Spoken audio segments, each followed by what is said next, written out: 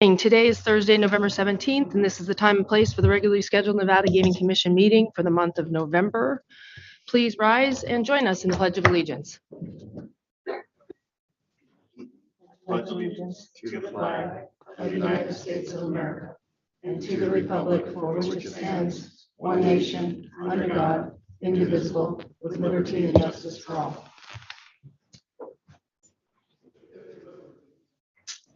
Thank you. Madam Secretary, has our agenda been posted in accordance with the open meeting law? Yes, it has. All right, at this time, I would like to remind anyone coming to the podium to speak. We ask that you speak directly into the microphone. Speak as clearly as possible, as this meeting is being transmitted electronically and being transcribed. Madam Secretary, if we could proceed with our first agenda item, public comments. This item is placed on the agenda to give the public an opportunity to comment on gaming-related matters. All right, anyone who wishes to address the commission may do so at this time. Matters brought to our attention during public comment cannot be acted upon. We're happy to hear comments of the public as well as from my fellow commissioners. Comments by all will be limited to 3 minutes as a reasonable time, place, and manner restriction. If any of my fellow commissioners or myself ask any questions of the public, the time needed to address those questions will not be held against those time constraints. If you have any handouts or copies of your comments to provide, please do not approach the dais with them. An enforcement agent will come grab them from you. I will first go to Carson City, where we're having some technical problems. But hopefully, is there anyone there wishing to make public comment? Please step forward to the podium. There is no one. All right. Good morning. Good morning. Could you please state your name for the record? My name is Robert Franz, Franz. Thank you. I'm here to tell you about my experience working at Red Rock Casino and why I believe we need to have a union and a union contract there. I started working at Red Rock as a banquet server back in November of 2006. I worked there for 14 years, got great annual reviews, and have a terrific attendance record. And I made my way up from on-call to full-time. Full-time meaning that I was scheduled first when events were booked. I was loyal to the company and passed on opportunities to go work at other properties such as Resort World and Caesars Forum. I even bought a house near Red Rock. In 2020, everything changed. When Red Rock reopened after the shutdown, I was not brought back to work in spite of my years of service and excellent performance over the years. Instead of bringing me back, they hired new people in the banquet department, people who had no experience with the company. I was told to interview for my old job, and I was not offered the job. I was eventually rehired in the summer of 2021, but I had lost all my seniority, and I would only be working on call. Now I have to compete with other banquet servers for work in spite of my 14 years with the company before 2020. I have represented my coworkers as a union committee person since the late 2018. I knew back then we needed to have a union contract to protect our jobs.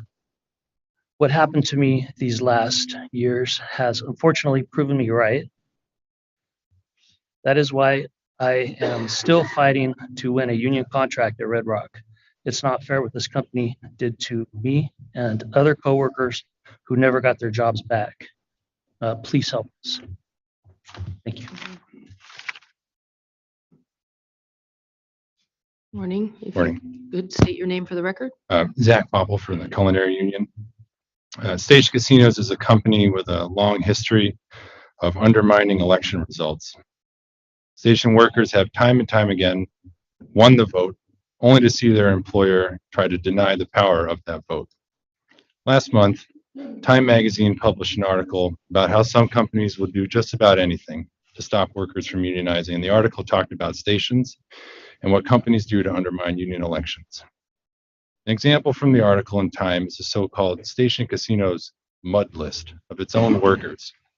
Station Casinos executives ordered supervisors to prepare a mud list to indicate which employees were pro-management, pro-union, or don't know. So MUD is an acronym where M meant management, U meant union, D, don't know.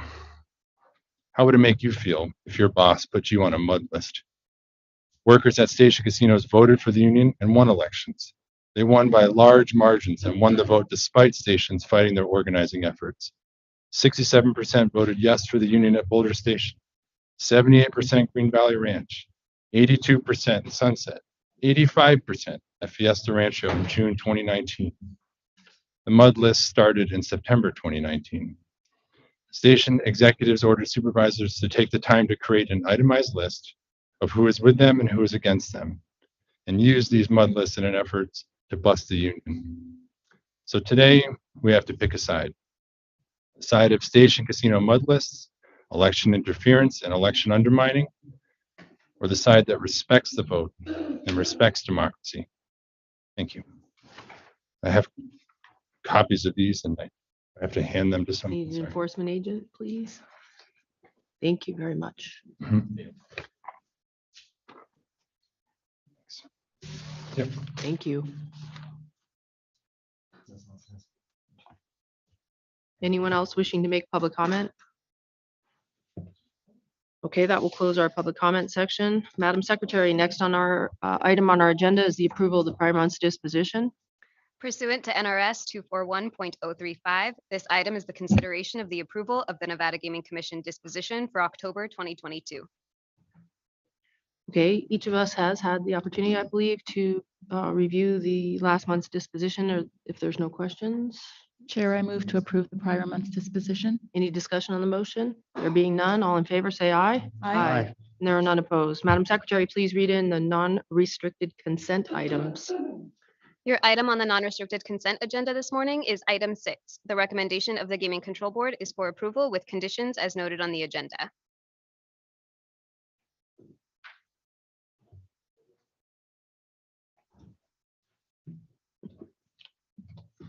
Thank you, Madam Chair. I move for approval of non-restricted consent item number 6 as recommended by the Game Control Board.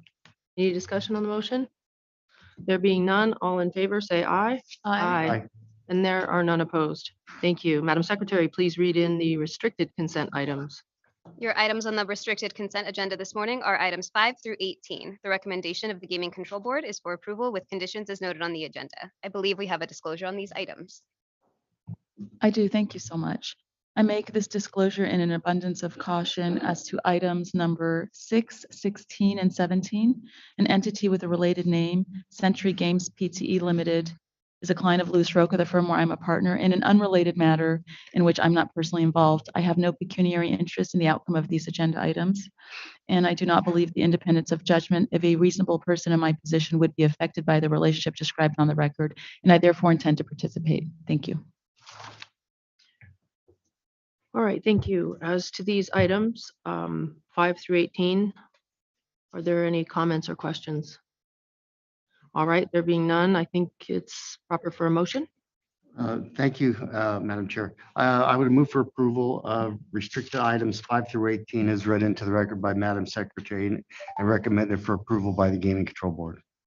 Any discussion on the motion? There being none, all in favor, say aye. Aye.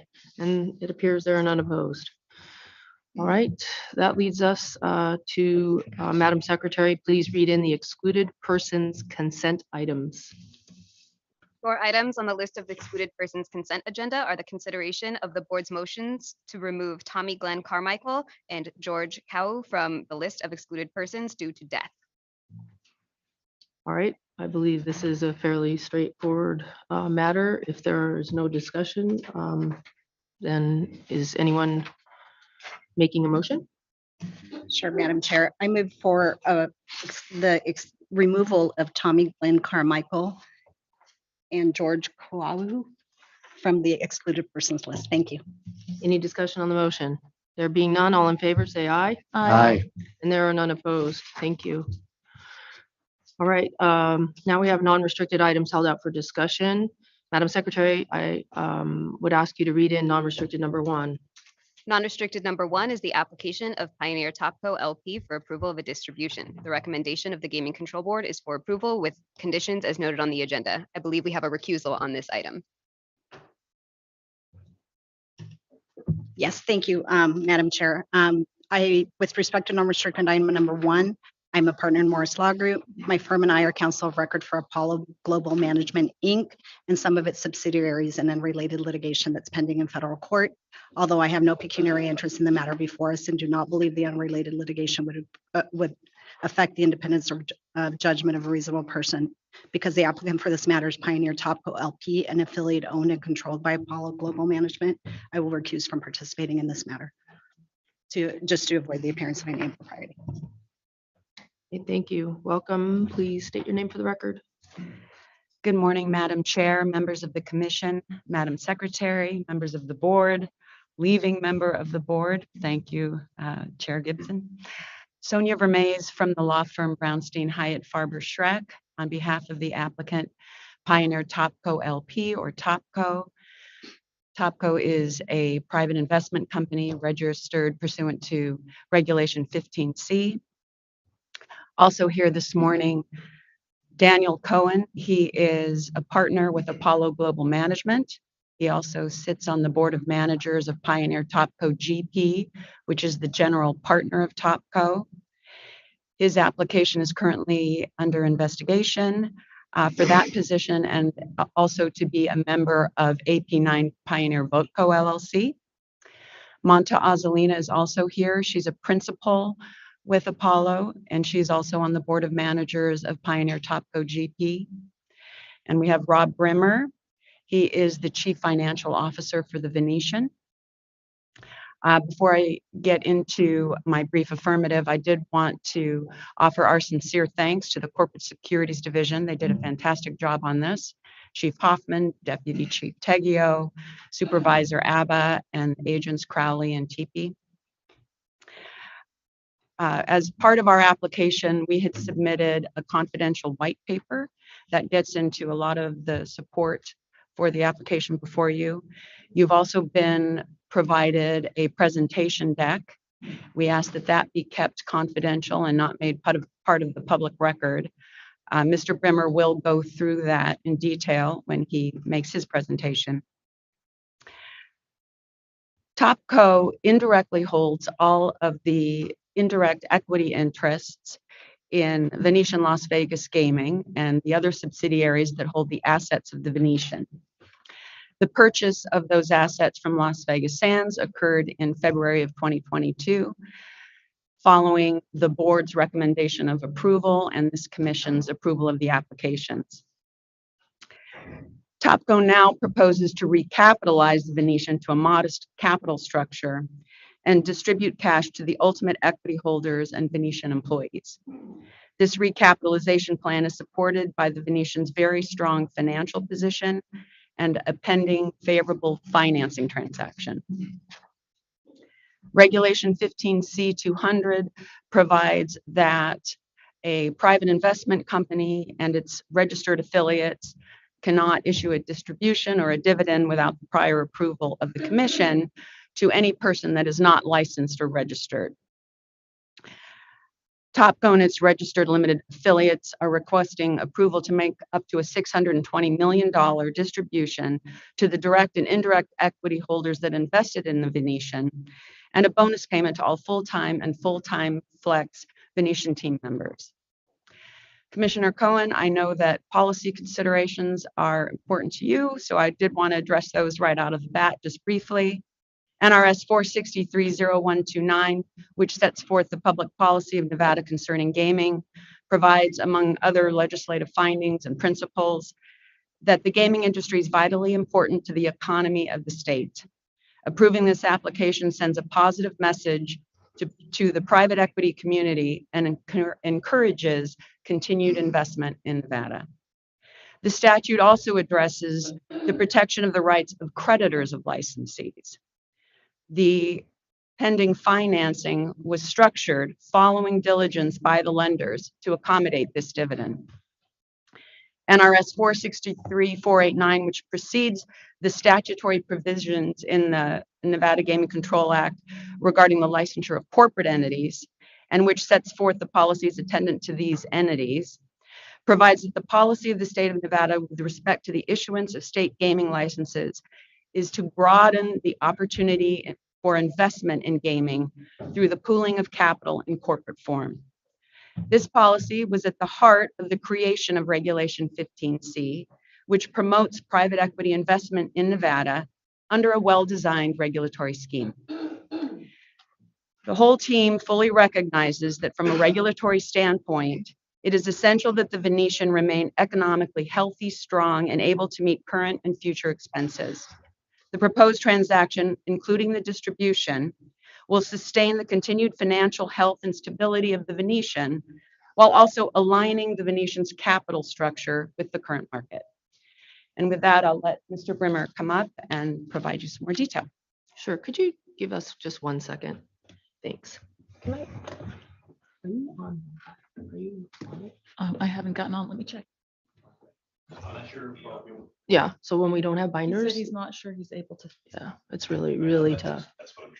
Yeah. When you don't have the binders, we can't Yeah, log on or have access. So just use the hotspot. Use my hotspot. yeah, I have it in an app, but it's just emails and things. Excuse me. I'm sorry. We're having some Right. technical problems, which don't affect Steve, get her on your you, hotspot.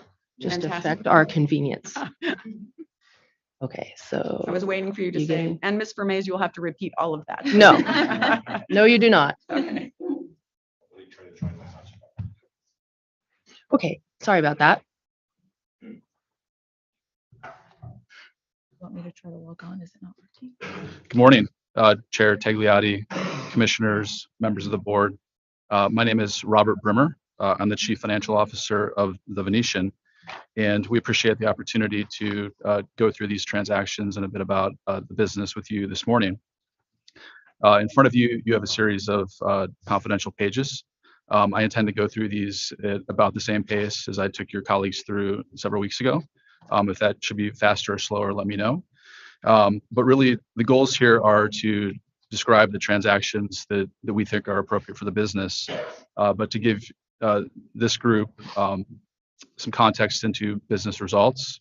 I want to talk a bit about our strategy, our priorities, our initiatives of the company, a little bit on business outlook, all of which I think provides important context into why the transactions that we're proposing are fiscally appropriate. They make the capital structure more efficient, and they don't in any way inhibit our ability to invest in the business and pursue an investment-driven strategy. So starting on page 2 here, the business financial performance has been remarkable since closing. We're run rating north of 600 million of EBITDA versus roughly 470 million in the same 12-month period in 2019. So nearly 27% growth in our financial performance. That's broad-based. It's across customer segments. It's across business lines. And it's, in our opinion, it's very durable and resilient. In October, we just closed the financials last week, and it's the best single months that the Venetian has had in the last 10 years. So if anything, our financial performance is strengthening into the end of the year, which supports these transactions. Given the strong operating performance in the business, our cash generation has been substantial. Since closing, we've earned over 300 million in cash in the business. And right now we have roughly 350 million of excess cash on the balance sheet, and we have no near-term needs for that. I'll talk about our plans to invest next year, but those heavy investments are going to happen late next year. So this cash is inefficient. It's sitting on the balance sheet. It's earning 2 to 3% interest income, which is below our investors' return thresholds, and I have no other use for this money at this time. Our value creation plans are a series of controllable initiatives that we have at the property to improve financial results, to improve service, to improve employee engagement. So far, we've realized about 50 million of our plans within these numbers on the page. We have much more to go. This is probably 25% of what we have visibility into. And these are controllable initiatives that we're going to execute on next year and the year after. Given these 3 factors, we're recommending this set of transactions in front of you. Ultimately, this right sizes the capital structure, which was overly equitized. And I'll talk more about that in a minute, but we had substantial equity capital put into the business at closing. And given the strong financial performance and outlook for the business and our needs for investment, we think this right sizing makes sense. As Sonia mentioned, there's an important part of this transaction that we're very proud of, where we plan to distribute a portion of profits and really the value creation that we've realized so far in the business to all full-time team members. I'll talk through that more in a minute.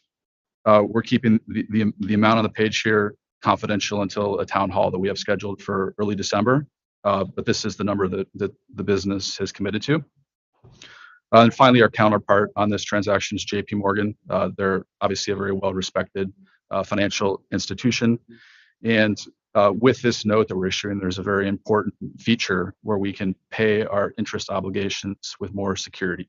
So this doesn't increase the fixed charge obligations on the business, meaning if there is a financial slowdown in the economy, this doesn't create more burdens on us to write checks. Or if we have great investment projects, we can pay this in kind and pursue those investments in lieu of paying cash interest expense. Finally, there's a $100 million revolver, which provides extra liquidity for the business should we need it. Moving on to page 3, this page really demonstrates, once again, the strong growth in the business. In the middle part of the page, it shows the performance versus the period, the 12-month period pre-closing, so through February of 2022. We're up just under 50% growth versus that trailing 12-month period. Versus the 2019 period, our growth is nearly 27%.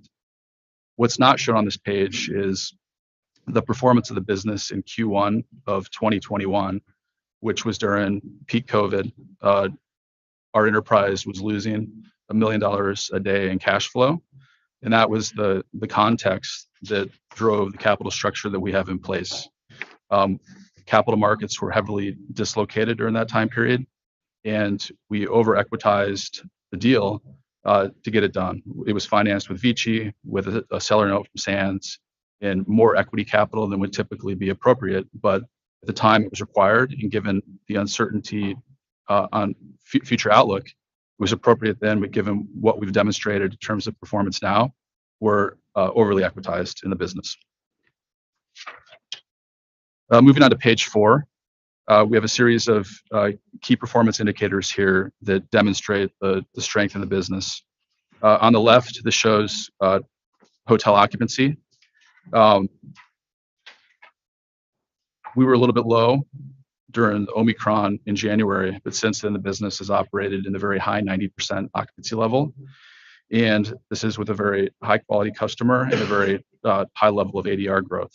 So relative to a 2019 period, we had ADR growth of roughly 35% in the April and May time period. We sustained growth in the mid 20% versus 2019 during the summer. And most recently in October, we've been north of 40% ADR growth versus 2019. So strong occupancy, but strong customer demand driving high pricing. In the upper right on slot performance, we believe there's an opportunity to invest in the casino within the Venetian. This year we've added nearly 200 slot machines. We have plans in the future to add more gaming square footage and add further units and more spaces to target certain segments that we believe are underserved within our property. This chart shows that with this slot unit growth throughout the year, we've sustained our win per unit. There's been no dilution, which kind of proves some of this latent demand that we believe exists in the business. In the bottom right, beverage checks has grown, given our investment in Tao Beach and other new F&B assets. We've also seen price increases within our F&B vertical in line with cost of goods inflation throughout the year. Moving on to page 5. This is a framework that I believe the commissioners have seen before. It really summarizes the investment thesis for acquiring this business. Moving left to right, kind of the base case drivers of the investment. We assumed that there would be a recovery of COVID. This has happened several years more quickly than we anticipated. We're fully recovered across almost all of our segments, other than international, which is slowly coming back. But this is come to fruition.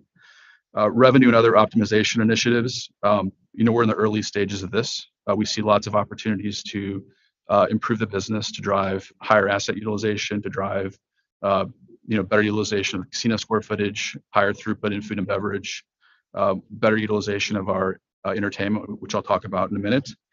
And we're very optimistic for the opening of the Sphere, the MSG Sphere at the Venetian. And this will be an important contributor to our business success, and MSG will be a great partner in driving further revenue and activity. On the right, kind of upsides in the original business case, which I would say now there's certainly more certainty and more appetite for this kind of capital project based component of the thesis. We met with our board of managers in late October, went through a plan that we expect could be $1 billion of investment over the next 3 to 4 years. We expect that we'll touch every element of our business: hotel rooms, more gaming space, theaters, F&B, our MICE facilities. So this is a broad investment. We think that this will generate very strong financial returns, but be good for our guests and create more opportunities for our team members. And then finally on the right, it's our view that the Venetian is the best integrated resort in the world. We think it could be a great asset to build around with further Vegas assets to create network effects, or with other regional assets to create network effects geographically throughout the U.S. So more to come there, but that's something that we're always looking at. Moving on to page 6. Here we've given a snapshot of some of the types of kind of value creation and initiatives that we've been focused on since owning the business. In the upper left, early spring and early summer, our casino beverage scores for both tables and slots were performing well below our expectations. And we were able to fix this through better scheduling. So just making sure that we have our team members there working when we have customers demanding drinks, and giving our staff better tools to serve more drinks per labor hour. This is win-win-win. It's good for our customers. It's good for the business. It's good for team members who are making more tips and having their hours preserved. And through this, we've driven higher service scores, which will translate into loyalty, more revenue. So this is a great example of value creation that we're proud of. In the upper right, we rolled out a broad-based incentive program called the Venetian Las Vegas Appreciation Award. We had a town hall in March of this year, and we described this program. It's essentially sharing in the equity value creation. It's sharing in the upside to all full-time team members in the business. So all 7,000 plus full-time team members is the equity value accretes, and as we hit our targets, they share in that value. We announced that this could be, if we hit our targets, up to $10,000 per team member over the life of this investment hold period. And the distribution that I mentioned is a partial payment on that, showing that this is tangible and rewarding our team members for thinking like owners and helping drive the performance that you see within this document. In the bottom left, we have a great F&B program at the Venetian. We've expanded on that this year with Cow Beach and Wakuta, and we have more experiential F&B that we've announced and we're pursuing. Miznon and Hasalan are 2 concepts that are under construction, and we anticipate rolling these out in Q4 and middle of 2023. And then finally, in the bottom right on entertainment, this is a large opportunity for our business. We have 4 theaters that are utilized less than 10% of the time. So 90% of the time the theaters are unused. Actually, right now we have Lin-Manuel Miranda in-house for 2 special performances last night and tonight for his concept Freestyle Love Supreme, which is a really cool show that I'd encourage everyone to see. But this is an example of how we want to use the assets to drive more activity, more customer loyalty, and more profitability. Utilize those theaters. Moving on to page 7, there's a lot to cover here.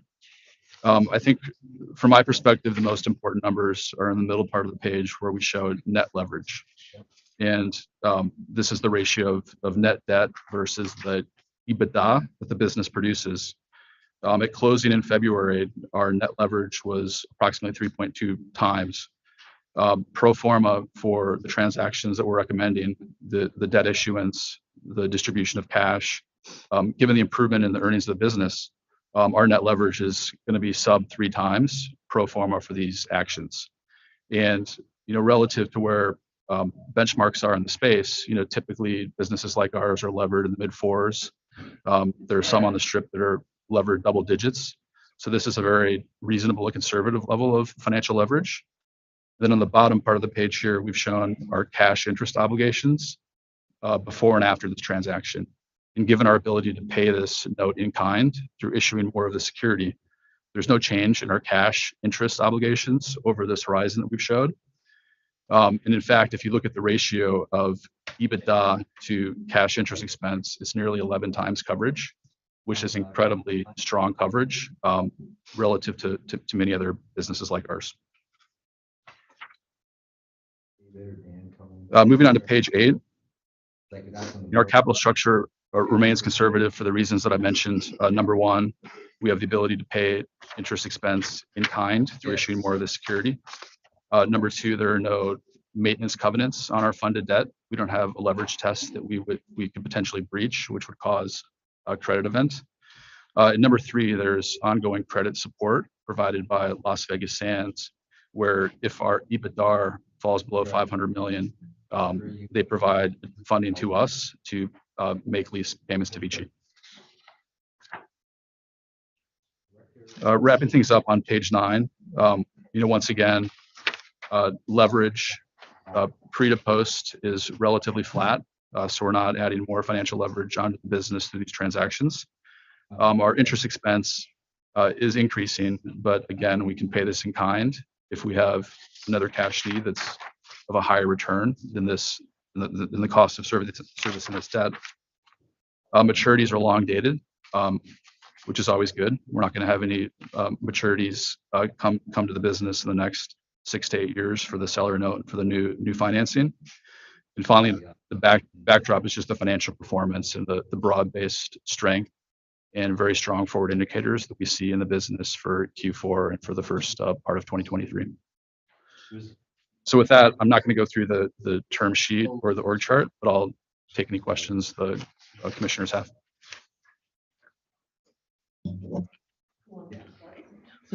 Excuse me, my mic was off. Who wants to start with any questions? By the way, before you start. Yeah.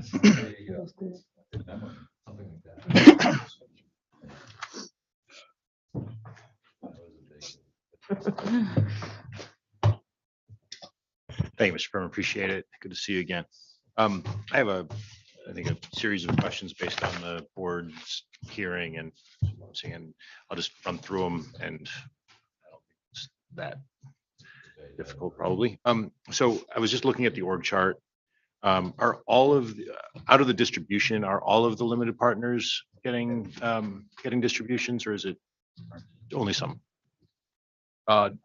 All investors, which includes the primary Apollo fund entity, and then there's another entity in the chain where there are certain co-investors, which are primarily management co-investors. Everyone's treated the same, and everyone gets a piece of this financial distribution. Okay, how many people? I think it's Pioneer Management Co-Invest, or one of those two LLCs. How many people have ended up investing in? It's approximately 35. Okay. That's accurate within 1 or 2 people. Pretty much is everybody pretty much taking advantage of it? The majority of the management team who was offered that has taken advantage of, not everyone, but the vast majority. Okay. I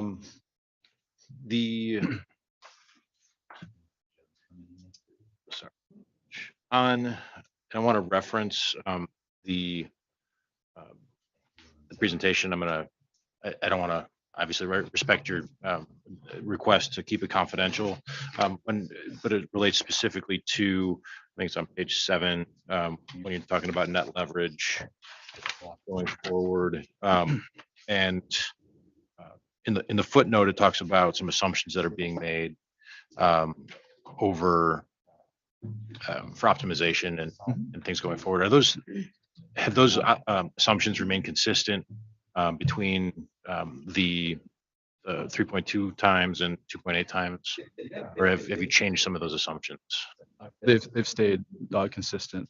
Okay. We have more visibility into what those items might be and a higher degree of confidence in those, but they've stayed the same in these two figures in terms of that component. Okay, so the underlying basis for the calculation is consistent. It's an It apples is. to apples. Yes. Thank you. You referenced it, you said right size the capital structure, you're over equitized. Right. Say that right?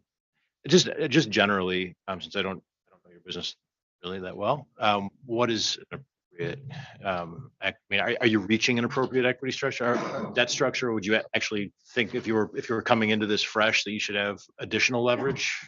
I mean, I think in my opinion, we're quite close through these transactions. There's market precedent for being 4 times to 4.5 times leverage.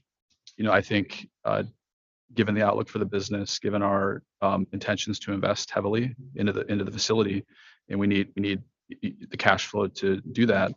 I think what we're showing you here is optimal at this point, in my opinion. And if you decide to pick all of your interest payments, what does that do towards sort of your leverage threshold at the end of that period? Well, I mean, we're anticipating substantial business growth through the value creation initiatives, through market growth, through our initiatives. So in all the cases that I've modeled, our leverage goes down. Even if we were to pick this, given the growth in earnings that we think we're going to deliver, we continue to delever over a 5-year horizon. For state budgeting purposes, right? There's called the Economic Forum. I don't know if you pay attention to it. Mr. Lawton was at the forum presenting his estimates for net proceeds for the state for the next couple of years, 2.5 years. And he was one of the 3 forecasters that projected a downward trend in net proceeds of not net proceeds, that's mining tax.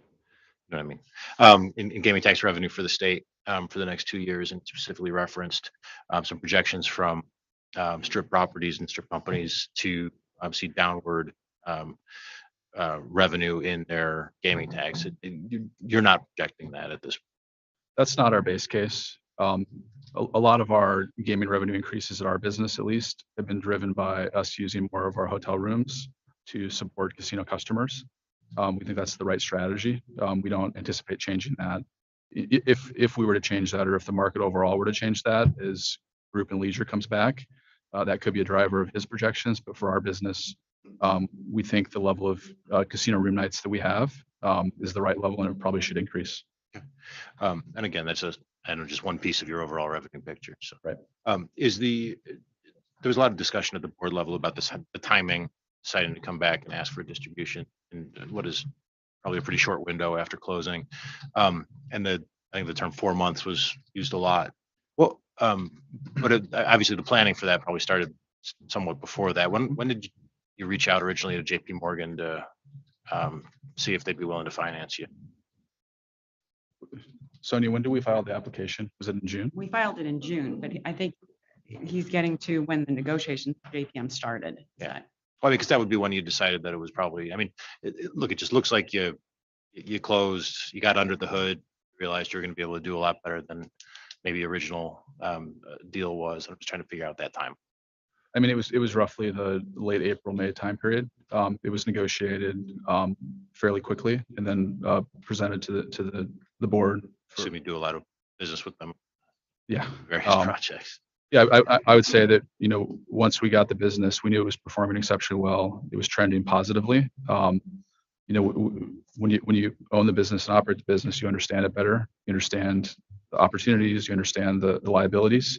So, being there for several months and seeing sustained performance, having a hypothesis that we were over equitized, but just being there and seeing the opportunities allowed us to come to the conclusion that this was the right direction for the business in, roughly late May or June, which would have been, 3 to 4 months after closing. Right. And then in terms of the plans for additional capital investment, I think you referenced $1 billion. Will some of that be cash, some of that be debt?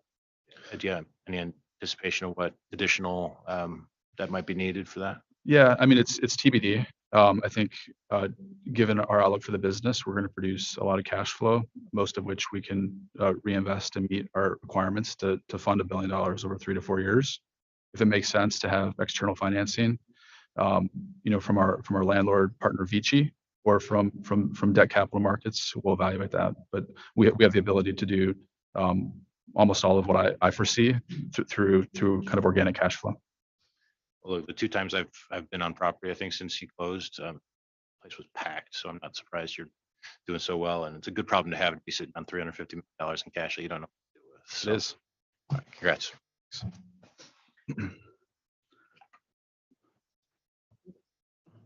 Commissioner Cohen? Thank you, Chair. A couple questions focused on the financing. So it's a $100 million line of credit. Correct.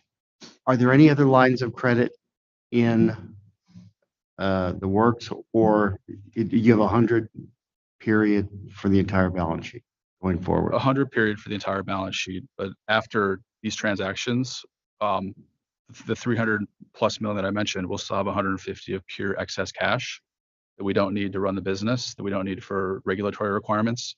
So there's that amount of cash. There's the liquidity from the revolver, plus there's the money that we keep making every week from strong operating results. So we're left with substantial liquidity after this. The dichotomy here, and this is not a negative by any means, what I'm saying is we as the commission have to make a determination, as the board recommends, is this appropriate under the circumstances? And as Ms. Vermey said in her statement, that I'm a big guy in public policy. I'm a big guy on statutory interpretation and following the regs of the statutes. I think if we were to do anything less than approve you, that's a chilling effect to the marketplace. So I am very comfortable in saying to myself, after review of the financing structure presented to us, putting aside the issue of timing, I don't think we can second guess in a case like this when there's precedent to allow it. So I think, at least from my perspective, I do think it's appropriate. A couple things that concern me, the 8-year, free roll with no, it's great. The interest rate's a little bit high, but look, you're not getting any negative covenants. So that's pretty strong. So you get 8 years of running room, on this. And my last comment would be, I also want to commend you, as other properties have done like Cosmo, is what you're doing for the employees, because I think that sends a message, regarding the way you're doing business and the way you want to do business in the future. So with that, pass to my other colleagues. I may have another question regarding financing, but at least, from a statutory and regulatory perspective, I think it's appropriate. Thank you. Thank you so much for the very concise presentation. It was very easy to follow. This was helpful in terms of going through the presentation with you. I watched the presentation before the board, and I saw some of the concerns that were raised. And I know you're only here because you're required to, obviously, under Reg 15C 200. But because you have 30 years of experience and you have huge portfolios, I think it's like 515 billion under management. It seems to me like you've been in this business since 1990. You know what you're doing, and I'm not here to second guess years of experience. I heard questions about the recession.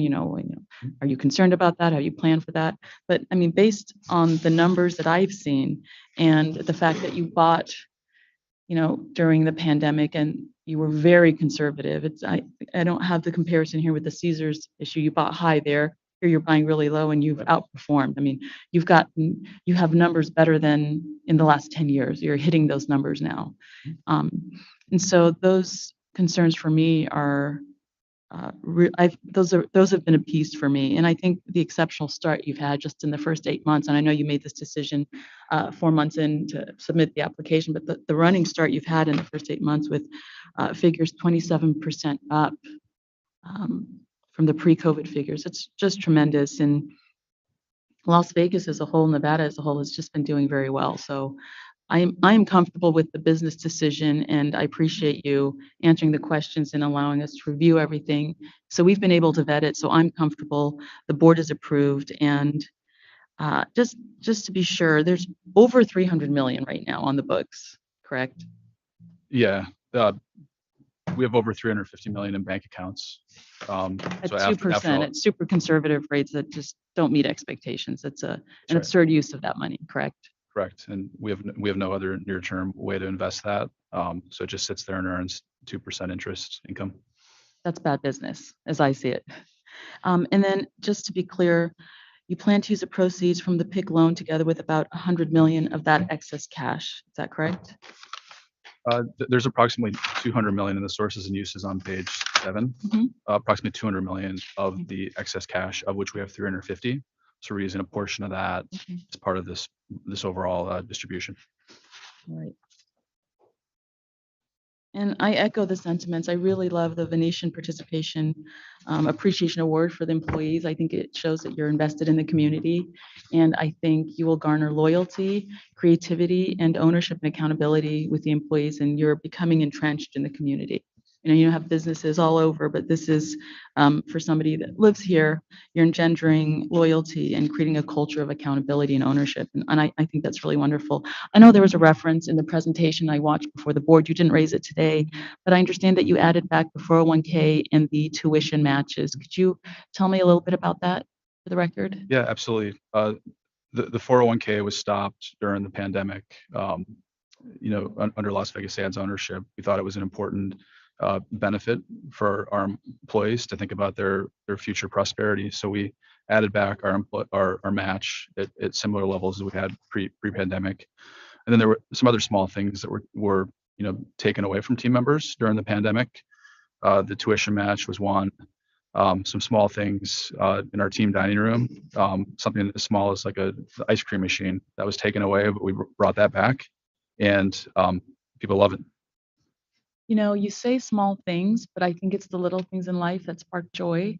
And I commend you for taking a pause to look at the small things, because it makes people happy to go to work. I mean, we have ice cream at 2:00 in the afternoon. We call it Loose Roca Day at my firm. And it's the little things. We get to hang out and have ice cream and talk about whatever's going on. And so you say small things, but really it engenders a culture in the community. And it's really a subculture because it's a huge establishment. You have over 7,000 employees that may be participating in this if we approve it. And I commend you for thinking about the small things. And I don't know how many people take advantage of the tuition matches. I'm interested to know how many people do that. I mean, it's over 7,000 employees. I think that's just wonderful to think about educating the people who work with you and supporting them, not by saying you can get the time off, but we offer tuition matches. You're giving people the opportunity to better themselves, which I think ultimately is better for the company and the community. We agree. So I'm just curious if you can get me the number on the tuition matches. We'll follow up. Just not important, but for me, just to know, I'd like to know that. And I did appreciate the follow-up on the diversity of upper level management. I know there's a question asked by Commissioner Watkins, and I did see the email that was a follow-up, and I do appreciate the diversity on the board. I understand it's evenly split with 4 women. I had a question about some of the materials. So there was discussions about fund number 8 and fund number 9, and I wasn't sure I understood the distinction between the monetization phase and the liquidation phase, and how there can be a rate of return for fund 9 of 45% if the fund is still in the investment phase. I wasn't understanding that. If anybody can answer that. I'm going to ask Mr. Cohen to come up. Of course, thank you.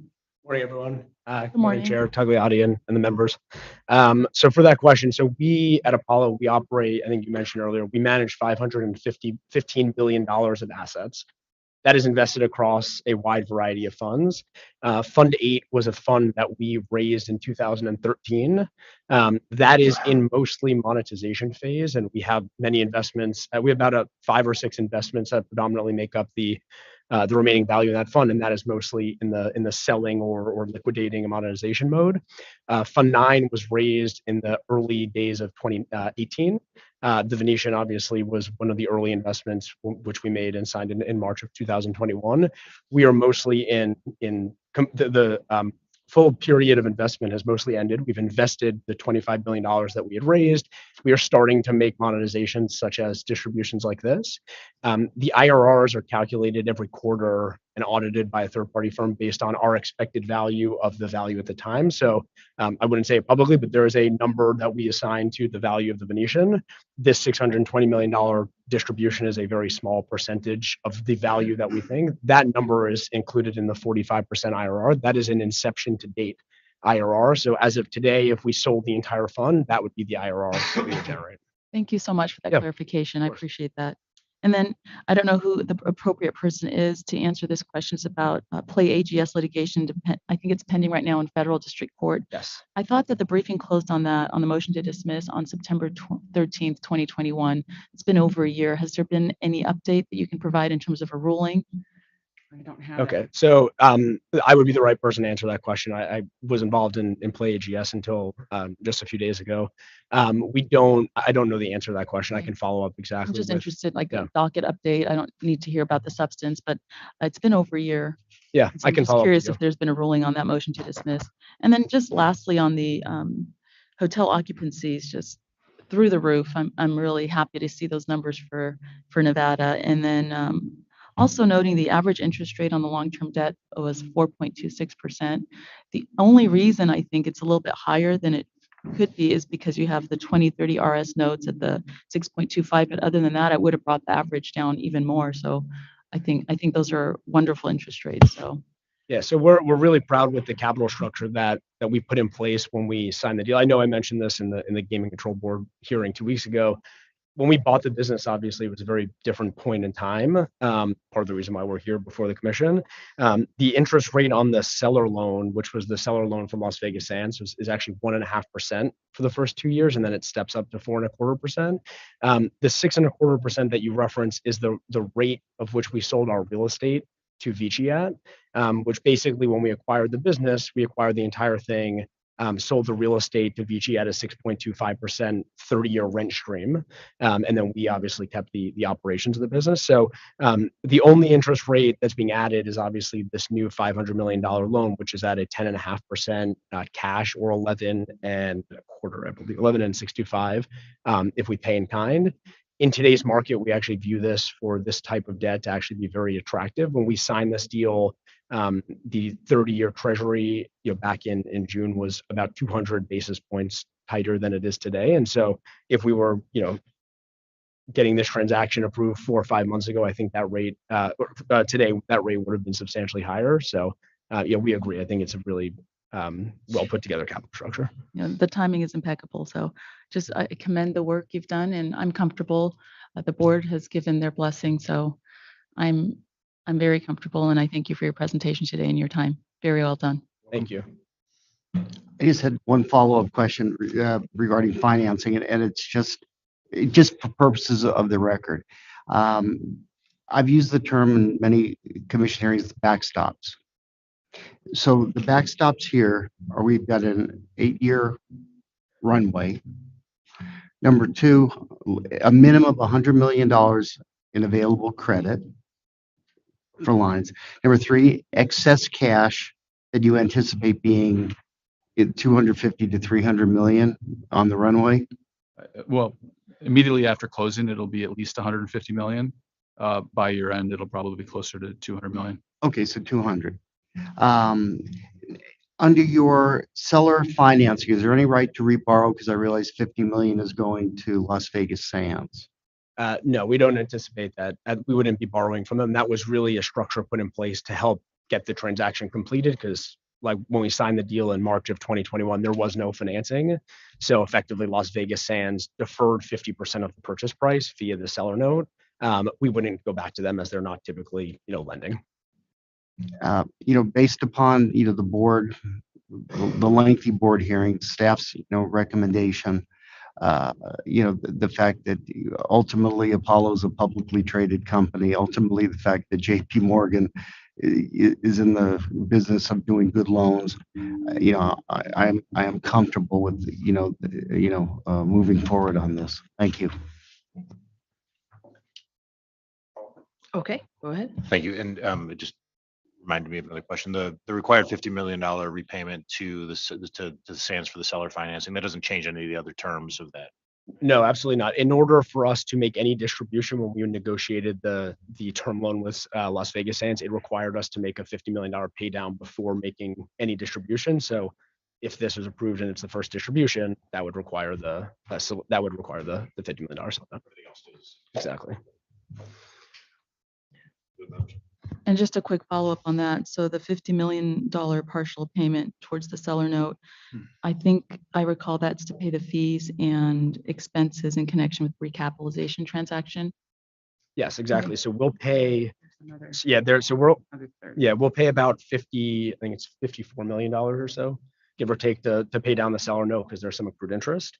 And then there's $30 million of fees and expenses that are paid to JP Morgan and to consummate the transaction. The remaining $620 million would be distributed to all the LPs management and the Venetian Las Vegas Exchange.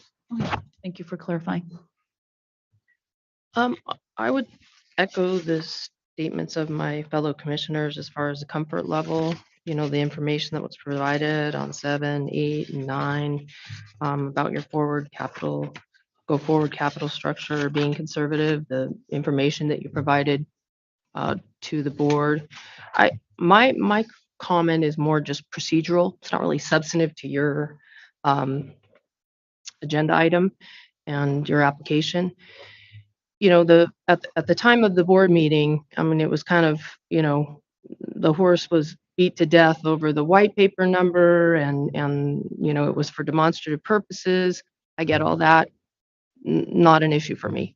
I guess the real issue for me, though, is whether you got a sense and you feel going forward that were there to be, because, I think it came up at the board meeting that this is the second such application.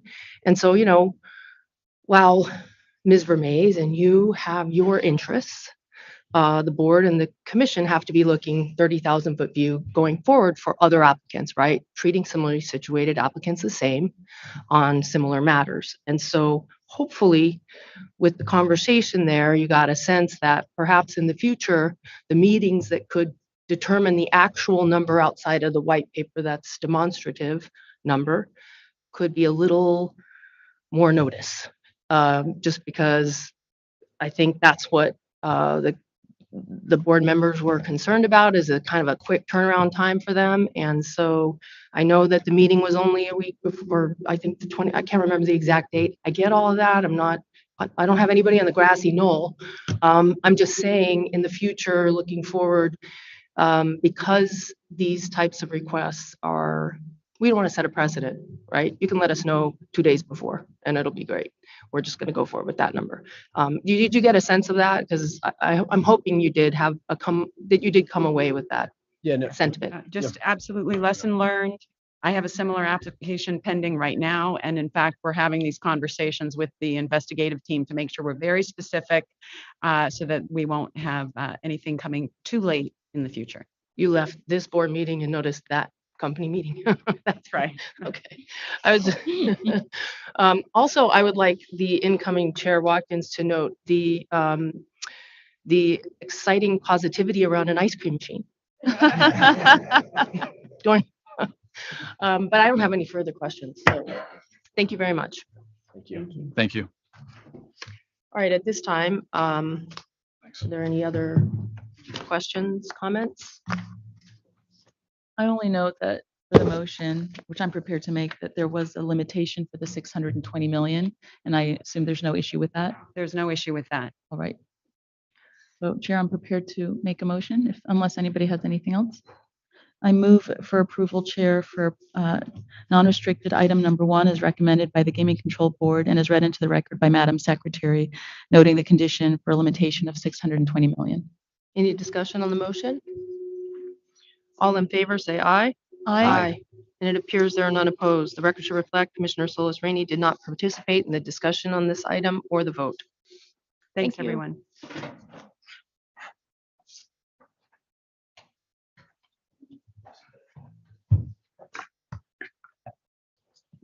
Madam Secretary, please read in non-restricted number 2.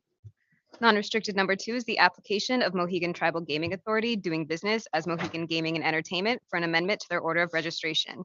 It is also the applications of Mark Brown and Jody Madigan for finding of suitability and/or licensure as controlling person, officer, and/or as key executive as noted on the agenda. The recommendation of the Gaming Control Board is for approval. I believe we have a disclosure on this item. Yes, thank you. MGNV LLC is adverse in a matter where my law firm Lewis Roca is representing MBLV LLC doing business as Money Baby, the firm where I'm a partner in which I serve as lead counsel. My firm has also represented Mark Francis Brown in unrelated matters in which I'm not personally involved. I have no pecuniary interest in the outcome of this agenda item, and I don't believe the independence of judgment of a reasonable person in my position would be affected by the relationship described on the record, and I therefore intend to participate. Thank you. Thank you. Good morning, Chair Tagliati, members of the commission, Madam Secretary. My name is Mark Rubenstein, and I'm with the law firm of Reed Rubenstein and Bogatz, representing the applicants this morning. With me today are the 2 individual applicants, Mark Brown and Jody Madigan. I'd also like to introduce our law clerk, Brooke Harrison, who's in her 3rd year at Boyd and is the notes editor of the Gaming Law Journal. Go Boyd. Go Boyd. And before I go on, I also want to thank Chair Gibson, who just got up, for the record for his service the last couple of years. And I'm going to be sorry to see him move on. If it pleases the chair, each of these gentlemen is prepared to make a brief opening remark and then respond to any questions you have for them, following which I would return to the podium and go over the draft of the order of registration. Please. Okay, Mr. Brown. Good morning.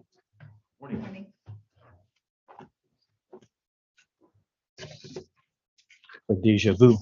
Mhm. Good morning. First, I want to apologize for those of you who may have already heard this during my first license hearing. My name is Mark Brown. I am a member of the Mohegan Tribal Council and Management Board of Mohegan. Thank you for taking the time to consider my application for a gaming license in the state of Nevada. I was born in Norwich, Connecticut, but moved around a lot due to being the son of a 3-war career Army veteran. Our mom, having to raise 3 sons, was really clearly the toughest one in the house, but she was always proud of all of her boys had given time and served in roles of public service.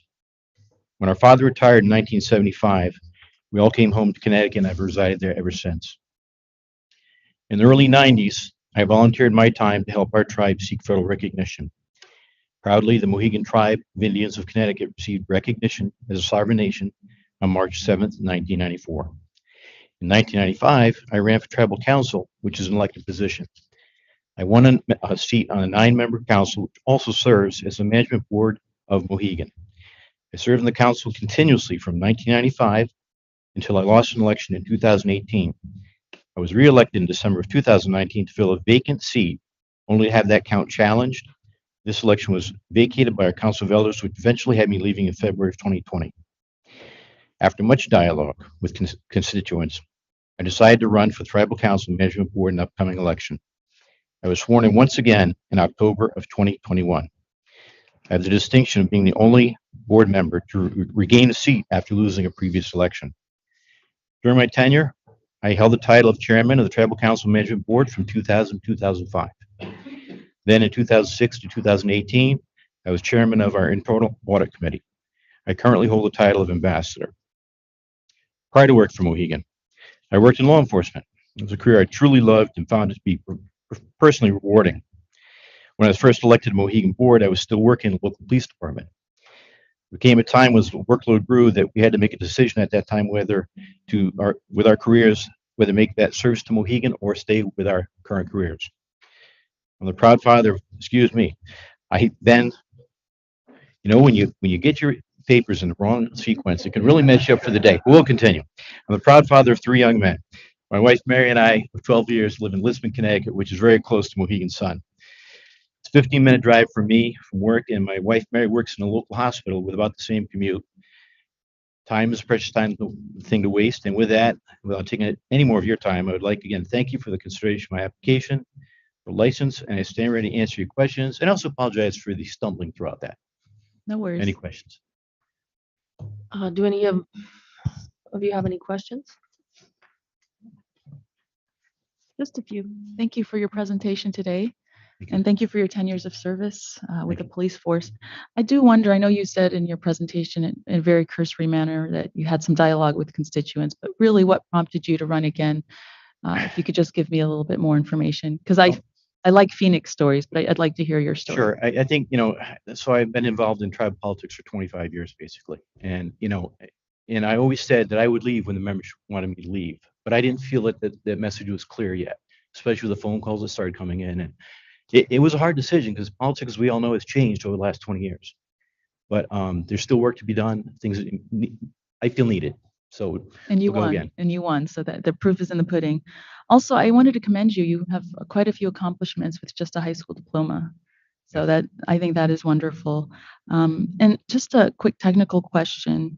I understand that when you were not reelected to the tribal council in March of 2020, were all of your licenses in Louisiana, Massachusetts, Pennsylvania, DC, Ontario, and New York surrendered, or were they allowed to expire? And do you still hold any of those licenses? I had to reapply for every license that I'm now required to have. Okay. So some of them lapsed and you Yeah, went back and. Okay. Yes, my position, because each jurisdiction is different. Some places, not the whole board has to be licensed. When I was chairman of the audit committee, I had to go to every jurisdiction to be licensed. So when I left, those lapsed and I had to reapply the ones that I now currently have to have. Thank you for clarifying that. I appreciate your time, and you didn't stumble through it all. You were fine. I understood you. Thank you. Thank you. I have no areas of concern. Couple of quick questions. Yes, sir. What are your duties as ambassador? Well, the ambassador title is more of a title in a sense because of my years of service. A lot of times if there's events that have to be attended to, and the chair or vice chair can't make it, guess what they go to? They find the ambassador to go to these things. I've also had numerous trips to Washington, DC for different functions. So it's a representation title for the tribe. Other than your job functions at the Mohegan Tribal Gaming Management Board, you don't have any day-to-day managerial responsibilities for the MGMV, do you? I would say the answer to that is yes, we do. We're constantly, our iPhones every morning light up with the revenue streams from every facility we're currently managing or have any operation with or own. Our meetings are held, there's set meetings on Tuesdays, Thursdays, Wednesdays, and every other Friday. Well, the whole week is filled because it's constant ongoing communication, especially with everything we have going on right now. I have no areas of concern with your license application. Thank you, sir. Thank you, sir. I don't have anything, thank you. Commissioner Keycapper, anything? Sir, I also don't have any questions or concerns about your application. I appreciate your appearance here today and answering our questions and the affirmative presentation. Thank you very much. Thank you. Now bring up Mr. Madigan. Thank you. Good morning. Good morning. Best way to not have papers get shuffled is do it digital. Unless the Wi-Fi is down. Yeah, or your computer won't turn on. I've been there. Good morning, Madam Chairwoman, distinguished commissioners, Madam Secretary, members of the board. My name is J.D. Madigan, and I stand before you today in my capacity as COO for Mohegan. I have had the privilege of working for the Mohegan organization for almost 5 years now. For the first 3.5 years as the general manager of their managed property in Louisiana, Paragon, and for the last 14 months in my current position as COO for the corporate enterprise. In my role, my primary responsibilities include helping guide the overall strategic direction of the organization and having the 7 general managers of our various properties report directly to me on a day-to-day basis. Before I delve too much into my history, I just wanted to take a moment to thank you for your time this morning for what I consider to be the privilege of asking you to review my application for a prestigious gaming license in this great state of Nevada. If my math is correct, I have been fortunate enough to be licensed in 17 other gaming jurisdictions to date, but obviously being licensed in Nevada is truly an honor given its place in our industry's rich history. I would also be remiss if I did not thank Special Agent Chamberlain for all of her efforts during my background investigation. She was extremely thorough, very pleasant to work with, and I enjoyed our conversations when she visited with me at our offices in Connecticut. As for me, I was born in Illinois, but grew up in South Mississippi, hence the accent, where I also attended college at the University of Southern Miss. Go Eagles, where I achieved both my bachelor's and master's degree. After graduating college in 1995, I worked in a few non-gaming related positions, but was fortunate enough to get my first casino position with Park Place Entertainment in Mississippi in the summer of 2000. I was a financial analyst to start off with. Shortly after getting my start in gaming at Park Place, I transferred over to Penn, working at their property in Biloxi named Boomtown, where I spent the next 8 years working my way up through the finance department to director of finance, while also studying for and earning my CPA license in 2002. I left Boomtown in 2008 to take my first step into travel gaming, working for Soul Casinos in Tucson, Arizona as their CFO. I left there in 2011 to open my first casino from scratch, as I was the second team member hired for the Maryland Live project in Baltimore, Maryland. I was the CFO at that property for 2 years before leaving for a general manager position in Miami. From 2013 to 18, I held a few various positions in gaming throughout parts of the country. Some of the more notable highlights include working as the AGM for El Dorado at their West Virginia property, Mountaineer, working as a corporate SVP for Seneca Gaming in Niagara Falls, and finally taking the GM role at Paragon, where we were able to turn around a struggling property into a thriving one by tripling their EBITDA in 3.5 short years. That success led me to the humbling offer by Mohegan to take on their COO role, which is why I stand before you today. On a personal note, when I was in Baltimore opening Maryland Live, I started dating a lovely young lady there who in town. After a few years of dating, we got married in 2015, and I was lucky enough to be both a new husband and a new stepdad to two phenomenal children to whom I would give the world to if I could. We still reside in Baltimore, as Mohegan is kind enough to allow me to maintain that location as my permanent residence. The trade-off is that it requires a lot of travel. I do more, half the time of my work is on the road, but at least I get to go home on the weekends to spend time with the family. So in closing, I'd like to reiterate my sincere thank you for your time and consideration reviewing my application for a gaming license, and happy to answer any questions you may have. Thank you. Commissioner Keycapper, you have anything? Did you ever spend any time in Galena, Illinois? I'm born. That's where I was born. Yeah. Did you ever live? I mean, I you still have grew a up- lot of you family moved that out? lives Yeah. there actually. So I have a family who lives in Elizabeth, Hanover, Stockton, that whole area right there. Charming little town. Thank you. Yeah, thanks. That's it. Good application. Thank you. I didn't have any questions either. Just thank you for being here and giving us an opportunity to meet you face to face and Thank hear a little bit about your background. Appreciate it. Thank you. I can't top Commissioner Keycapper's question to you, so I have no issues with your application. Fair. Thank you for coming today. We appreciate your time very much. It's nice to meet you in person. Thank you. I have to ask, with 17 different licenses in 17 different jurisdictions, I like to think of Nevada as the gold standard, obviously. I agree. But I ask, how do the processes compare in the other 17 applications you've submitted to the Nevada process? First one I've ever had to do in person. The rest of them, sometimes you'll have the investigator come, which you Already the gold standard. Yeah, already the gold Already, standard. yes. I don't have the pleasure of getting to meet fine people like you every day. So most of the time you may do something over a phone. You have a phone call. A lot of times you don't even talk to anybody. You just put the paperwork and, you'll get the yay or nay. Sometimes you'll have a follow-up question. I've been lucky that my background's, clean, so I don't generally have to do too much in that regard. But no, this is the first time I ever actually had to come, do an in-person presentation, which I think is a good standard. So Thank you. I appreciate you coming in person. I think it's important for us to meet you. absolutely. You had a degree in sports administration. And what was your interest in that, and how did you pivot, and what was the departure about? So it's a true story. So when I was 13, somebody asked me what I wanted to be when I grew up, and I said I either want to work in sports or I want to work in the casino industry. I got to do both. So my accounting degree is my undergrad. My master's degree is sports management. I got involved in intramural sports a lot when I was in college. Had a really good mentor there. So I wanted to be a intramural director at a university. So when I graduated college, one of my first jobs was actually I did it for the city of Gulfport. So I ran the youth sports leagues and the adult sports leagues. Loved it. It's a young person's game because it's lots of late nights and you don't make any money. So I look at that as kind of my community service. But then I started realizing that I probably should get into the business aspect of things. The casino industry just opened in Mississippi at the time. So I got fortunate, got hired for Park Place as an analyst, and have had a great career since. Wonderful. I'm glad you had the opportunity to explore your interests and then get a grown-up job. Now, I had a question about your tenure at the casino Del Sol in Tucson, Arizona. Yes, ma'am. There was an incident that occurred there, and I don't know if the termination was because of the whistleblowing, but can you tell me how you learned of the issues that related to the mistress? Sure. I'm just interested how you caught that. Sure. Nobody else did. So, so in my role, I was the CFO. So all bills came to me, specifically credit cards. So a couple of the executives had credit cards. I became aware that there was an individual, an executive team that was having an extramarital relationship. Then when I saw the credit card statements, I was also aware that that person was traveling with the third party to other places. The credit cards matched the trips. So it was a pretty easy math. The receipts that got turned in would say things such as, business dinner, clearly not, business travel, clearly not. Confronted the individual a couple times. I refused to sign off on the credit card statements. And then I confronted the individual a couple times.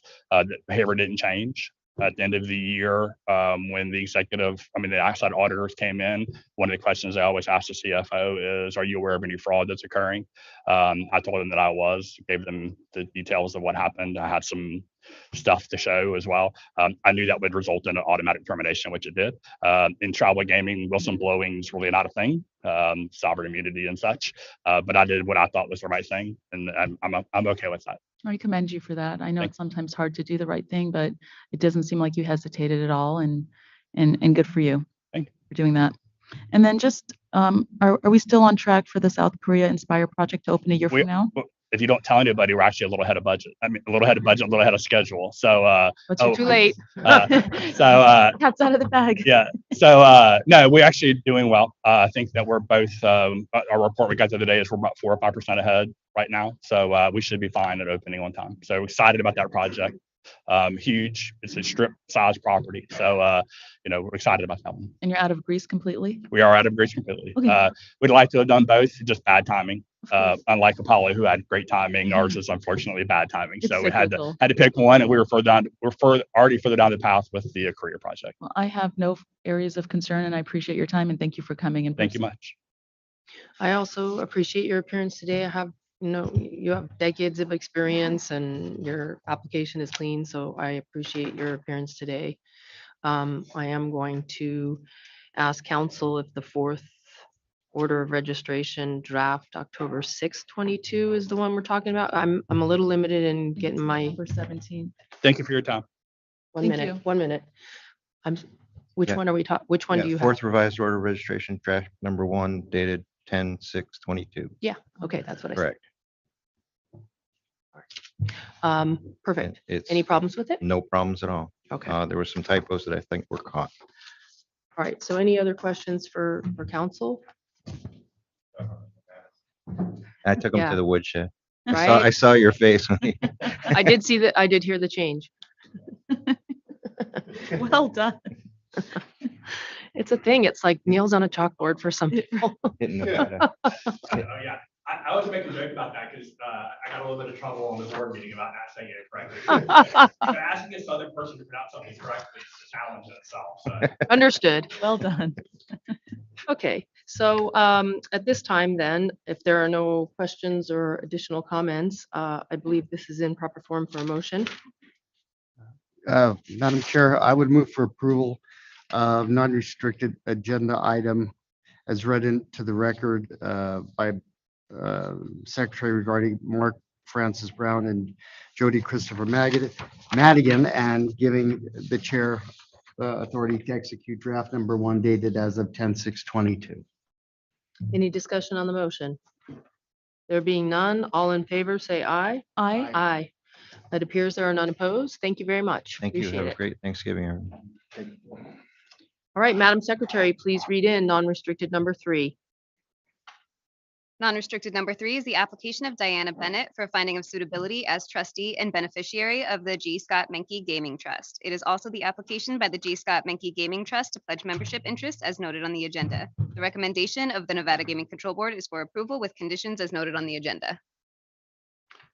Good morning, Chair Tagliati, Commissioners Solis, Rainey, Cohen, Brown, and Keycaffer. I'm Greg Gimignani from the law firm of Dickinson Wright, representing Diana Bennett in her application for approval for a finding of suitability to act as trustee and beneficiary for the G. Scott McKee Trust. Uh, Also for the approval of the pledge from 2008 in conjunction with that 2008 loan agreement. As you know, Ms. Bennett is a pillar of our community and a woman who is truly a great woman of gaming. She's a CEO of Paragon Gaming, a member of the Gaming Hall of Fame, a member of the Business Hall of Fame, and like her father before, she's become an icon in the gaming industry. And she's opened and managed multiple casino properties, served as the president and CEO of Casino Data Systems, and is a well-known philanthropist in our community. And while the matter before you is pretty straightforward, Ms. Bennett is happy to have the opportunity to meet the commissioners, and it's been some time since she's been before the commission. And again, the matter is fairly straightforward. With the passing of Scott Menke, the trust needed a new trustee. And in the process, we noticed that the pledge approval had been overlooked back in 2008. And at this time, we have no affirmative presentation, but we welcome the opportunity. She welcomes the opportunity to meet you and take any questions you may have at this time. Thank you. Good morning. We appreciate having you here today. I am going to open it up to my colleagues for questions. I don't have any. I watched the previous meeting. I read about your philanthropic efforts in Red Rock Magazine, which was fabulous, I thought, along with another one of our commissioners. I saw you both in that particular issue. So congrats on that. Thank you. Does anybody have any questions or comments? I didn't have any questions, but I did want to thank you for all your philanthropic work. She's on her way to a philanthropic event this afternoon. That's why she has such lovely clothing on. We met in the elevator and chatted a little bit about that. So thank you for being here. We complimented on each other's. I loved her orange coat. She liked my yellow jacket. Thank you. Thank you. Very nice. Well, you guys are easy. If you could just maybe share with us, I'm sorry, I'm not on. Apologies. If you could maybe share with us a bit about your history. I know you've been involved in gaming for 38 years, starting in Canada, and then about your philanthropic work. Just briefly for the record, since you've taken the time to sit here. Well, actually, I've been in gaming a lot longer than 38 years because my first job was a receptionist at the Flamingo when I told my dad I was dropping out of college and wanted to go to work in hotels. So I was 19. I'm not going to tell you what I am now, but that is a very long span. But I was fortunate enough along my career to work for some really great gentlemen. And most people assume that was my father most of the time, but most of my career, I never worked for my father. I always loved being his daughter, but didn't particularly like to be his employee. But I've had amazing opportunities along the line. Mike Inson was a great mentor to me and my father. And of course, my partner and who previously has died, and the reason why we're here today, Scott Menke, he spent most of his career working with my father too. So those are great opportunities. At one point, my daughter got quite ill, and I was trying to get proper doctors here. And long story short, we couldn't get them. We had to go to California and do a lot of things. And when I came back from that, although I was just a slot director and didn't have a ton of money, I went to UMC and volunteered for their ask them to let me do anything because I recognized how our health system was not as great as the health system should be. So that was my first venture into UMC, which I gradually took over the board. And then I've had the opportunity to work with Three Square, with Shade Tree and Noah's House. Long relationship with UNLV. I just retired as their chairman of their board. So I've had great opportunities. My father taught me young that if we got a lot back from this community, which we have, it's our responsibility to give back as well. And I take great pleasure in being able to do that. Well, you're an inspiration, and thank you so much for sharing that. I really appreciate you coming today to Thank you for spend some having time me. with us so we could get to know you. Thank you. I have no areas of concern. Anything? No areas of concern. Okay. All right. Well, we I think are ready for a motion at this time. I move for approval of non-restricted item number 3 is read into the record by Madam Secretary and is recommended by the Gaming Control Board. Commission with the condition. I'm sorry. subject to, yes, the conditions that was part of the recommendation. Right, okay, and you don't have any problem with that? No problems. Okay, any discussion on the motion? There being none, all in favor, say aye. Aye. And it appears there are none opposed. Thank you very much. Thank you very much. Thank you very much. And I'd like to say special thanks to Chair Gibson, who's leaving for 7 years of nearly continuous service to the state of Nevada at the Attorney General's office, the Governor's office, and the Gaming Control Board. So thank you very much. Thank you. All right, Madam Secretary, please read in non-restricted number 4. Non-restricted number 4 is the application of Masami Sasso for licensure as a key employee and director at Konami Gaming, Inc., as corrected from the board agenda. The recommendation of the Nevada Gaming Control Board is for approval. I believe we have a recusal on this item. Thank you. I do. My esteemed partner, Glenn Light, at the law firm of Lewis Roca, is representing the applicant. I must therefore recuse myself from voting on this matter. I'll be stepping out. Thank you. Good morning. Good morning, Chair Togliatti, members of the Commission, Madam Secretary. For the record, my name is Glenn Light with the law firm Lewis Roca. I am accompanied at the podium by the applicant, Masami Sasso, who is a Senior Vice President of Corporate Planning, Manufacturing, and Information Technology, and a Director of Konami Gaming, Inc. In the audience are Tom Gingoli, the Executive Vice President, Chief Operating Officer, Secretary, and a Director, and Laurie Oak, the Vice President of Regulatory Compliance. Before we begin, I would just like to echo the prior comments about Chair Gibson. He's been an absolute credit to the board. And with your permission, Mr. Sasso would like to make a brief affirmative presentation, and then we can answer any questions that you may have. Please. Good morning. Good morning, Chair Togliatti, and then the member Solis Brainy, and then member Cohen, and member Kuhar, and the Madam Secretary. Thank you for your time today. And for the record, my name is Masami Sasso. By way of background, I started at the Konami in 2014. Initially, I worked for the Konami Corporation in a corporate planning team, and then I was promoted and shortly, and then I was in a general manager of the corporate planning of the group. And then in 2017, I was appointed the president of the Konami Digital Entertainment Europe, and moved to London, England. I managed the business of the digital entertainment business of Konami Group in Europe, Oceania, and Middle East countries as the president of the company. And then I worked there around 3.5 years, and then the business significantly increased, especially for the social games and then the card games business field.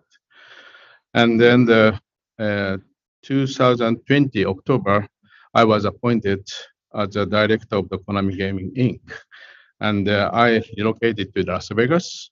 And shortly thereafter, my role expanded to include the senior vice president of the corporate planning, manufacturing, and IT. In Konami Gaming, Inc., I was accountable for the administration of the administrative and risk management operations of the company and the corporate management.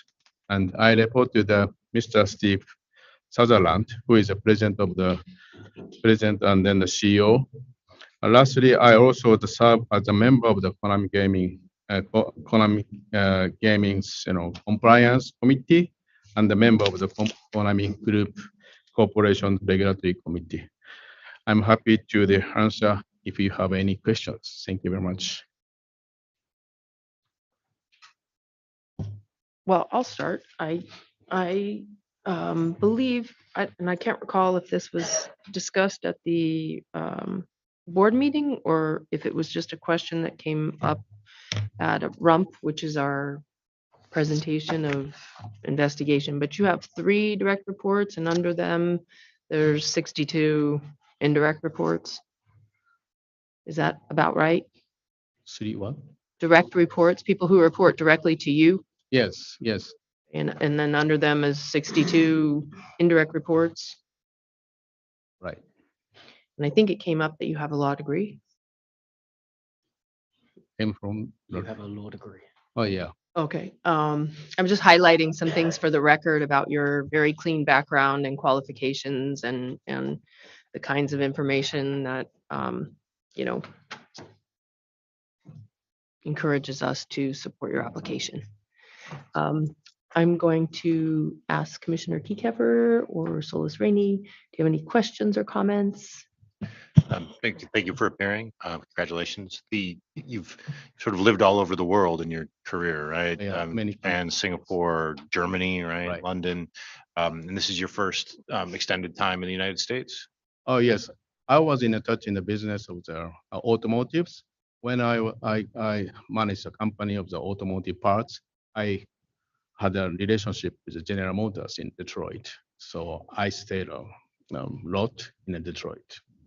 This is better than Detroit. Yeah. Yeah. And did you say was the automotive business a family business?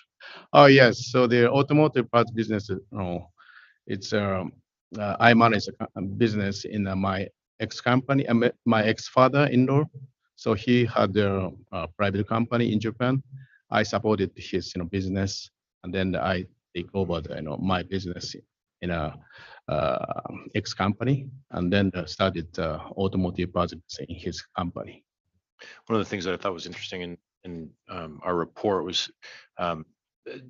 you're still required to be paid partially in Japanese yen in order to pay into the Japanese sort of social security system. Is that accurate? Oh, yes. So there still there are the parent companies arrange social security in Japan, and then because I have a family in Japan, and then I have to take care of social security and medical care as well. So continue to that is supporting for me. Interesting. Thank you. Appreciate it. Thank you, Madam Chair. Thank you. I also wanted to thank you for being here. Thank you. I understand your primary residence is now in Las Vegas. Yes, right. How much time do you spend here versus, your other business locations? Actually, mostly I spend in Las Vegas. So I already spent the time in Las Vegas 2 years. And then, but every quarter I have a business meeting in the headquarters. So I return to Japan and then have a business and then meet with my family as well. Okay, great. How do you like it? In Las Vegas? you mean? Yes. Yeah, quite hot in the summer. But right now, it's a good season. But sometimes I'm feel lonely because my family is living in Japan, I little bet. far from the Las Vegas. Yeah, but it's good, and I excited in the business here. Good. Well, it's a great place to live, and I'm sorry your family's not getting to enjoy it with you. Thank you very much for being here. I don't have any questions. Your application was very clean. Thank you so much. You know it's a dry heat. Yeah. We say that all the time. Uh, I share and echo the comments of my fellow commissioners. Anybody who took up 32 pages of our report on either approvals in other jurisdictions or pending is okay in my book. All right, well, there being no other questions or comments, then I believe it's ripe for a motion, this item. I move for approval of non-restricted, I'm sorry, I move for approval of non-restricted item number 4 as read into the record and as recommended by the Gaming Control Board. Any discussion on the motion? There being none, all in favor, say aye. Aye. And it appears there are none opposed. The record should reflect that Commissioner Brown did not participate in the discussion or vote on this matter. Thank you very much. Thank you too. Thank you for being here. Appreciate it. Madam Secretary, please read in non-restricted number 5. Would you like me to get Commissioner Brown first? Oh, yeah, minor detail.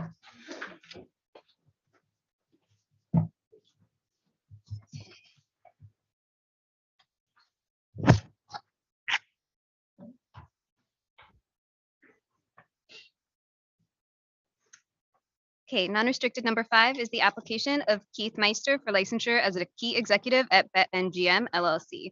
The recommendation of the Nevada Gaming Control Board is for approval, and I believe we have a disclosure on this item.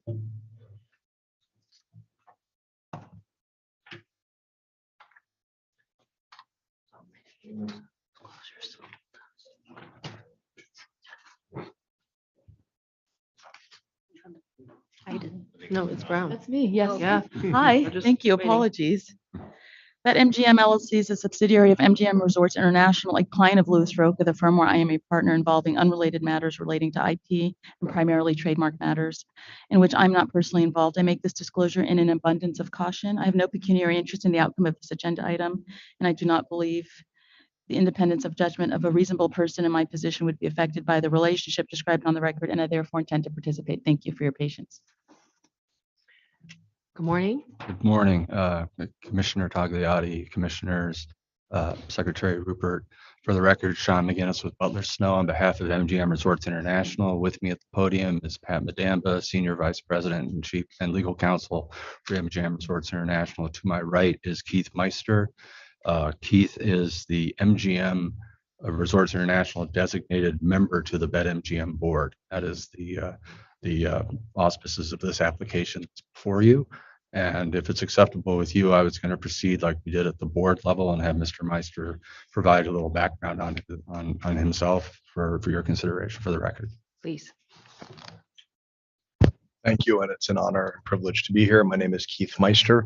I was born and raised in New York City. I am a lucky father of three, a 12-year-old, 11-year-old, and 8-year-old.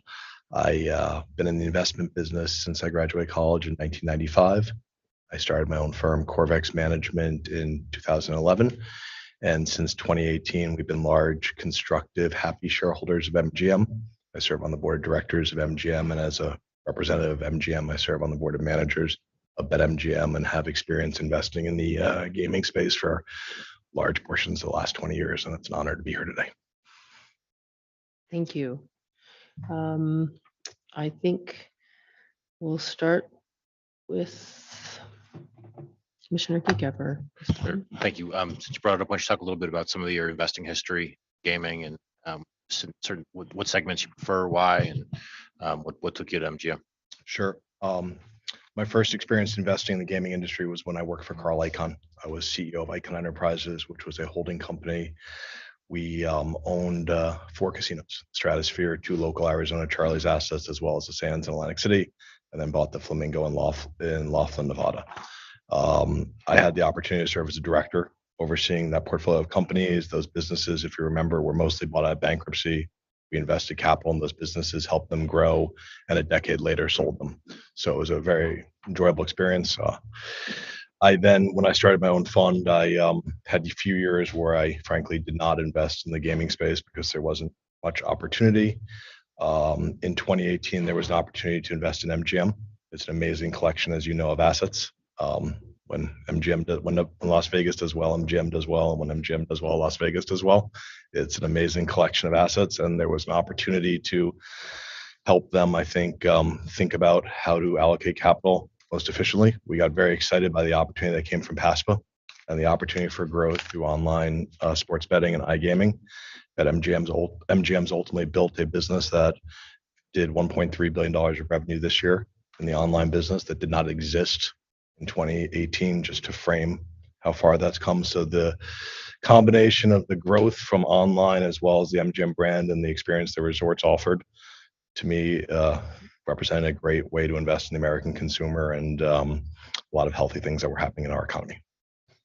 How does just functionally, how does the board of managers function? You've 3 members from each ownership group, right? 3 from MGM and 3 from Entain. Smooth meetings, everybody's on the same page. The great news is the success of BetMGM is the biggest growth driver, in my opinion, for both MGM and Entain. So that while JVs can be complicated, the shared interest of both partners in owning half the business and sharing the value creation, creates a good working environment to get us to the right places. And the success of the BetMGM business, despite some of the complexities of being in a joint venture structure, has been remarkable over the last few years. So it's exciting. It's a lot. We're in 24 markets, I think, today. We were in none 4 years ago. I think we cover almost half the U.S. population today. So it's growing rapidly. So there's always challenges associated with that. But I think both partners are very much aligned in helping the business grow. And did I read that you guys meet every 2 weeks? I think we meet on a regular monthly basis. Not every 2 weeks, but sometimes it feels like every 2 weeks. I will say there's the difference between the BetMGM board versus a public company board is these are owners, holding the management team who work for them to account, and both businesses are experts in what they do and can add value and engage regularly with management to help drive value. So it's a little more hands-on than a traditional board. Thank you, Madam Chair. Commissioner Solus Rainey. I don't have any questions at this time, Chair Tagliani. Okay. Commissioner Cohen. I don't have any questions either. Stellar background, sir. Thank you. Commissioner Brown. Harvard educated? Yes. I have to tell you, it can't be understated, overstated, all of the above. The value of education to see how far you've gone with a Harvard education. And I think that your background is spectacular, it's stellar. I have to ask, I mean, to have the opportunity to work with Mr. Icahn, I know you left his organization. What is the singular most valuable lesson you learned from him? That might be the hardest question someone could ask. Pick one. I'd like to learn. Yeah. Carl does everything outside the box, but he is so true to himself that despite probably violating every business school management, process book, he gets people to be incredibly loyal and work hard because he is so true to himself and he's passionate about what he does. And, he's always willing to question consensus, dig deep. And the nice thing about Carl is he treats everyone the same. So it's a very meritocratic base, which was a nice place to work as a young person. And if you did well, you benefit from it. And if you didn't, it was, your fault, but it was a great environment to work. And you rose up there very quickly, up the ranks, as I understand from the materials. Yes. Well done. Could you share with us a little bit about your role as a trustee with the Harlem Children's Zone since 2015 and explain what role that serves in the community? Right. Thank you for mentioning that. I'm now the chair of the Harlem Children's Zone. The Harlem Children's Zone is an organization dedicated to curing intergenerational poverty in the Black community in Harlem. It was started 20 plus years ago by a man named Jeffrey Canada. They made a documentary about it called Waiting for Superman. And it was very simple. He didn't want any of the kids in his neighborhood to end up in the criminal justice system. And he went house by house during the days of the crack epidemic in New York. Today, the organization serves 20,000 people a year, has a budget of almost $150 million, has an endowment of close to $800 million, and is both committed to doing its work in Harlem as well as through an institute it's created, seeding other communities to take that concept into other markets. And a lot of what President Obama did with Promise Neighborhoods came from the work he did with Jeff Canada and the Harlem Children's Zone. And how did you get involved, sir? I got involved because I had a friend who was involved, heard the work they were doing. It seemed phenomenal. I gave some money. I went to some events. And when you see people who are changing the world, it's hard not to get sucked in. And I joined the board about 10 years ago. And 3 or 4 years ago, they asked me to be chair, and it was an honor. I was thrilled to. Congratulations for your work there. I'm also interested how were you involved as a trustee of the American Museum of Natural History? I know that started back in 2018, and one of the family trusts I know gives to that as well. I don't understand the connection. Sure. Your interest. The Natural History Museum is an iconic institution in New York. In addition to being a museum, they offer amazing educational programs. My kids love science. They did a lot of after-school programs at the museum, and we got sucked in that way. And we're supportive philanthropically, did some museum trips. And next thing you know, they asked me. I was honored to serve as a trustee and have been supported since 2018. Well, thank you so much for giving back, and feel free to share your knowledge with the Las Vegas and Nevada community. We're happy to receive that. Thank you. Thank you so much. I have no areas of concern. Thank you for your time and for coming to meet with us today. So I have no areas of concern either. I think that, the board covered your divestiture of the interest in the marijuana business. I think, that was an arm's length transaction based upon everything we've heard. And honestly, that's all we can really expect and ask in light of kind of the circumstances of this uncertainty with state versus federal. I think you handled it appropriately, and your willingness to do that and make this be an easy decision for us as a result is appreciated.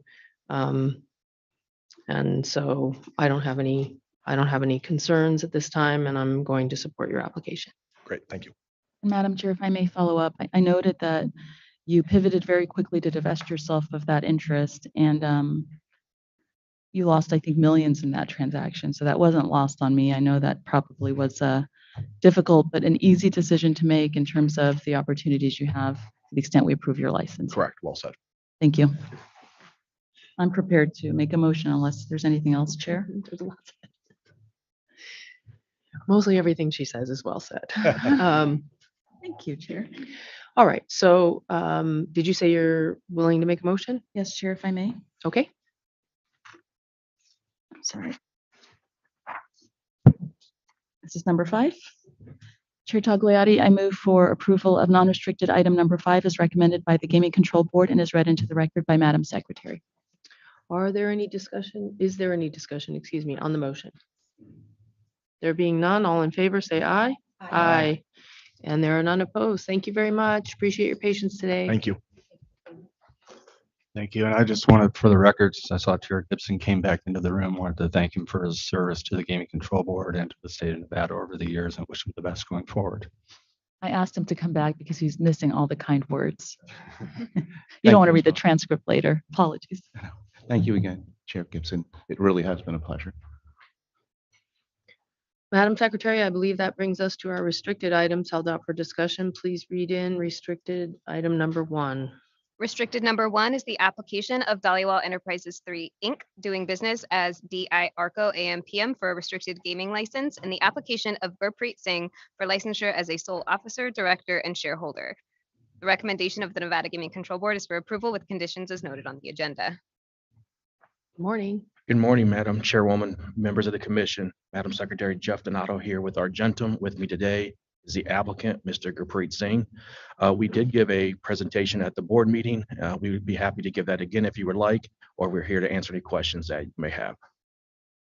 Do any of my colleagues request the affirmative presentation, or would you like to move right into questions? I defer to you, Chair. I would ask any commissioner to pose any questions they may have at this time.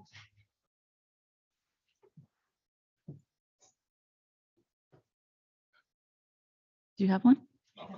Oh, I'm sorry. I thought you said you have one. Apologies. Thank you for coming today. It's good to see you again. I noted that Ms. Tarango dissolved the TPO on February 8th, 2022, resulting in the dissolution of the TPO by the court on February 10th in 2022. And I wanted to know for the record, and you're under oath, you understand? Yes. Okay. Did you speak with Ms. Tarango to convince her or pressure her to dissolve the TPO at any time? No, absolutely not. Okay. And can you tell me if you've taken any anger management classes or courses? And I just would like to note for the record, the text messages were troubling and they were hard for me to read. And you have taken full ownership, accountability, responsibility. You made the affirmative disclosure, which is your responsibility, but you did that. So I appreciate it because I think had you not disclosed it, it would have been difficult for me to consider this in a different light. So thank you for being honest, but have you taken any anger management classes? I have not, but if you would like, I would love to. It would make me more comfortable. I do understand there's a 2-year condition that's been recommended by the Gaming Control Board, but I think more importantly is that you work on yourself because the tone of those text messages were troubling to me, and you admit that you're ashamed of them and they're troubling to you. Did you want to make a statement? Yeah, about those? it's very embarrassing. You know, I looked up to my dad my entire life, and I want my son to look up to me. So I wish I could go back and change this. Unfortunately, I cannot, and I take full responsibility. I have no excuses. I just want to do the best I can for my family and provide for my son and make sure that this incident will never occur again. Thank you so much. And I do recommend you take an anger management course to work on those issues. I do understand this was referred back, as I recall, because we were looking for a police report. And as I understand, nobody has been able to locate it. You've even made some affirmative efforts to try to help us find it, the investigators, and it hasn't turned up. All we have is the TPO that was dissolved. So based on the disclosure and the record that I have before me, I'm comfortable proceeding with the 2-year limitation that's been proposed by the board. Thank you. Thank you so much. This question is going to be directed at our council. Are we able to add a condition for anger management to do a successful completion during the 2-year interim? Yes, you can do that. Mr. Donato, is that something that your client would agree to, further conditioned on that? Yes, we accept that condition. And sir, I'm not doing that to punish you. I think it's important to educate yourself and to work through these issues so you can be successful going forward. I don't envision this should be an issue for you because I think you understand how serious it was. But I think it's important for you in terms of wellness and development to consider doing that. And I think placing that as an affirmative condition is an excellent idea. From my fellow commissioner, but just a quick question about the contribution that was made that was substantial for the construction cost that came from you. I think it was from you, from your bank account. What was the source of that contribution? Just from my business on Lake Mead. So from your savings? Yes. Okay. Yes. Okay. And this is your second convenience store, correct? Yes. And there are 2 locations about 8.6 miles apart. And I understand from the materials you intend to spend 6 to 8 hours at each location. Yes. So you're working there 12 to 16 hours a day? About 10 or 12 hours. Okay, that's a lot. Yeah. All right. And just for the record, he is in the process of acquiring a third location. It's set to close on this November 23rd. Next week. Correct. Okay, great. And then to the extent you move forward with that, are you just going to divide your time equally for each store, or do certain stores require more time and attention from you? We're gonna find a way to divide our time equally to all stores. All stores are very important. So I want to make sure everything's going perfectly at each location. And what's your day-to-day role in each of the stores, the 2 that you're working on right now? I oversee the entire business, from payroll to cutting costs, management, overseeing my managers and my GM as well. Okay, thank you. You have anything? Sorry, I wasn't sure if Commissioner Cohen had anything more. With respect to the locations, do you have a general manager at each location, or do you just have shift managers? We have assistant managers at each location. Okay. So they do the day-to-day payroll. I'm sorry, not the payroll, but the paperwork and et cetera. And then I oversee all of that. Okay, great. Now, with respect to this third location that you're in the process of closing on, how far is that from the other 2 locations? It's very close to my first location, which is about 5 minutes away, which is why it made sense for us to go ahead and proceed that. And from the DI location, which we're here for, it's about the same distance as my first one. So the first one is in North Las Vegas. The one I'm closing next week is also in North Las Vegas. And this one is about 10 minutes away from North Las Vegas. So they're all within a 15-minute. They're all within like 10 to 12 minutes with no traffic. Okay, perfect. All right. And I think you indicated you planned on just dividing your time equally Yes. amongst the 3. Yes, working within I'm the very division. hands-on with everything that goes on. Okay. So I will divide my time equally. Okay, thank you. Yeah, and I also wanted to just commend you on acknowledging and accepting responsibility for the incident with regards to the TPO and such. I think, especially with you having a son, the anger management will really help you just maybe see things in a different light. So I would support that condition for that reason, not for a punitive reason. Thank you. Commissioner Keycapper? I'm good. Okay, I don't have anything additional. The only thing I would ask is that if one of my colleagues is going to make a motion that includes the 2-year condition as well as an anger management class condition, and that we include a time period for that to be done and provided to the agency, as well as that it be a state certified program. And if you have questions about how to find a state certified program, your council can call or find it both online and through probably any prosecutor or defense attorney in the county. So with that, does anyone have a motion? Thank you, Chair. I would move for approval of restricted item number 1, subject to the limited license to expire at midnight of the November 2025 NGC meeting. Subject to, number one, the surveillance system and/or mirrors must be inspected and approved by the NGCB Enforcement Division within 60 days of issuance of the state gaming license and thereafter be maintained at or above the standard that is approved. Further condition, the successful completion of an anger management class conducted by a state certified counselor on or before November 17th, 2023. And further, upon your completion, that'll be submitted to the Gaming Control Board. I want 23 the first year. I don't want to wait 2 Why years. did you say 25 for the next meeting? That's for the 22, excuse me, so the record is clear. The limited license to expire at midnight of the November 2024 NGC meeting. And so it's further clear, your anger management will have to occur and successfully completed as I set forth in the motion on or before the anniversary date of November 17th, 2023, 1 year from today. Thank you. Any discussion on the motion?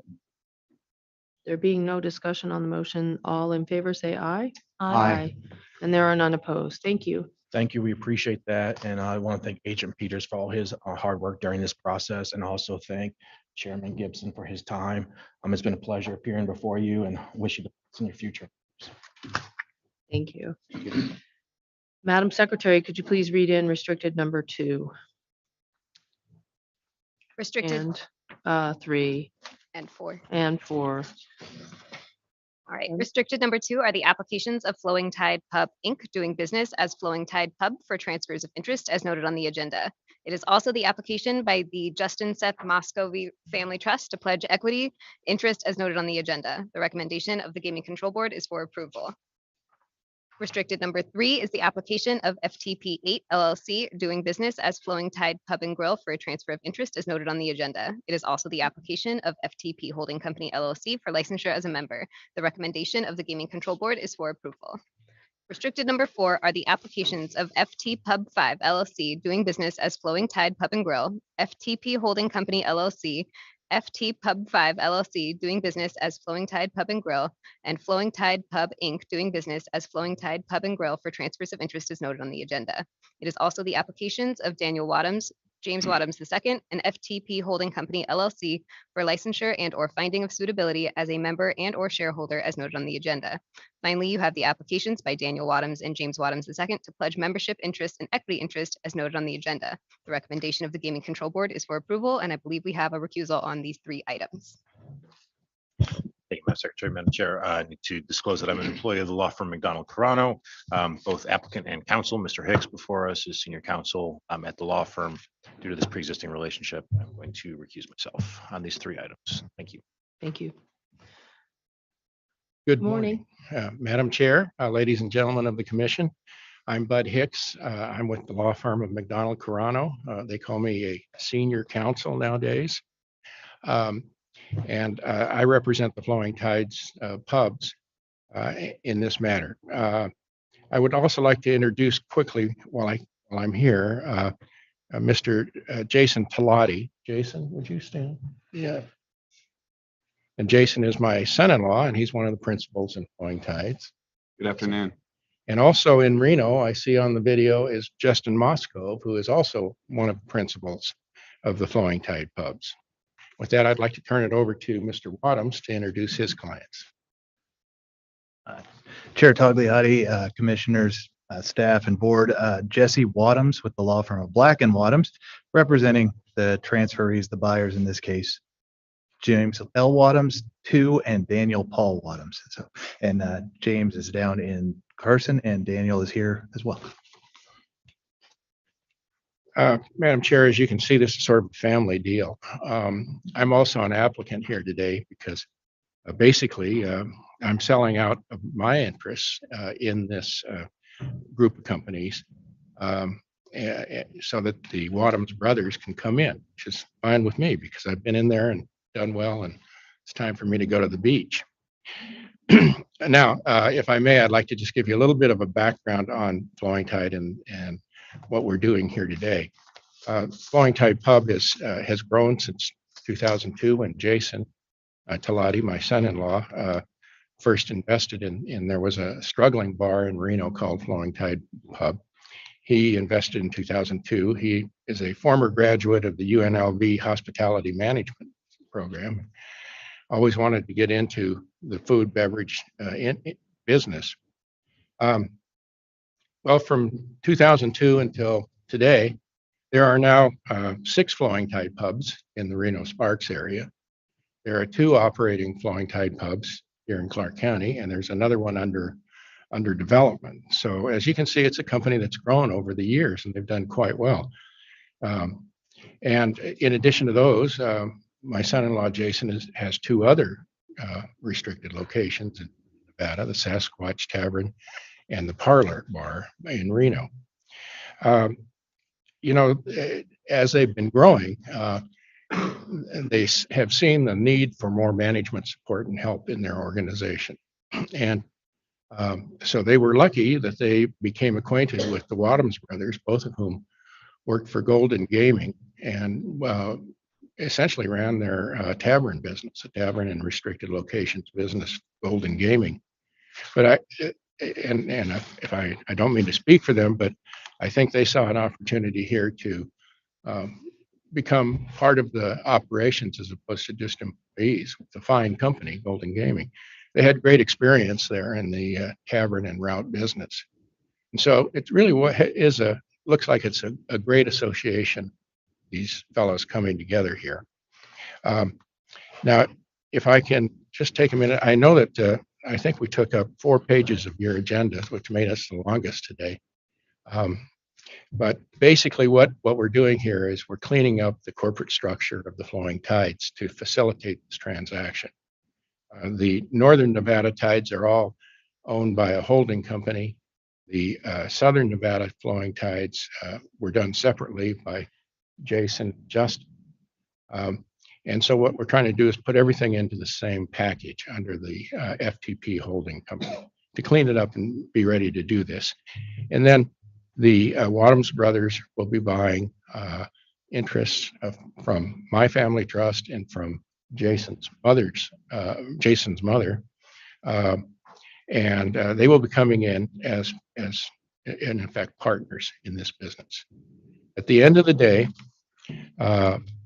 they will own, the Wadhams brothers will each own 24%, and Jason and Justin will continue to each own 26% of these businesses. And so that's why we're here today, and our applications, as long and laborious as they appear to be, really are just to reorganize the current corporate structure. There is one little twist. The original Flowing Tide is a subchapter S corporation. It was from the beginning when Jason put in. And we can't put that under the holding company because if we do that, then it results in some adverse tax consequences. So we're keeping the Flowing Tide Pub Inc. separate in its subchapter S status, but everything else is coming in under FTP Holding Company, and the ownership interest will be the same.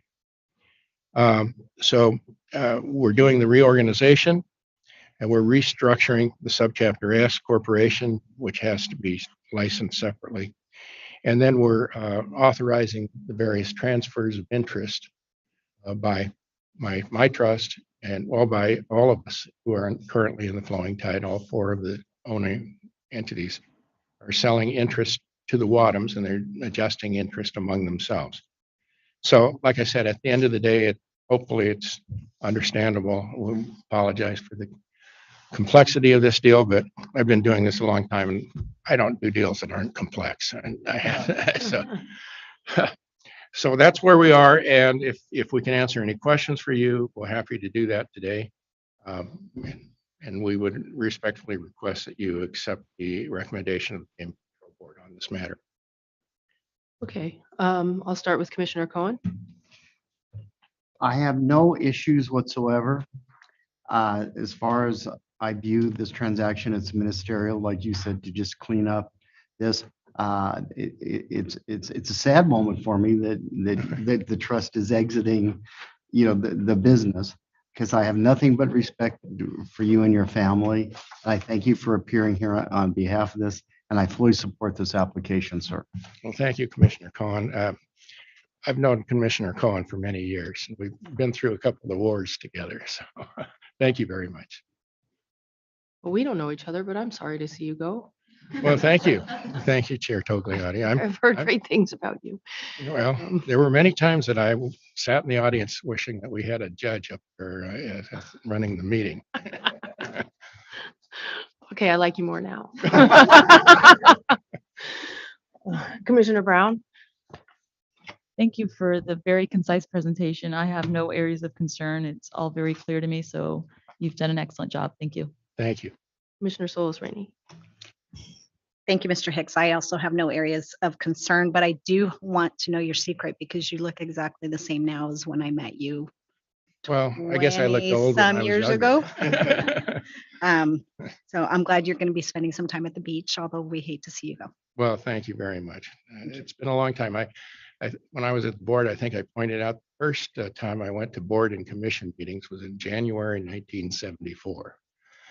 And that's a lot of years to sit in chairs too. I might add. And they're the same chairs. Yeah, they are the same chairs. But thank you very much. All right, thank you. Does anyone have a motion? A combined motion. Sure. I'm happy to make a motion for the approval of restricted items number 2, 3, and 4, as read into the record by Madam Secretary and as recommended by the Gaming Control Board. All right, is there any discussion on this motion? There being none, all in favor, say aye. Aye. And there are none opposed. The record should reflect that Commissioner Keycover did not participate in the discussion and vote on these agenda items. Thank you, sir. Thank you. Thank you Appreciate very it. much. Thank you.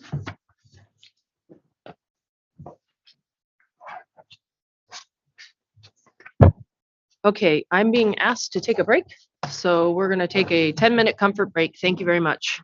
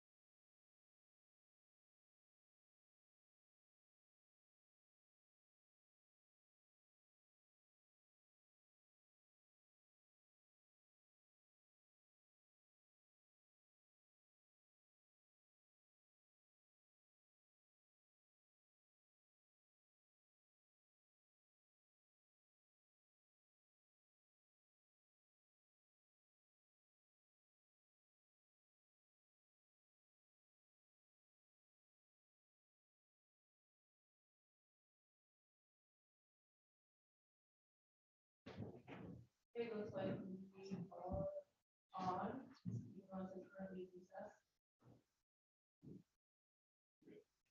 Thank you. Madam Secretary, would you please read in our next item?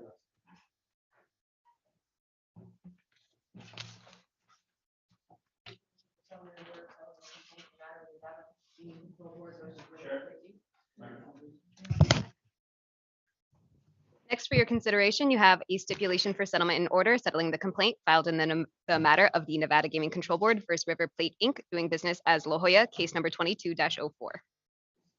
Morning. Madam Chair, members of the commission, Madam Secretary, Mike Somps with the Attorney General's office here on behalf of the Gaming Control Board. I don't know if you'd like, but I know that the respondent is here. If you'd like her to introduce herself now, or I'll just go ahead and proceed. You can proceed, I think. Okay. Before you for your consideration is a settlement between the board and the respondent, which is River Plate Inc., doing business as La Jolla. La Jolla is a restricted licensee, and relevant today, they offer live entertainment. This settlement resolves a complaint against La Jolla that was filed contemporaneously with this proposed settlement. And I'll just go through the allegations of the complaint and the terms of the settlement. First, some background. NRS Chapter 368A requires that those persons who offer live entertainment, they must keep sufficient records to determine tax liability. Also, NAC Chapter 368A requires restricted licensees that offer live entertainment to comply with the internal control procedures for live entertainment. So La Jolla, as I indicated, offers live entertainment and therefore has an obligation to comply with these provisions. Now, when the board's tax and license division conducted a live entertainment tax review of La Jolla for the period of July 1st, 2019 through September 30th of 2021, it did find a number of instances where the requirements were not complied with. And therefore, a violation letter was sent to La Jolla back in April of this year. The board at that time did not receive a response to the violation letter and elevated the matter to an order to show cause, and that was issued back in July of this year. There was a response to the order to show cause. However, the board did find that response to be inadequate given the allegations. And so given that inadequate response to the OSC and the fact that the board's tax and license division had on two prior occasions back in 2017 and in 2020 had sent violation letters to La Jolla where similar violations had been identified, the board therefore initiated the complaint that's before you in an effort to, of course, get the licensee's attention and obtain compliance in the future with these requirements. Now, the complaint is one count, but it does detail all of the violations that were found to form the basis for the discipline. That's a summary of the complaint's allegations. Moving on to the settlement, the respondent and the board have agreed to resolve this complaint through the respondent paying a $7,500 fine. They've also agreed to a condition being placed on the restricted license requiring it to employ or contract with an accountant or bookkeeper to help ensure La Jolla's compliance with the live entertainment and gaming record keeping requirements. Just a brief comment on the fine amount and how that was arrived at. A review of prior complaints that have been brought by the board over the years that involve at least in part internal control procedure violations does support that this fine amount is within that range. That's taking into consideration that all those prior complaints were against non-restricted licensees as opposed to restricted licensees, and also taking into consideration that all those other prior complaints typically involved things beyond just internal control procedure violations. So with that, the board is comfortable with this fine amount and is here today asking for this commission's approval of this settlement. And I'm happy to answer any questions. And of course, the licensee is here as well to answer any questions. If I could ask my colleagues if anyone has any questions of the licensee, let's start there. Would it be possible to have the licensee come up?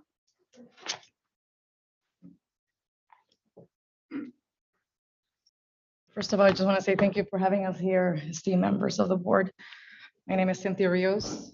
Well, I would like to apologize first for one, I'm not an attorney. For two, I'm not an accountant. For 3, my English is my second language. So forgive me if I make a mistake or my English is not as well projected as I would like. This is my partner, Jose. Lesson Diaz. Okay. So Ms. Rios, thank you for being here. thank you for having I me. was just, Wait 1 second. Can you move in front of the mic? Oh, yes, ma'am. Thank you. thank you. I had a question. Why didn't you take action when you received the 2 prior violation letters? I mean, from looking at it, to me, it looks like you've had at least 5 opportunities to address this issue. You had 2 prior violations letters, this violation letter, the order to show cause, and then, your response. So 4 or 5 instances. Why are we seeing these repeat violations? If I may, sorry, I get so emotional.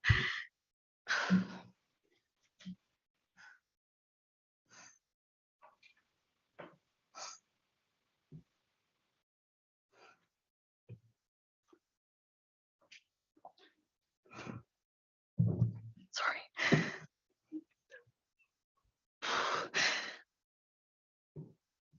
And I don't mean to upset you. I'm just trying to understand this, obviously. No. I'm fine. The thing is, as a business owner, when you're starting from nothing, you have a lot of, what's it called? You're faced with a lot of challenges. My partner, thanks Jose for believing in me.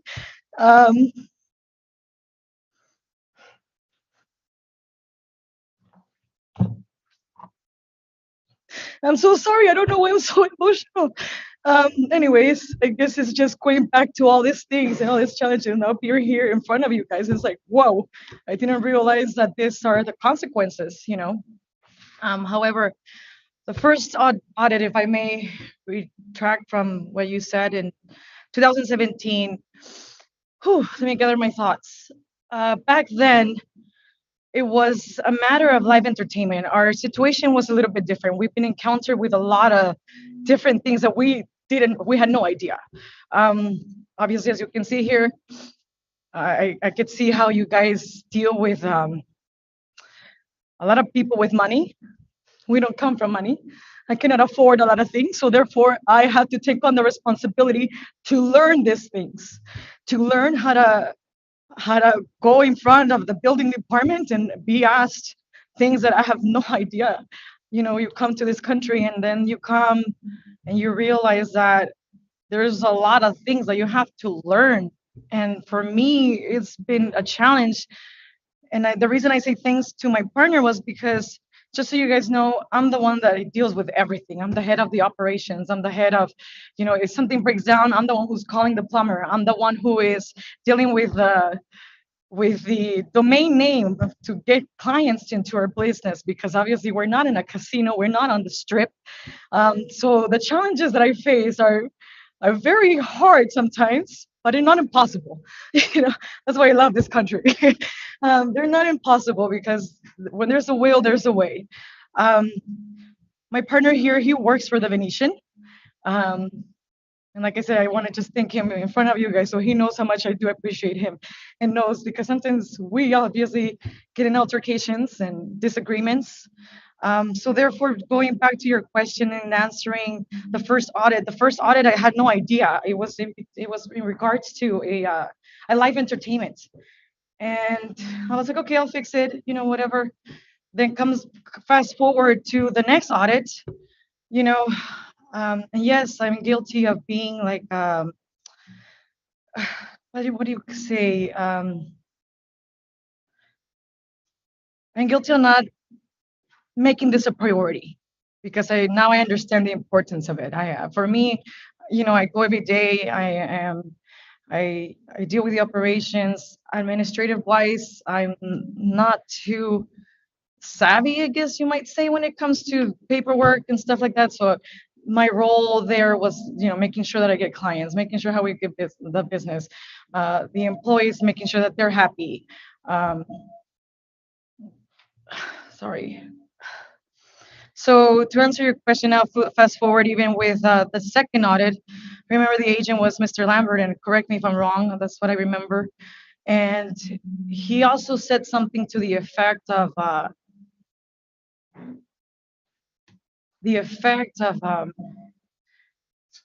that he was comparing us. We're small business. We're way less than 20 employees. And he was comparing us to the T-Mobile. And it kind of offended me, to be honest, because I was like, well, for one, I'm not the T-Mobile. If I was the T-Mobile, I wouldn't be here. I would have representation behind me. It's just like as you see people that have the representation. I don't. I'm here in front of you to let you guys know that this is it. This is the only representation that we have. It's ourselves. So, and to answer your question again in regards to correcting this issue, I've been confronted with a lot of stuff, a lot of issues that I have to deal with. So therefore, I kept prolonging that process. I would meet with accountants. Some accountants, once I tell them my situation, they don't want to do it because they say that they only deal with gaming and not live entertainment. So I'm stuck sometimes in a catch-22 where I don't know where I'm going. And then on the last audit, there was also a situation where we couldn't find, and it was a little bit prior. This was a little bit prior to 2020, and I promise I'm getting to answer all your questions. And we encountered a situation when we leased this particular place that we were at.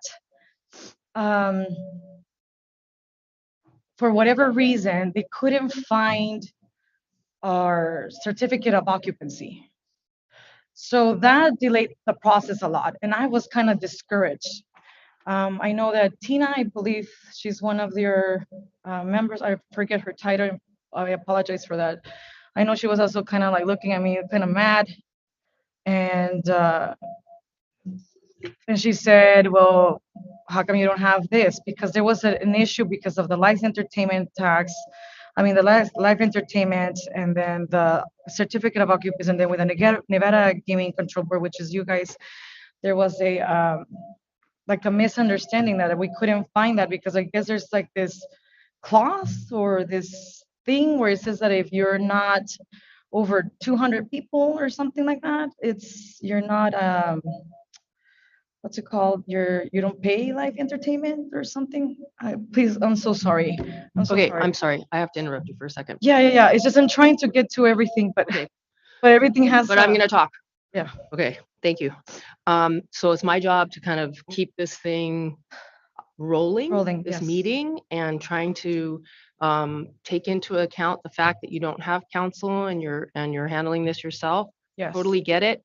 Hence the latitude up until this point. Yes. However, there was a very specific question asked, and when you go back to the certificate of occupancy, I'm so afraid we're never going to get there. Got it. So give us the reasons why. If what I'm hearing is I was overwhelmed, Yes. I didn't prioritize it as much as I should. Correct. I'm sorry. Correct. Yes. I am. And I'm going to pay this fine, Yes. whatever you decide. Okay. Yes. And okay. So I've interpreted that very well.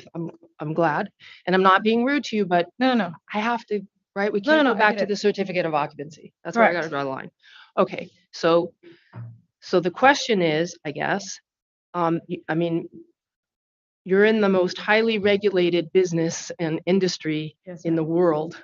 Yes, ma'am. Okay, so I realized that like today. so that's not going to change because it's hard for you. No. You understand that, right? No, correct. Yes. Okay. So maybe we'll be a little more specific in our questions just because I know you're nervous and stressed, but we still need to, get down to like very detailed questions. I think. Yeah. So to answer the question, I guess then I just didn't get to it. I would try, and then fast forward to 2020. Obviously, we know what happened in 2020. I don't want to bring it up, but I didn't know if our business was going to survive. I think I understand the response. Basically, like the chair summarized, it wasn't a priority. It should have been. Yes. But I want you to understand that we understand there's a lot of challenges with small businesses. English is also my second language, so I understand sometimes you stumble a little bit, Yes. but that's not an excuse for not following the rules. No, You correct. have a restricted gaming license, which is a privilege. It's a revocable privilege. And it's one that you need to take seriously because, assuming my colleagues and I agree to accept the settlement, you'll pay this fine and hopefully you'll identify an accountant that can help you resolve these issues. But when we see repeated violations, they build up. And this isn't something where you're going to keep getting chances to just pay a fine because you do it wrong. You have to get it right. You got it. I will. And that was just, I wanted to hear from you as to why, because you can't, when the board issues a violation letter, you can't just ignore it and not respond. I mean, they have a very hard job with very limited resources as well. No, I mean, that was my apology. I didn't realize that I didn't respond to it because I do get a lot of emails all the time. So I apologize for that. Yes. Understood. I mean, I do understand your circumstances, but I wanted to just give you an opportunity to explain, why these things seem to have gotten ignored over a period of several years. So thank you for offering that, and I would pass to my colleagues who might have additional questions. No problem. Thank you. Thank you. Commissioner Cohen has a question. My question is aimed at Deputy Attorney General Psalms. Does the $7,500 proposed fine make the state whole on what we believe to be the entertainment tax that would have been due and owing plus interest? Yes, Commissioner, the Tax and License Division did do a review of the amount of man hours that were spent on this particular case, and this does approximately equate to that. Thank you. And then I just have one question, one statement for Ms. Rios. Yes, sir. Focus on what you just heard from Commissioner Solis Rainey. Assuming this commission is going to approve the settlement based upon its vote, it couldn't have been said better. Violations, when they tend to aggregate, consequences are worse for the licensee. So if you think that was a close one, 7,500, I'm home free. If you come before this tribunal again, there's a lot worse than a fine. There's suspension of licenses, there's revocation. And that's just, based upon whatever happens. So just take heed and operate by the rules and regulations that are in effect that you're bound by. Get yourself an accountant who is versed in entertainment, because it sounds like that's a big part of your business. But thank you. No, thank you. I will. Commissioner Brown? Thank you for coming today. I know it's not easy. It's a little bit intimidating to come in front of the commission. And we appreciate you being candid and forthcoming. So as I was reviewing the record, I know there were a myriad of issues that have plagued your business and that have resulted in what I call repeat violations. And so I'm trying to understand if you have positioned yourself so that you have educated yourself in terms of maybe taking classes or finding somebody, as Commissioner Cohen referenced, who's well-versed to assist you, because you shouldn't have to do this alone. And I know it's not cheap, I know it's expensive, but this fine is expensive. So have you taken any classes or, met with people who are well-versed to assist you? Because I mean, the list goes on: no Z tapes and cashier closeout reports from admission sales from entertainment, taxable events, accounting records to verify entertainment revenue, missing or incomplete admission sales to events, military comps, which is wonderful, you do that, but you have to take accountability for recording those. Correct. Cash countdown reconciliation. This is just a small portion of the list. So what have you done going forward to make sure that you are eliminating or reducing your stress level and following the procedures so that when you have audit questions in the future, you don't stumble into these issues? Because I don't want you to come in front of us again with the same issues. So can you explain to us what you've done to put safeguards in place to protect you going forward? No, correct, ma'am. And what I have done is I have taken some classes at the community college. Excellent. Education is so important. Yes, yes, it is. And by the way, your English is excellent. So Oh, thank you so much. Don't ever say your English isn't great, because I think it's excellent to learn more than one language and to have, you speak English beautifully. So please don't ever put yourself down for that. I think your English is excellent. Thank you. Yeah, so to answer your question, I did take some classes, because before I was like, what the heck is a balance sheet? A balance sheet, and what do I have to do? So in order for me to also understand when I go in front of this accountants, I have to, like you said, educate myself and not be ignorant to what I'm being introduced. Because for me, it's like a totally separate language. I was like, whoa, I had no idea. But yes, I just took a class and I learned a lot, and now I could now understand when accountants tell me certain lingo, what that means. I'm so happy to hear that. I think that's the most important thing you can do.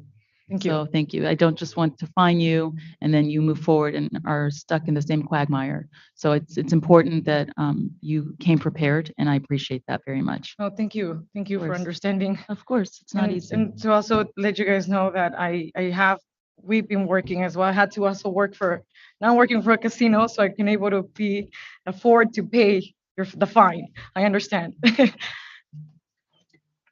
May I ask another quick question to staff? Does the restricted license seminar address entertainment? Have you attended the training that the board offers for restricted licensees? No, I have not. You know, I don't know if it addresses any intended tax, something we'd have to look into. Okay.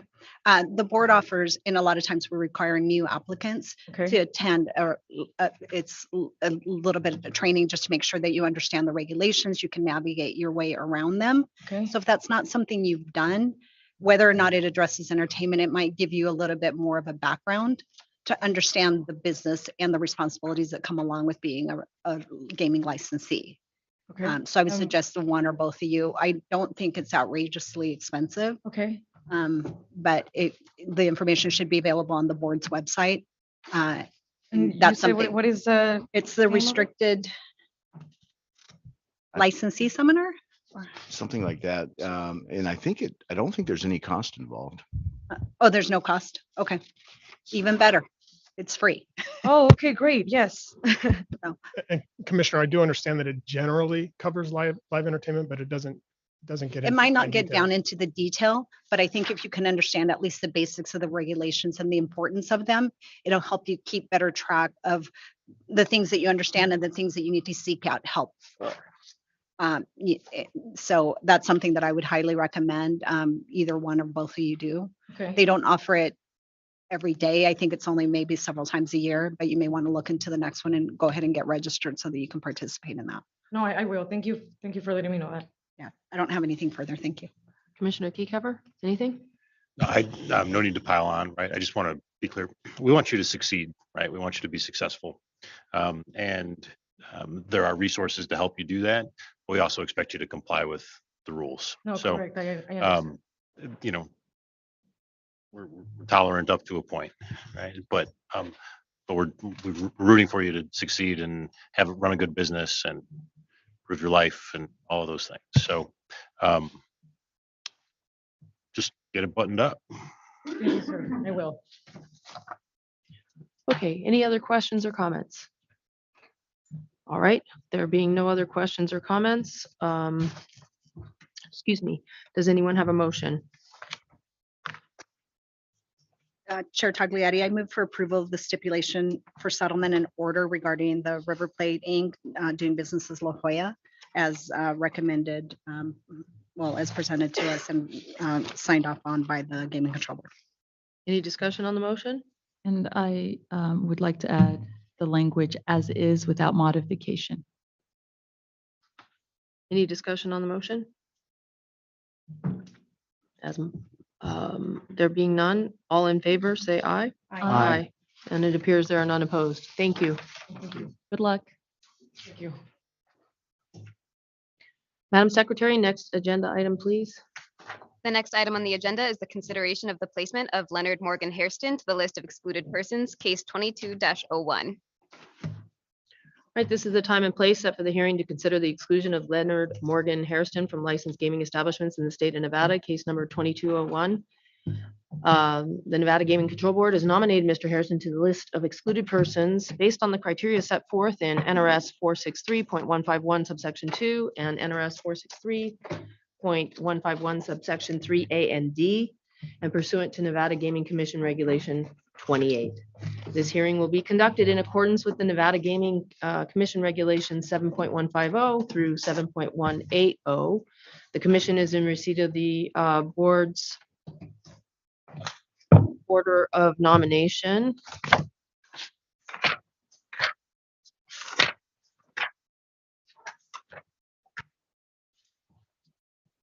The bill of particulars and the notice of candidacy issued to Mr. Harrison and Mr. Harrison's request for a hearing on this matter. So Mr. Harrison here. Okay, you need to step forward, or you can have a seat right there in the front row. So that you know, this is going to work a little bit like a trial, if you will, a mini trial. All right, the board is going to make opening remarks. You have two options when he's done. You can make opening remarks, or you can wait until you present your own case. Okay, after that, the board will make a presentation. They've given us an exhibit list and a packet of exhibits. You have this, correct? Okay. And so after they present their case, if you have any questions, you are free to make those questions since you don't have a lawyer representing you today, correct? Okay. So do you intend to use these records? You don't have any live testimony, correct? Or do you? Chair, I do have one witness, yes. Okay, that's fine. So they're going to swear in a witness, or we're going to swear in their witness. That witness will testify. They'll move to admit these exhibits. If you have some objection to them based upon the rules or a basis to question their reliability, you can let me know. Then you will have the opportunity to ask any questions of the witness. Basically, the decision maker about what's appropriate going forward in this hearing and what's not is me. And so you'll direct your objections and kind of questions to me about procedure, but the substance of this case is being decided by the commission. So after they rest their case, you'll have an opportunity to testify. If you do so, it's under oath, subject to the penalties of perjury. If you have any exhibits, you have the opportunity to offer them at this time, any documentation or anything like that, when your turn comes. And then there will be an opportunity at the end of the evidence to present almost like a closing argument, closing statements, making your position and all the reasons for it known to us after the board does. Do you have any questions before we start? Okay. You ready? I am. Good afternoon, Chair Tagliati, members of the commission, Madam Secretary, members of the board. For the record, I'm John McKellar with the Attorney General's Office. Before you today is a hearing requested by Leonard Morgan Hairston for your determination as to whether Mr. Hairston should be added to Nevada's list of excluded persons. Before I start my opening statement, I have prepared exhibits 1 through 17 for the commission with regard to this matter. I provided all of these exhibits to Mr. Hairston on November 7th, so he should have had time to review them. If he is willing to agree to their admission, I would like to offer them for admission at this time. Mr. Hairston, you told me that you had an opportunity to review the packet of exhibits 1 through 17. Can you speak into the microphone? Thank you. Yes, Did you ma'am. review them? Yes, ma'am. And what, if any, objection do you have to any of these exhibits? I object for lack of jurisdiction. Okay. Is that it? Yes, ma'am. Okay. By the way, as far as your objection goes, do you have any statute case, Nevada Supreme Court case, federal court case that you can cite to support the objection based on your jurisdiction? Yes, ma'am.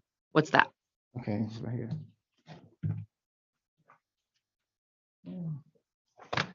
Okay, good morning.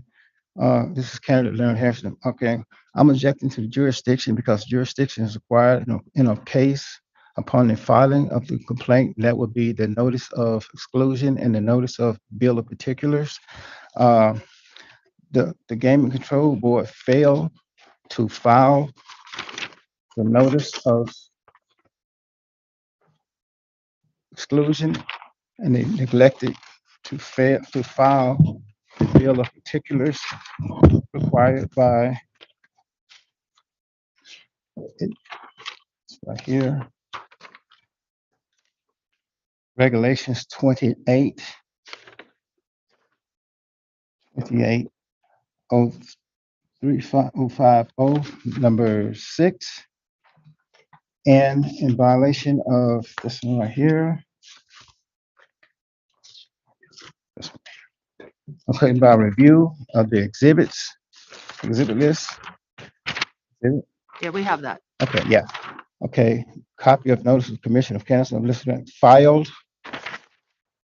And which I have, which was served to me in violation of due process.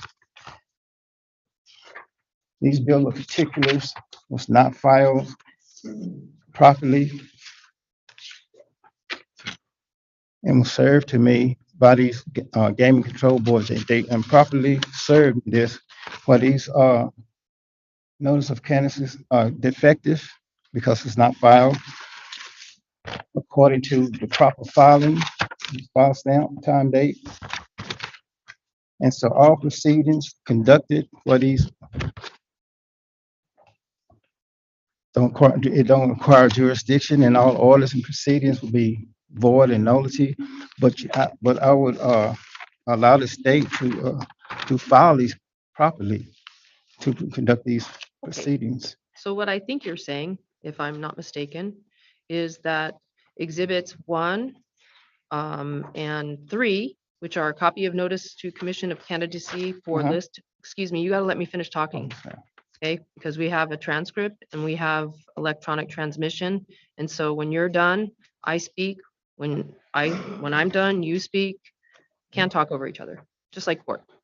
We actually, you can't see her, but we have a court reporter who's transcribing this. And so it's important that we not talk over each other, okay?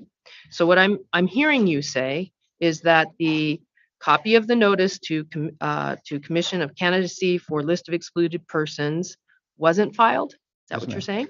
Okay. And that the copy of the bill of particulars wasn't filed? Yes, ma'am. And was there something else you were saying wasn't filed? Oh, that's it.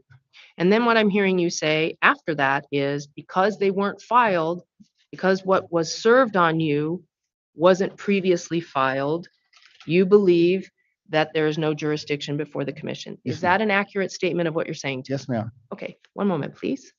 Your response? Thank you, Chair.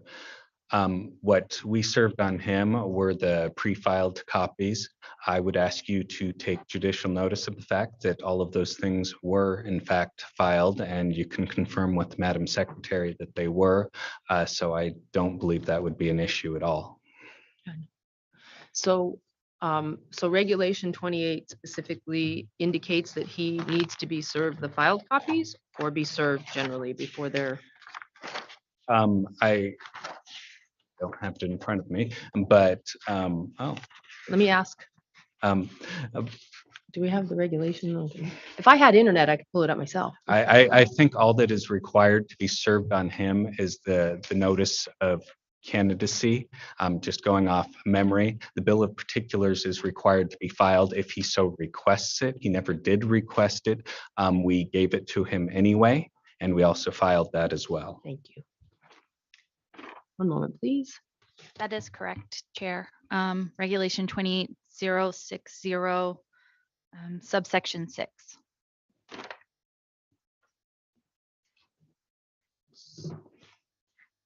I'm sorry, subsection 5, Chair.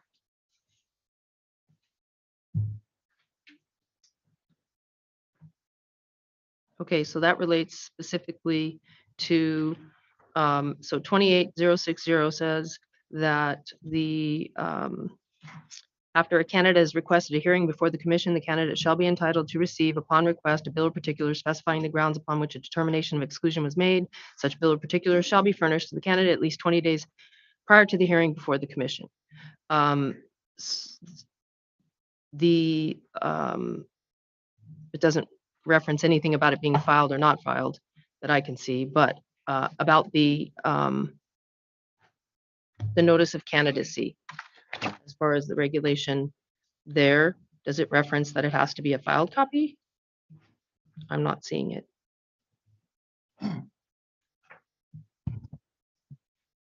One moment, please.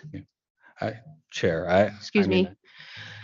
28060, notice of candidacy. After the board has determined an individual should be placed upon the list, notice of such determination shall be given to said person by personal service, certified mail to the address of such person last known to the board, or publication once a day for 7 consecutive days, etc. All reasonable efforts shall be made to give such candidate actual notice of the proceedings, but the methods of notice are cumulative and may be utilized with or after independently of the above stated or other methods of a notice. Okay. Do you have anything else on that? Yes, ma'am, Your Honor. Like I say, a review of the record shows that, the exhibit shows that I was given a file copy. I was not given a file copy. In order for the commission to conduct lawful proceedings, these documents has to be filed, just like in criminal cases. When the courts issue you an unfiled criminal complaint, the court does not acquire jurisdiction until the complaint is actually filed and served to you, not a copy of the unfiled complaint. So in the same proceedings, the judicial review of these cases would reflect that there's no authority to this. What cases are you talking I'm about? just saying, like the proceedings right now. Okay, that's not a case. A case is something that's written by the Nevada Supreme Court. I know, I'm Okay, sorry. now let me finish my sentence and stop talking over me. It's going to be a really long day. Okay. Okay. A case, when you use words and you're going to choose to represent yourself, which is fine, but I need you to, to be able to have your best opportunity to make your argument. I have to understand it. Okay. Okay. So when you say case, you are referring to this case. Okay. You don't have any Supreme Court cases or any district court persuasive authority that you can cite to me, correct? That's not what you're talking about. You're talking about this case. Yes, ma'am. Okay. Just want to make sure. Go ahead. Okay. But what I'm trying to say is though, an inspection of the exhibit list will show that I was served a filed copy. I got that part. Okay. Do And you have which- anything to add to the argument? Yes, ma'am. I'm just saying, without having a filed copy, they don't have no authority to present no cases or admit no I evidence. understand that. Do you have anything to add? No, no. Here's the thing. I spent 27 years listening for a living. Mhm. So when I ask you for any rebuttal, you don't have to repeat things 5 times, okay? I hear you, I understand the argument, okay? Thank you. What I mean by that is that I spent a very long time as a member of the Nevada judiciary. So I am very familiar with the arguments you're making. The difference is here, there's different evidentiary standards, different procedural rules, and because the whole public policy driving the regulations is to give you notice and an opportunity to be heard, to give you fair opportunity to understand what's being alleged and why this is being requested by them. It is not going to be a situation where it's the equivalent of you being charged with a felony and you get a filed copy of a complaint. So I appreciate your objection. I note it. And yeah.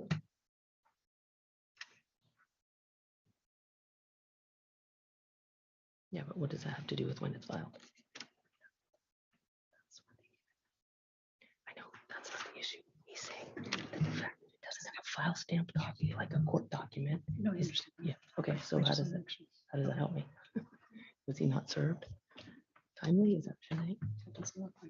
Okay. So when was service in this case? Your Honor, the exhibits were served November 7th, but service was actually, if you look at the last page of Exhibit 1, which I understand is not yet admitted, as evidence, it was October 12th. I'm sorry, could you say that again? October 12th is when the notice of candidacy for the list of excluded persons as required by statute and regulation and the order of nomination to the list of excluded persons was served, and we did this by personal service on October 12th.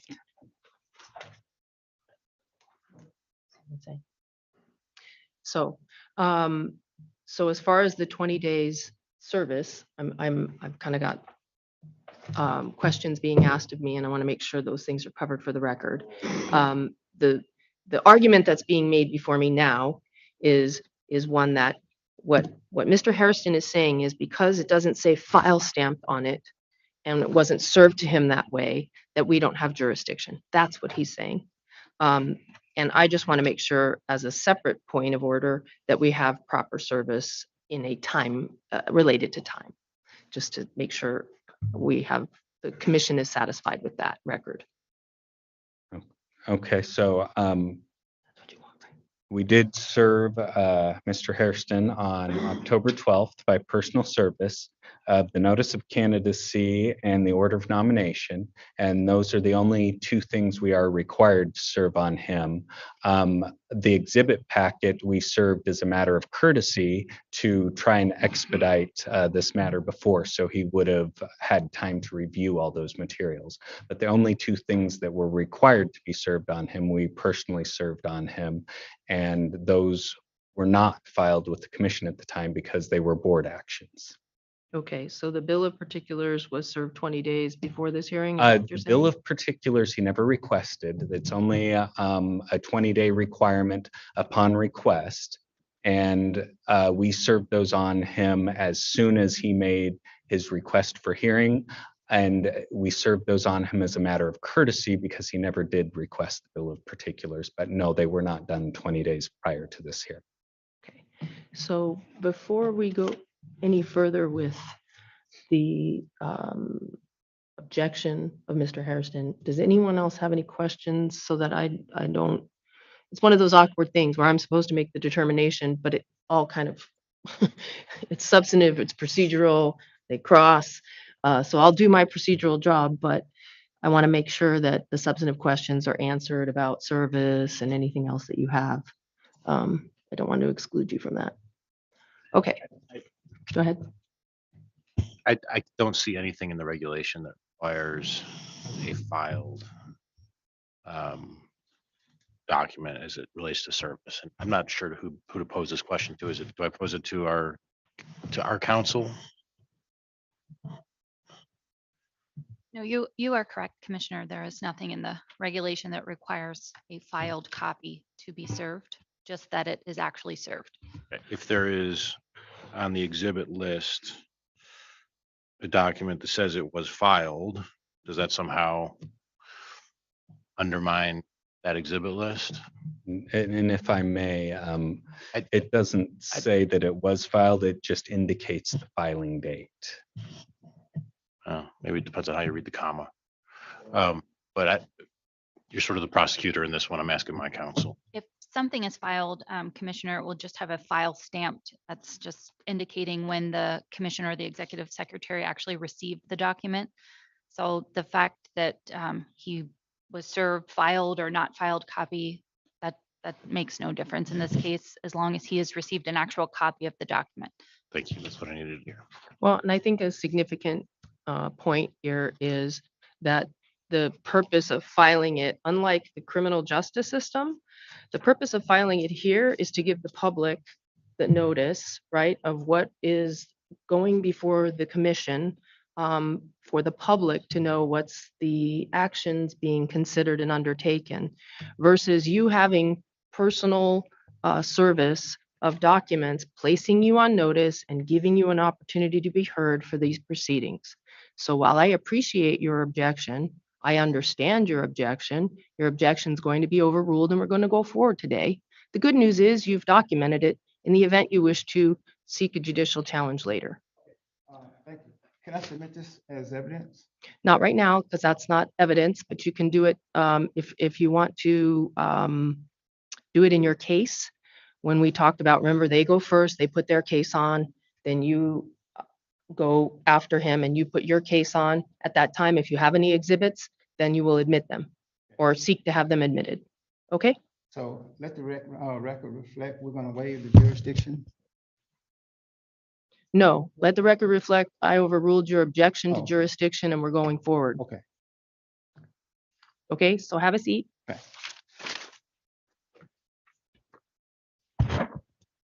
Just Okay, so to, your motion to admit the exhibits, for lack of a better term, is a motion. You move to admit them is granted. and Chair, can I ask that exhibits 16 and 17 be admitted as confidential exhibits? Yes, the record shall reflect that the request is made both on the exhibit list and contained in this exhibit 16 is an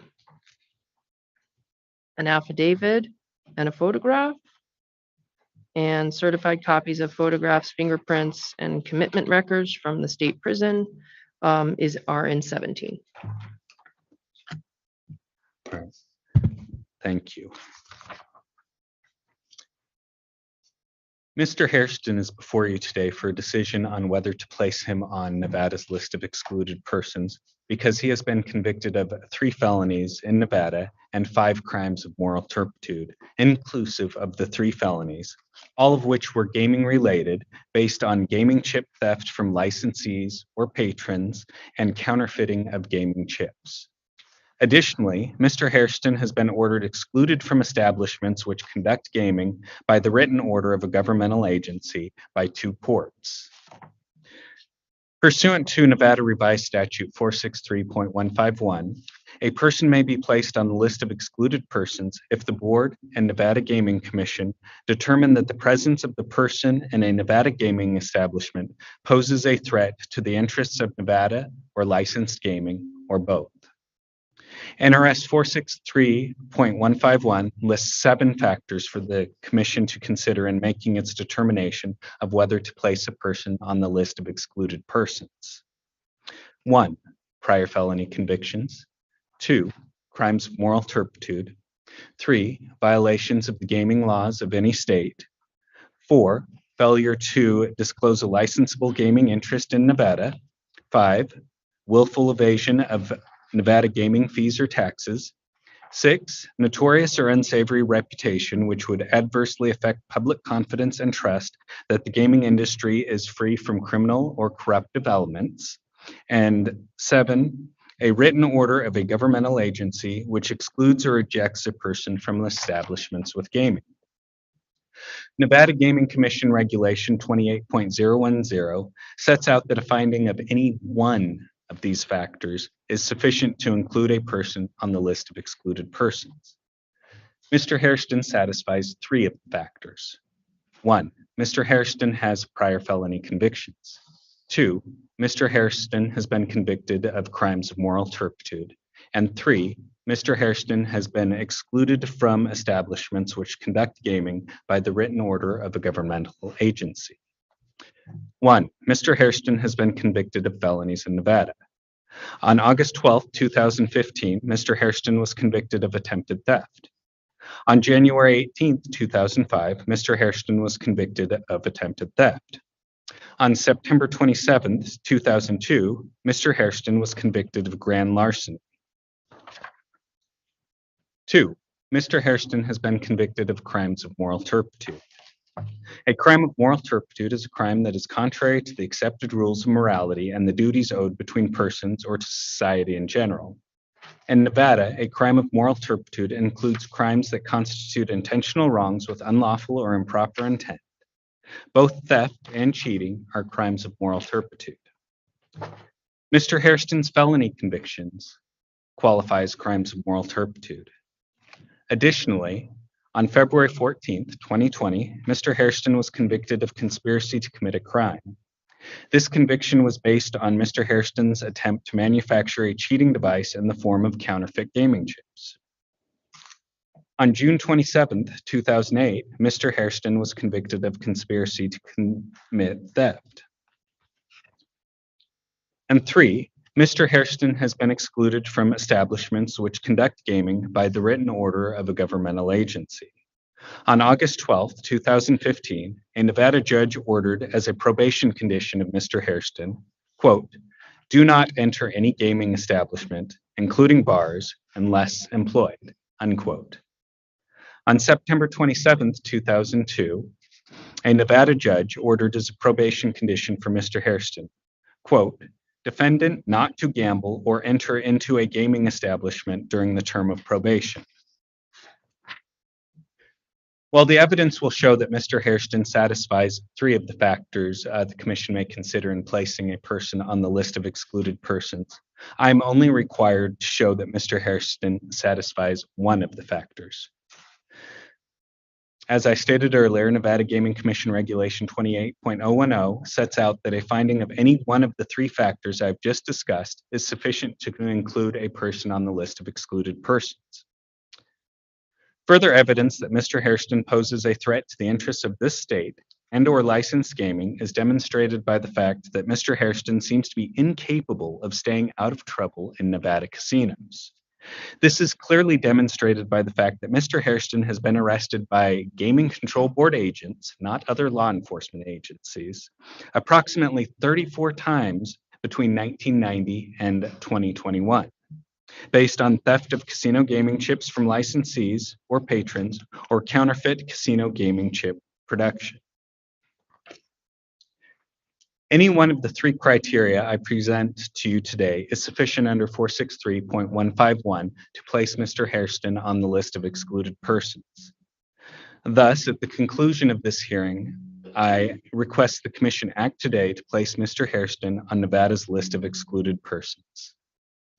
And thank you. And if Mr. Hairston doesn't have an opening statement, I will call my first witness.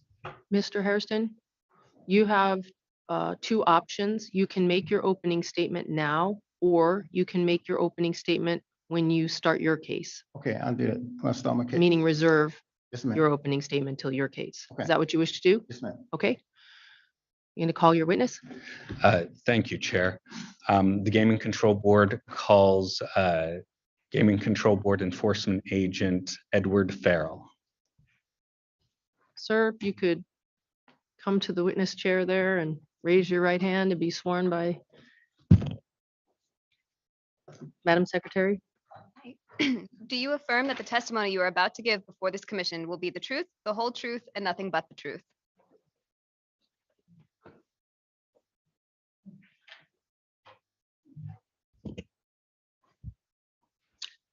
Would you please state your name? Edward Joseph Farrell III. And will you spell that for the record, please? Edward EDWARD, Joseph JOSEPH, Farrell FARRELL. And do you have a nickname? Yes, Ted. Okay. Who is your employer? The Nevada Gaming Control Board. And what is your present position? I'm an enforcement agent in the Special Investigations and Intelligence Division.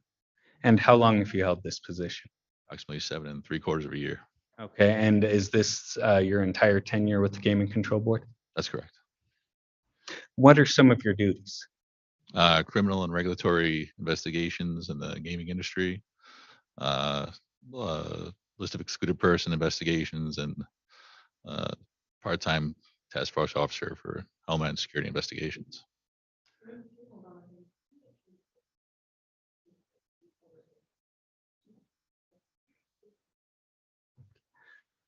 Are you familiar with Leonard Morgan Hairston? I am.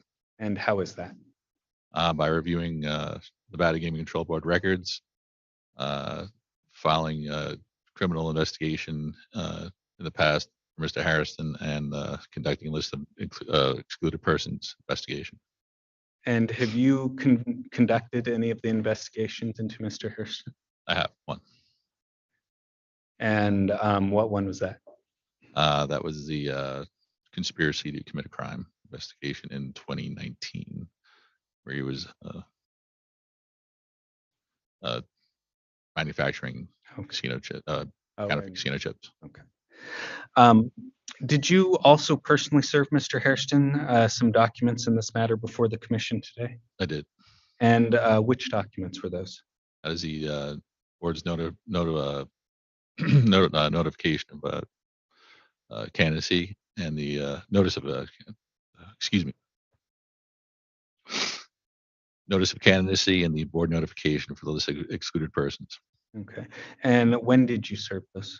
That would be October 12th of 2022 And where did you serve this? at his residence. Okay. Will you please turn to Exhibit 1?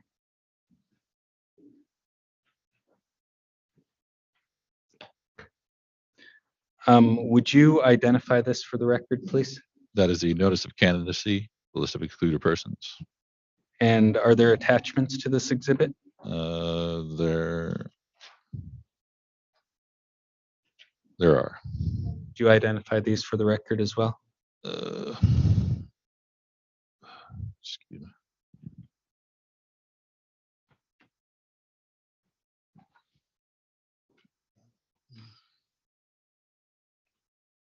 That's the order of nomination, the list of excluded persons.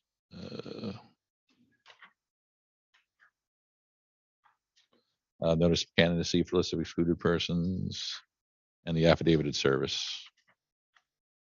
And is the affidavit of service an affidavit reflecting your personal service of Mr. Hairston? That's correct. Okay. And was it of those aforementioned documents? Yes, they were. And this has already been admitted. Would you please identify exhibits 4, 5, and 6 for the record? 4, 5, and 6. 4 is a judgment of conviction or plea of guilty. Exhibit 5 is a amended judgment of conviction, plea of guilty, and number 6 is an indictment. Who is the subject of these exhibits? Leonard Morgan Hairston. Okay. Do these exhibits reflect whether Mr. Hairston has been convicted of a felony? They do. And what felony? Attempted theft. When was Mr. Hairston convicted of the felony? June 17th, 2015. In what state was Mr. Hairston convicted of the felony? Nevada. Do you know what the basis of this felony was? I do. And how do you know that? Review of Nevada Gaming Control Board records. Okay, and what was the basis of this felony? While at the Wynn, he attempted to steal casino chips from a patron. Okay. Would you please turn to the last page of Exhibit 4?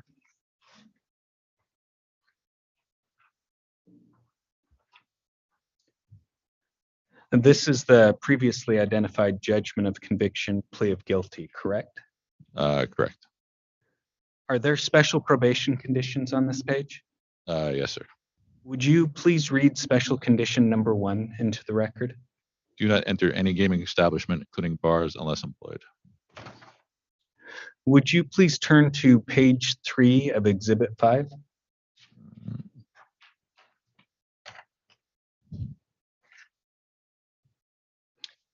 This is the previously identified amended judgment of conviction, plea of guilty, correct?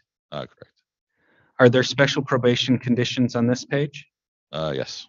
Would you please read special condition number 1 into the record? Defendant may not enter any gambling establishment unless employed. And these exhibits were already admitted. Would you please identify exhibits 7 and 8 for the record? 7 is a judgment of conviction, plea of guilty, and 8 is guilty plea agreement. Okay. And what is the case number for those?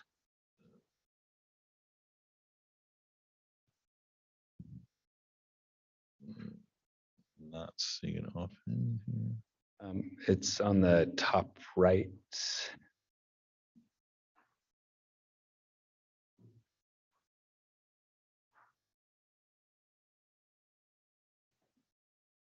Just to the right of the. Oh, okay. Excuse me.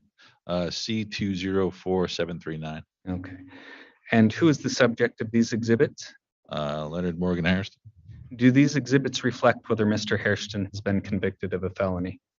They do. What felony? Attempted theft. When was Mr. Hairston convicted of the felony? December 16th, 2000. And in what state? Nevada. And do you know what the basis of this felony was? I do. And how do you know? Review of Nevada Gaming Control Board records. Okay. What was the basis of this felony? Mr. Hairston had attempted to redeem counterfeit palm chips at the Fremont Casino and the Fitzgerald's. Do you know what agency made the arrest for this case? I do. And how do you know that? Reviewing Nevada Nevada Control Board, Gaming Control Board records. Okay, and what agency? Nevada Gaming Control Board. Okay. Do you know if the agent performed a search incident to the arrest? I do. And how do you know that? By reviewing Nevada Gaming Control Board records. Did the agent perform a search incident to the arrest? The agent did. Okay. Do you know what was found in the search incident to the arrest? I do. And how do you know that?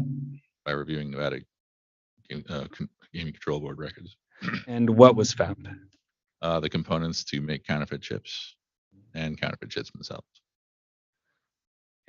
Would you please identify exhibits 9 and 10 for the record? Number 9 is a judgment of conviction, plea of guilty, and 10 is a guilty plea agreement. And what is the case number for those? C185143. Who is the subject of these exhibits? Leonard M. Stone, aka Leonard M. Martin Stone, aka Leonard Morgan Stone. Okay, and is this the person who is before the commission today? It is.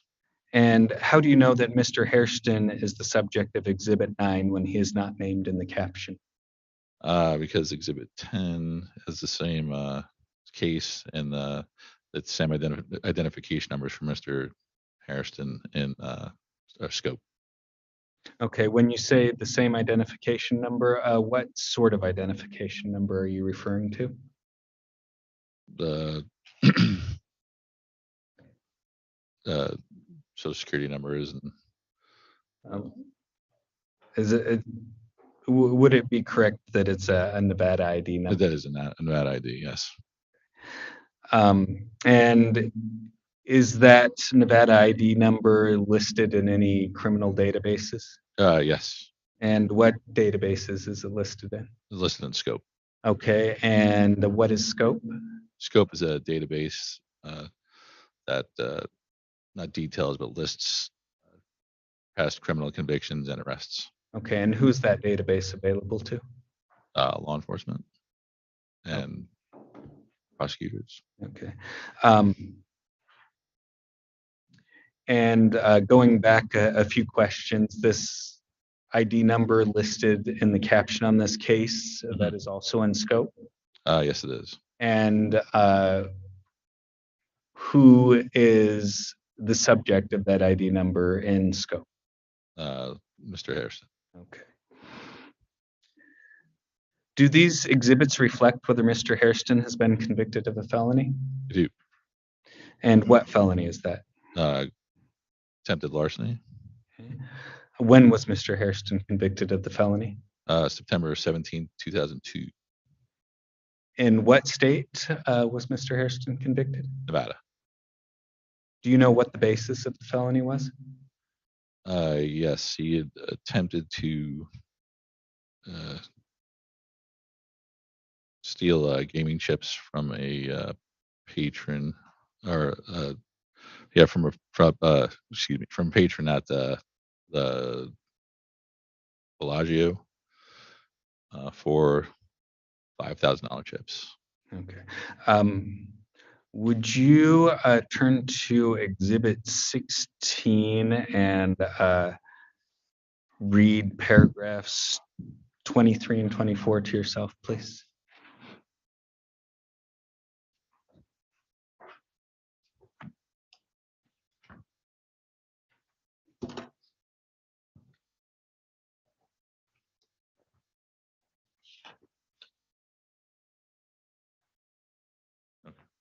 Okay.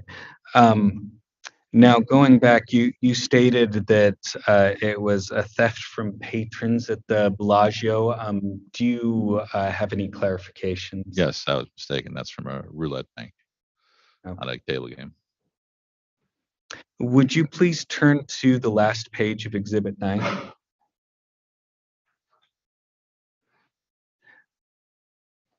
This is the previously identified judgment of conviction plea of guilty, correct? That's correct. Are there probation conditions on this page? Yes, sir. Would you please read special condition number 3 into the record? Defendant not to gamble or enter into a gaming establishment during the term of probation. Would you please identify exhibits 11, 12, and 13 for the record? 11 is a judgment of conviction, plea of guilty. 12 is an indictment, and 13 is an amended indictment. Okay, and what is the case number for those exhibits? C1934202441. Who is the subject of these exhibits? Leonard Morgan Harrison. Do these exhibits reflect whether Mr. Hairston has been convicted of a crime? They do. And what crime? Conspiracy to commit a crime. When was Mr. Hairston convicted of this crime? February 13th, 2020. And in what state? Nevada. Do you know what the basis of the crime was? I do. And how do you know that? Reviewing personal Nevada Gaming Control Board records, and I conducted this investigation myself. Okay. And what was the basis of the crime? Well, housed at the Casa Grande transitional facility, parole and probation officers searched Mr. Hairston's possessions, and there was components to make counterfeit casino chips. Would you please identify exhibits 14 and 15 for the record? 14 is a judgment of conviction, plea of guilty, and 15 is a guilty plea agreement.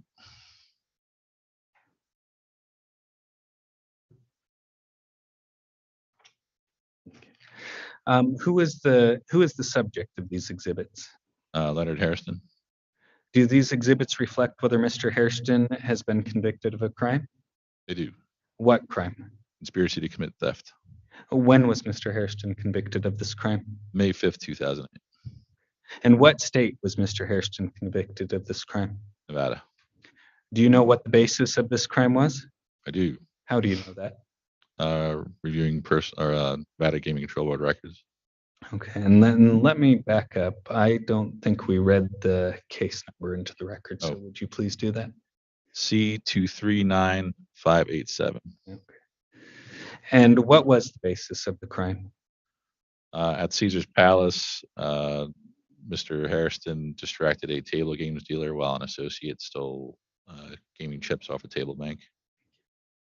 Would you please identify exhibit 16 for the record? That is my affidavit. Okay. What does it contain? It contains my research into Mr. Hairston in the Nevada Gaming Control Board database and records, and then synopsises of the crimes that we're speaking of today. When did you sign it?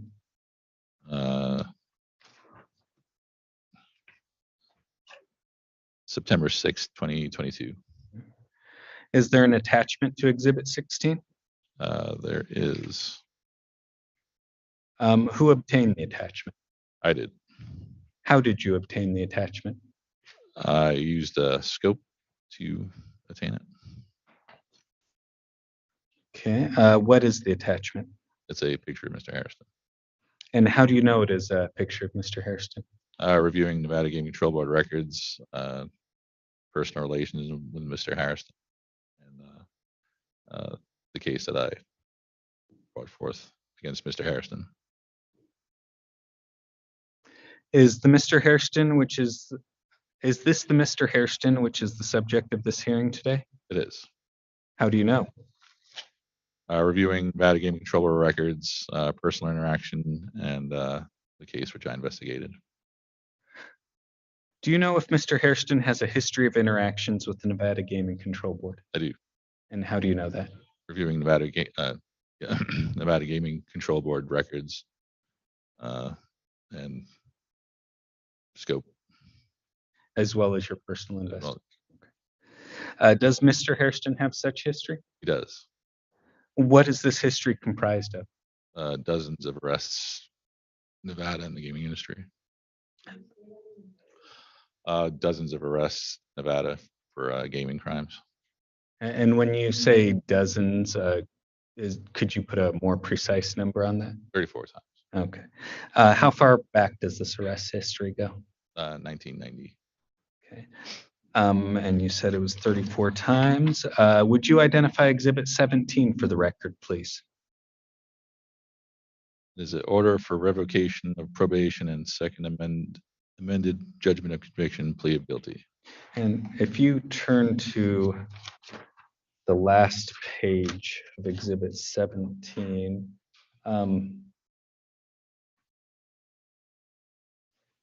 would it be fair in looking at that to characterize Exhibit 17 as excerpts from Mr. Hairston's prison record? It would. Who obtained this? I did. Is it certified? It is. What does Exhibit 17 contain? Again, it's the order for revocation of probation and second amended judgment of conviction. He's got it's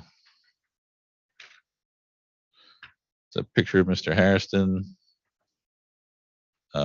identifying numbers, birth dates. There's a fingerprint record for Mr. Hairston.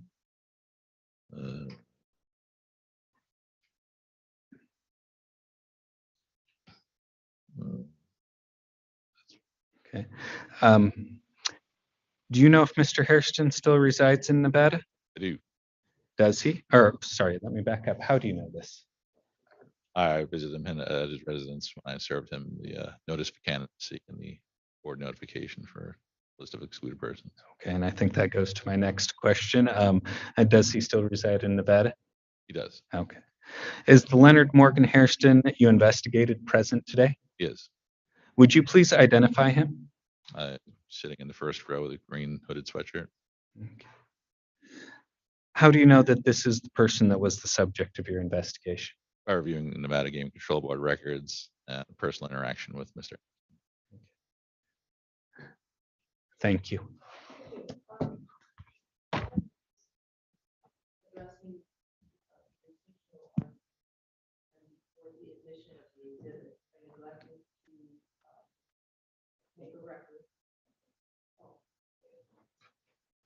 I'm sorry, I thought it was up. Apologize. So after you moved to admit the exhibits, Mr. Hairston had his objection based on jurisdiction. That record's been made. But the record that I did not make is that even though the rules of evidence don't technically apply to these exhibits, evidence that's relevant, which this obviously is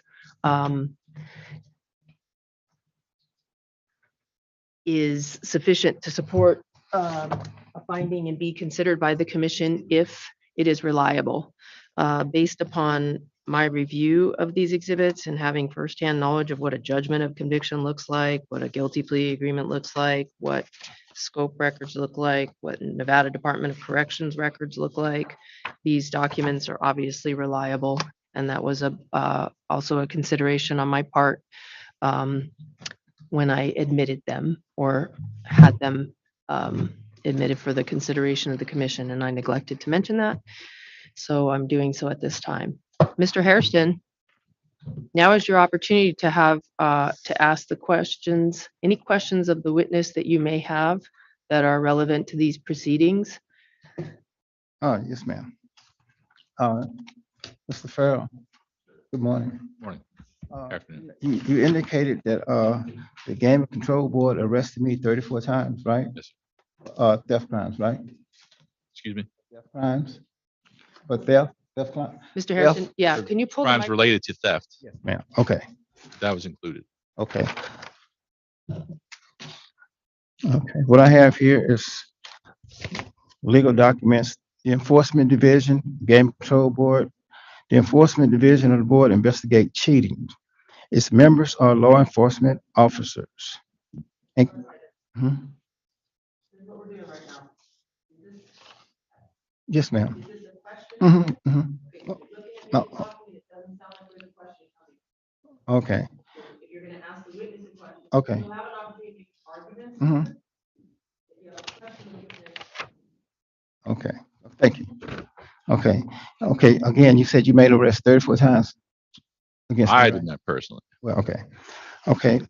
I want you to know that pursuant to NRS 465-101, detention and questioning of persons suspected of violating chapters limited liability posted of notice. Each of those arrests that I committed in the gaming establishment was theft crimes. So the Gaming Control Board, all the arrests that they made was unlawful arrest because under NRS 465. I'm going to object, Your Honor.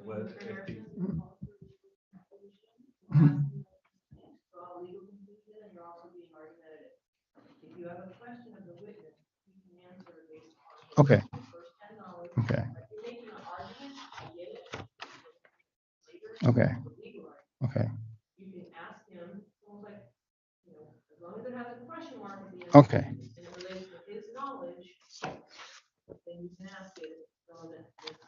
Yes, ma'am. Okay. Mr. Farrell, did you serve me an unfiled copy of the bill of particulars?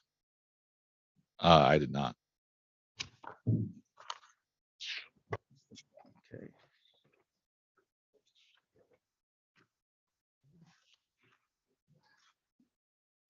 Mr. Farrell, did the Gaming Control Board arrest me 34 times for theft crimes? Not necessarily theft crimes, but crimes involving the gaming industry. Okay, but these crimes wasn't in pursuant to NRS 465. In addition to 465, there were some other ones as well. Yeah, but there was none under 465. I was never arrested under NRS 465. I was never arrested for gaming crimes. I was always arrested for a theft crime. So the crimes that I was arrested for was unlawful because it wasn't in pursuant to NRS 465. And the convictions was void convictions because when I appealed the convictions to the Nevada Supreme Court, the Supreme Court dismissed all the cases. Mhm. Okay.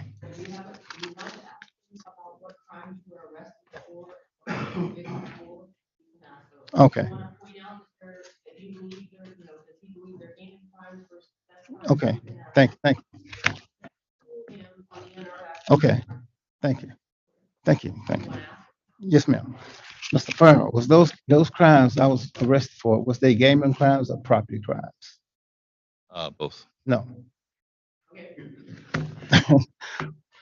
Chair Tagliati, please turn on your mic. I'm sorry. So if you have a crime that you believe is a gaming crime, excuse me, a theft crime and not a gaming crime, then ask him that specifically related to your records. Okay. If you don't, this is going to be, again, Yes, I ma'am. can't allow it because Okay. you can't tell him Okay. what you are arguing. Yes, ma'am. Gotcha. Okay? Okay. Okay, Mr. Farrell, those crimes that I was arrested for, they was all theft crimes. Pursuant to NRS 265, attempt theft, grand larceny, theft, burglaries. They was under NRS 265, right? Mr. Hairston, two things. One, you've been saying 465, now you're saying 265. Which one is it? 265. Okay. Two, do you have one in particular that you would like to bring to his attention and ask him that? Yes, ma'am. The 34 crimes that the Gaming Control Board arrested me for, they was all under 265, correct? No. Okay, all right. That's enough. Okay. Okay. Do you have any rebuttal questions? Just a few, Chair. Mr. Farrell, are you certified by the Peace Officer Standards and Training Commission? I am. Does that give you certain law enforcement authorities? It does. Are those limited strictly to Chapter 465 of the NRS? It does not. Okay, what other things can you arrest for beyond gaming crimes? Any statutory crime Okay, in Nevada. and generally speaking, if you know, are enforcement agents of the Gaming Control Board all post-certified? They are. And is it, I'm trying to remember a little bit about post-certification. Is it level 2 certified? The requirement for hiring is level 2, but we're all level 1 or category 1 rather. That's what it is, category 1, and that's higher than category 2. Yes. Okay. And then would you turn to exhibit 12, please?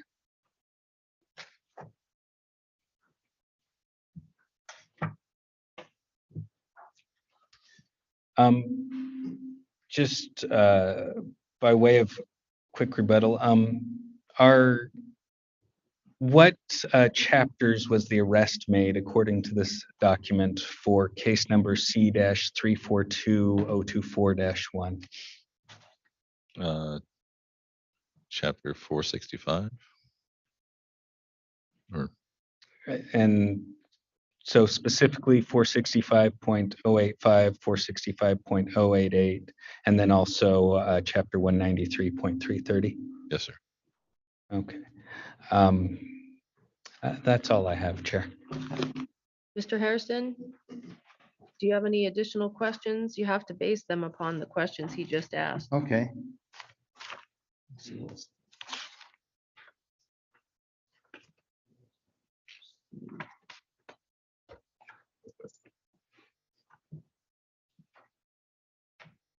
Okay, yes, Mr. Farrell. On June 27, 2008, Leonard Harrison was convicted of Nevada of conspiracy to commit theft in violation of NRS 199480. Correct? Can you repeat that? Okay. On about June 27, 2008, Leonard Morgan Harrison was convicted in Nevada of conspiracy to commit theft in violation of NRS 199480. Correct? Which case would you be looking at? Okay, we're looking at, what case is this? This is count 2, number 6E. And let's see what we got here. Are you looking at an exhibit by any chance? I'm just looking at this right here. Oh, I see. Okay. Yeah. good. But yeah, Mr. Farrell, well, all these arrests right here is under NRS 193, NRS 205, NRS 199, and they're not in violation of NRS 465. So that didn't authorize the Gaming Control Board to arrest me for those crimes. So all those crimes that I was arrested for was unlawful arrests by the Nevada Gaming Control Board. Is that a question? Yes. Correct, is what he's meant to add at the end. That's incorrect. No. Okay. Well, like I say, pursuant to NRS, NRS 465-101, Mr. Farrell, Gaming Control Board agents was only allowed to make arrests for gaming crimes. So the crimes that I was arrested for wasn't a gaming crime. It was a property crime. Correct? As the category 1 peace officer, I'm Not authorized to. Not pursuant to statute, NRS 465-101. You violated the statute when you arrested me for property crimes. Okay, so there was an objection made that was likely not caught by the court reporter because you're not at the microphone, and I'm the biggest perpetrator of such things. So I will make a record that the AG objects. I agree with him. This is argument.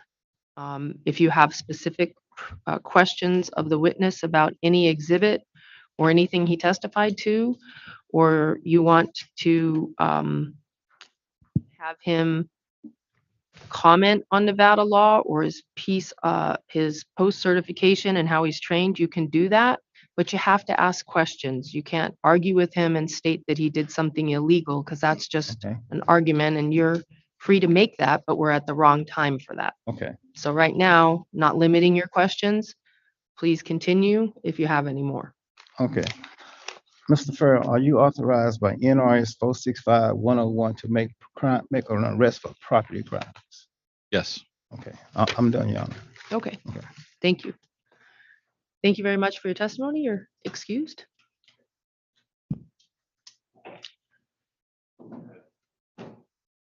So the court reporter can hear.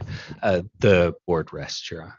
Okay, so there being no other witnesses or evidence presented by the board at this time, Mr. Harrison, first of all, if you wish to testify before you make argument, I guess the first thing I need to know is, do you wish to make an opening statement before you start your case? So step forward to the microphone. Now, there's a difference between an opening statement and testifying. You're going to make an opening statement that you can include anything you'd like. Then you're going to make sworn statements, presumably, if you so choose, where you would be subject to cross-examination if you choose to make those statements to put evidence in the record. And then at the end, you'll have an opportunity to respond to factual and legal arguments made. So now is the time for the opening statement.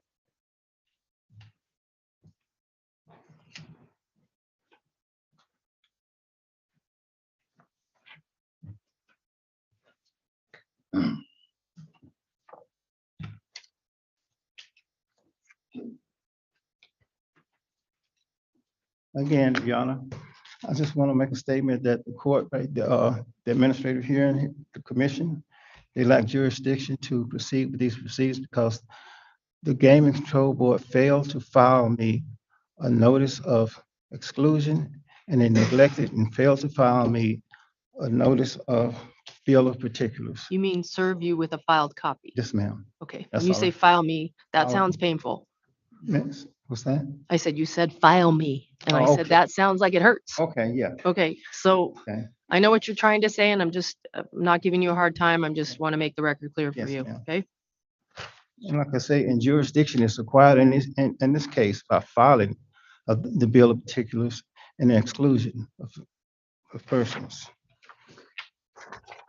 And such, and without filing these documents, the proceedings will be null and void. 'Cause they wouldn't have no effect because there was nothing filed to serve me, so that was a defect in the notice of process of service. Okay, you made a record of that. Okay, that's all I Now, have to now say. is your opportunity to tell us what other evidence or arguments you intend to, since we've Oh, okay. addressed that one. Well, like I say, the Gaming Control Board, they violated my constitutional rights because when they arrested me, they arrested me in the violation of NRS 465-101 because they arrested me for property crimes in NRS 265. And the law states the Gaming Control Board can only make arrests for gaming crimes. So when I was arrested, I did not commit a gaming crime. And so when you commit a gaming crime, the licensee is under the statute, they are required to call the Nevada Gaming Control Board to inform them that I committed a cheating crime, like chips and all that kind of stuff, but I never did that. Okay, so I understand that's another legal argument that you've made. Do you have the intention to be placed under oath and testify about any of the evidence in the case as far as, there's a difference between facts and legal arguments. You've made a lot of legal arguments today. Do you have any facts you wish to put forward for us, in which case you would need to? So for example, if you were going to say something about one of the offenses, it was this, it wasn't that kind of thing, where you're actually talking about facts, then you would be sworn. And so do you have the desire to be sworn and present any evidence on your behalf related to facts? No, ma'am, because like I say, without being served properly, the evidence is admissible now, so I don't have nothing to say. Well, the good news is, since you made the objection already, and it's been documented in the record, you can still present facts without waiving your jurisdictional argument. So if things don't go your way today and you choose to undertake judicial review, you've made that argument and you've protected the record and you've preserved the objection. So you can feel free to put forward any evidence that you choose, because here's the thing. If you lose, if you have all your eggs in that basket or all your marbles in that jar, and you lose before the courts and they say Tagliati was right, Hairston was wrong, then you're done. And you don't have the opportunity to come back here and tell us facts if you have any that you want us to know. So because you preserved the legal argument, it's not going anywhere. If things don't work out for you today, you can challenge what decision I made today on the jurisdictional argument, and we can, you know, you can pursue that, but you won't have a chance to come back if you lose and tell us any facts you want us to know. So you should do so if you want to. If there's facts that are relevant to this that you want to point out anywhere about any of these charges, cases, you know, theft versus gaming, any of the facts, you should do so, because if you're not successful on that challenge, you won't get an opportunity to come back. And all of this is going to be considered by basically your jury. Right. Yeah. So do you have any evidence or testimony you wish to present related to any facts that are underlying these exhibits or anything else in the case? Yes, ma'am. Okay. So what we're going to do then is I just need you to raise your right hand and be sworn. Yeah. Mm-hmm. Do you affirm that the testimony you are about to give before this commission will be the truth, the whole truth, and nothing but the truth? Okay. Could you say yes into the microphone? Yes. Okay. So if you want, go ahead and sit there so you have your papers and you've not rushed.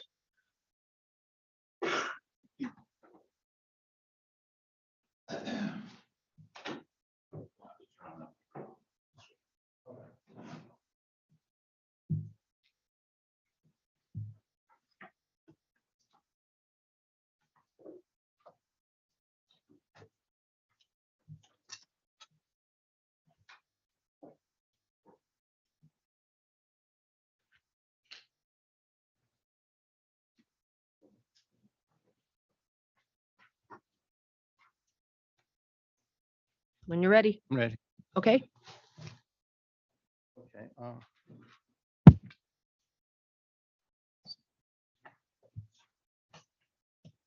Yes, ma'am. In 2008, I was charged with possession of a cheating device and conspiracy to cheat at gambling. I took that case to trial and that case was dismissed for lack of evidence. I have the exhibit here. Okay. Could somebody grab it for me?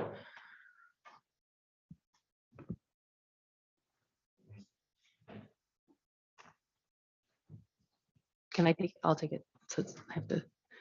So, Mr. Harrison, do you want to admit this? Yes, ma'am. Okay, then give me a second. Hold on 1 second. Let me look it over first and then.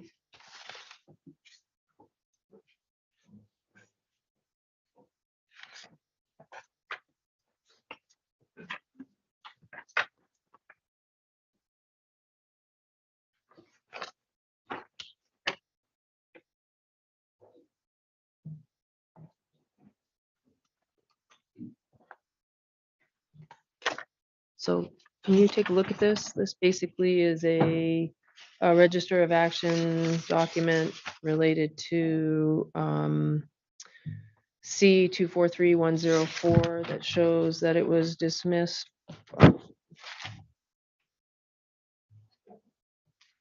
Pursuant to an oral motion to dismiss. Can you look that over before? So he gets to be heard on whether he objects to its admission. If he doesn't object, it'll be admitted.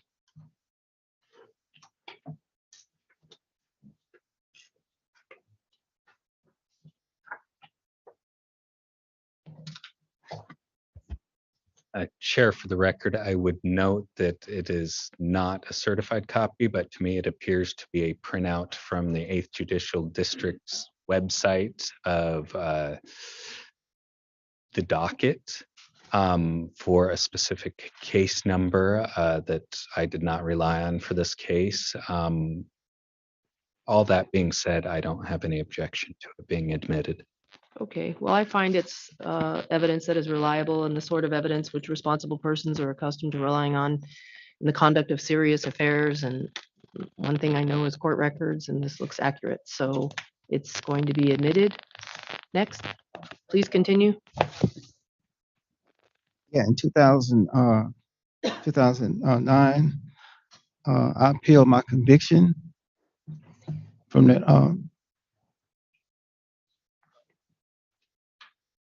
of attempt theft to the Nevada Supreme Court, and the Supreme Court dismissed the appeal for lack of jurisdiction in the lower court, and dismissed the case for attempt theft and entered it in the minutes of the records. And so I was convicted, I was subjected to double jeopardy in that case because they never filed the charges in that case. And they, Okay, why don't we hand that to? oh yeah, Let's just see how many we get.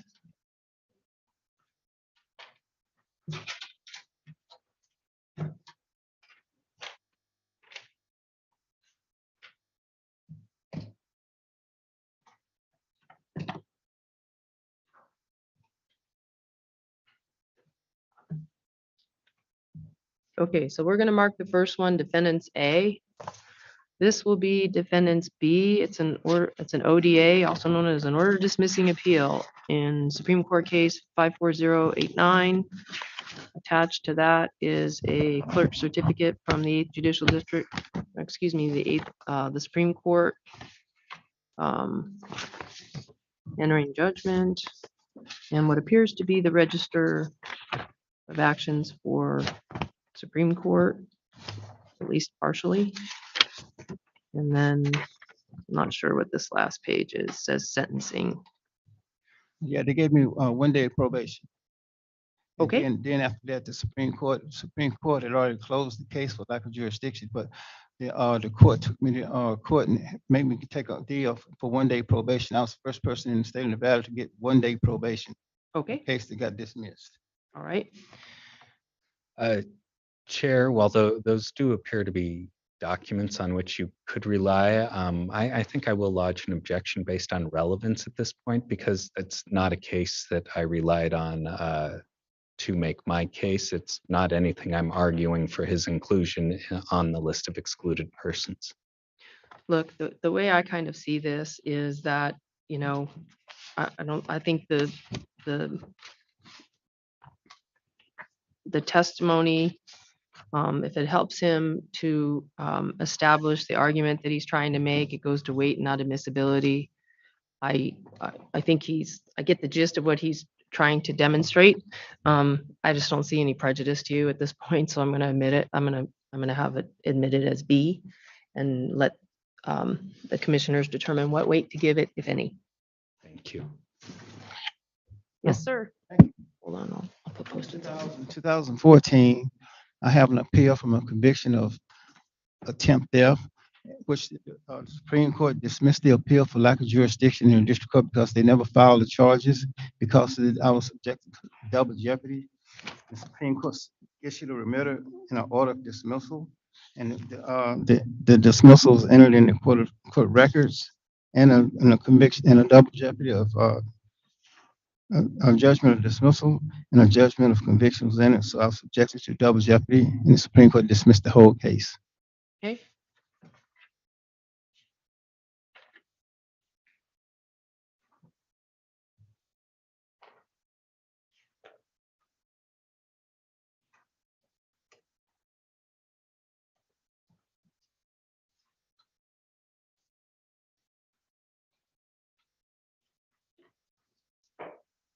Commissioner, can I get a copy of those back? Sure. It's going to have to be after. Okay. Okay.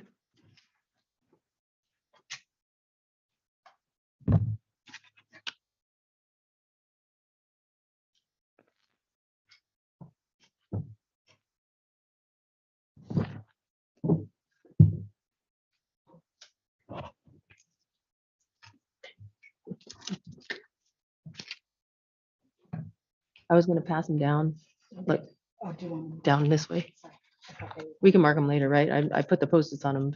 So you could look these over.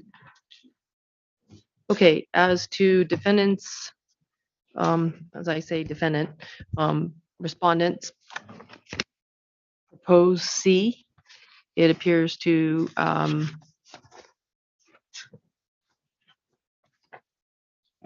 I guess the question is, understanding that there's kind of a panoply of documents here, do you have reason to question the gist of what, that this, in his view, documents what he's saying about it being dismissed? I would note for the record, Chair, that it was his appeal that was dismissed in that document, not the case against him that was dismissed. And I think it's important to note that for the record, because that appeal does concern one of the cases that I did present testimony and evidence on. And so the record, I don't have any objection to that furthering the record, but I think it needs to be properly characterized as the dismissal of the Supreme Court was of Mr. Hairston's appeal, not the case. Okay, well, what I'm going to do is I'm going to admit, sorry, thank you, defendant C. There is a notation on page 2 of 11, which would be the 4th page of the document dated October 29th, 2014, that reads Nevada Supreme Court Clerk Certificate / Judgment dismissed, and remitter was issued. So I understand there were all kinds of things that happened after that, but once remitter, I mean, the notice of appeal and a motion to recall the remitter, then there's a whole plethora of things. I think my esteemed fellow commissioners can figure out this court record. So I'm going to go ahead and admit it and let everybody review it and let it speak for itself. Next. I have one more. Okay, this was from 2019, and this is an order dismissing the appeal for lack of jurisdiction in the lower court for the charge of the Supreme Court filed this order of dismissal, and they issued a letter to the lower court with an order of dismissal, dismissing the whole case. So this would be proposed defendants, respondents D. I'm just used to plaintiffs and defendants, so that's your law. That's a regular lawsuit, which is what this feels like.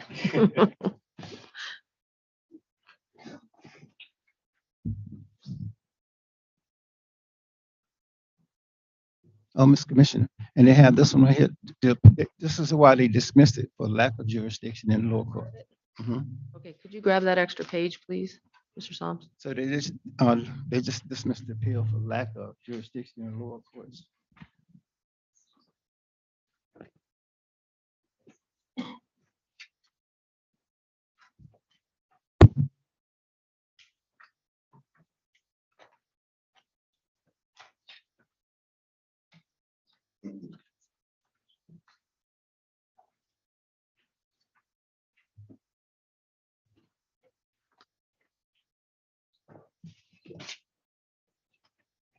When they're done looking at it, I'm going to pass it down.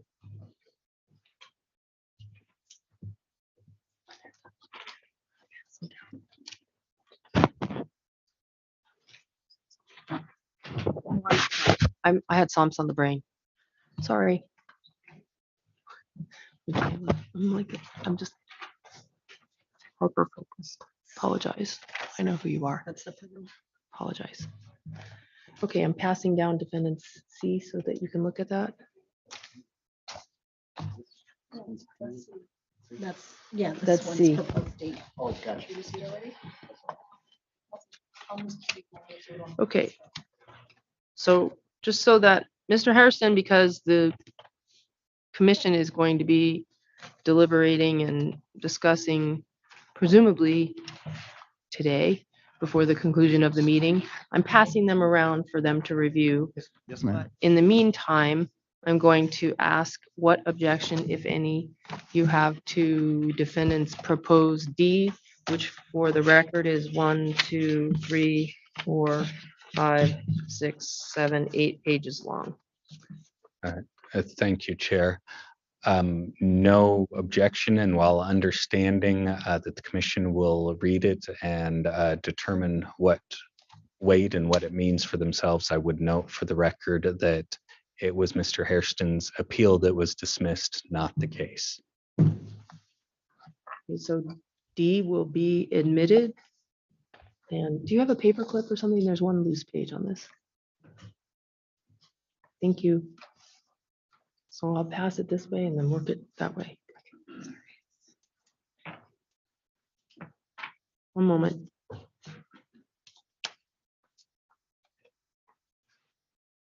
Okay, please continue. Yes, ma'am. Yes, ma'am. I contacted Nevada Supreme Court clerk, and she informed me that an order of dismissal dismisses the case. It's not going to show. It's not going to say that the case was dismissed. The order of dismissal dismisses the case, and when the clerk of the district court enters that into the minutes, it terminates the jurisdiction of the district court. And so what I was subjected to was a false imprisonment because they went ahead and convicted me after the case has been closed. And so the Supreme Court told me the case was closed when that remittal was issued back to the lower court, and they ignored to execute the judgment of dismissal after it's been remitted back down to the lower court. So that's what happened on that. Then I want to go to NRS 465-101. I want to admit to evidence, so you can review that the detention in question of persons suspected of violating chapters, limitations, and liability. Okay. So like I say, all the arrests that the Gaming Control Board prompted towards me was in violation of NRS 465-101. So, and like I say right here in the Prevention Enforcement Division, Gaming Control Board, the enforcement division of the board investigates cheating. Its members are law enforcement officers and can make arrests for gaming crimes. So all the crimes that I was subjected to was property crimes in pursuant to NRS 265. So what you have in your hand there is a copy of a statute, correct? Yeah. Okay, you don't have to admit that as evidence. You're just asking us to take notice Okay. of NRS 465.101. Is that correct? Yes, ma'am. Any other statutes you're asking us to take notice of as part of our? NRS 265. Those are property crimes. So like I say, if the Gaming Control Board, if they was at a casino and someone was guilty of prostitution or stealing some liquor out the gift shop, they would be unauthorized to make those type of arrests because it's not cheating crimes. So the casinos would be liable if they called the Gaming Control Board for a theft crime. Because inside the casinos, they got a posted board to let you know that anybody who's violating the gaming laws, they're entitled to call the Gaming Control Board to come there and make the arrest. But in my situation, the arrest I did in the casinos was theft crimes, not gaming crimes. And so that subjected me to unlawful arrest. They didn't have authority pursuant to the NRS 465 to arrest me 34 times for gaming crimes, even though they were theft crimes. Okay. Okay, and then there's one more. I want to admit mode of acquiring jurisdiction. I'm sorry, could you restate that, please? I can't hear you. Again, yeah. I'm going to submit this into evidence. Mode of acquiring jurisdiction. Jurisdiction is acquired in a criminal case, but this is not a criminal case, upon the filing of a complaint. So a complaint in this case is this right here. What they say, a complaint shall mean the notice of exclusion and the bill of particulars. That would be the complaint in this case. Here. So like I say, the Gaming Control Board, they never served me with a file copy. And so with them not serving me with the file copy, deprived the Judicial Commission and the Commission of authority to do proceedings towards this case, this hearing right here. But like I say, Mr.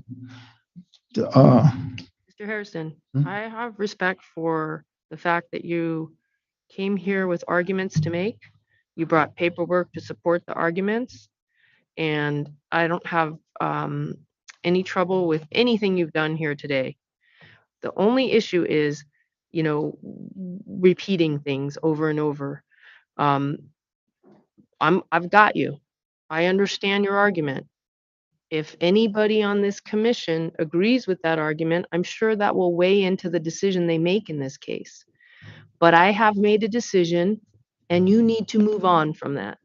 Okay? You made a record 5, 6, 7 times.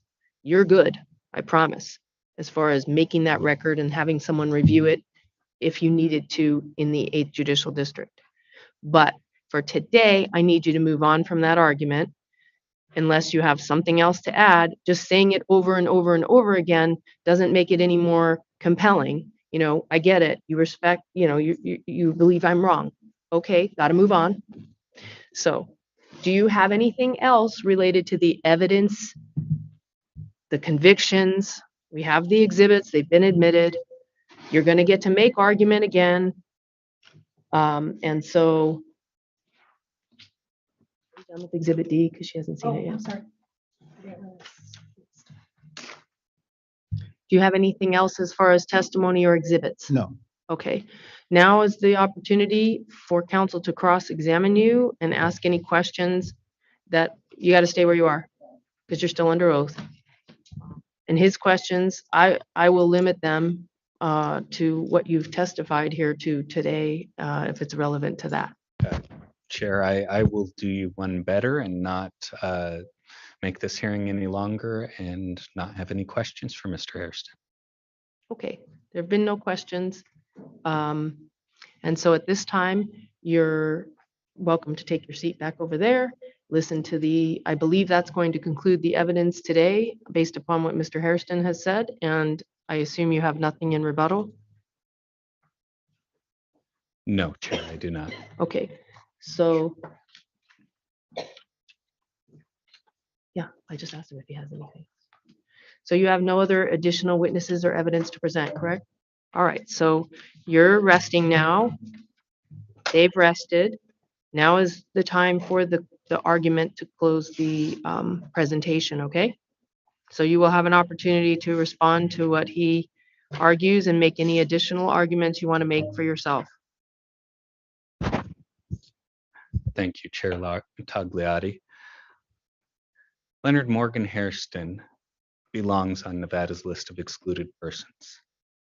As I went over in my opening argument, there are 7 factors the Commission may consider in making the determination of whether to place a person on the list of excluded persons. I only needed to prove that Mr. Hairston satisfies one of those 7 factors.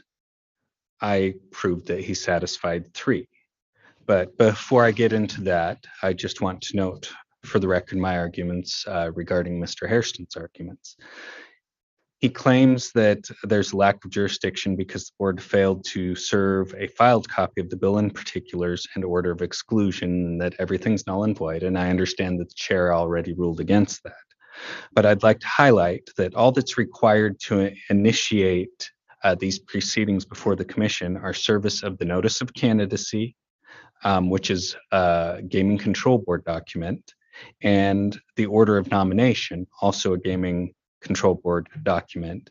And Exhibit 1 of the admitted exhibits includes both of these.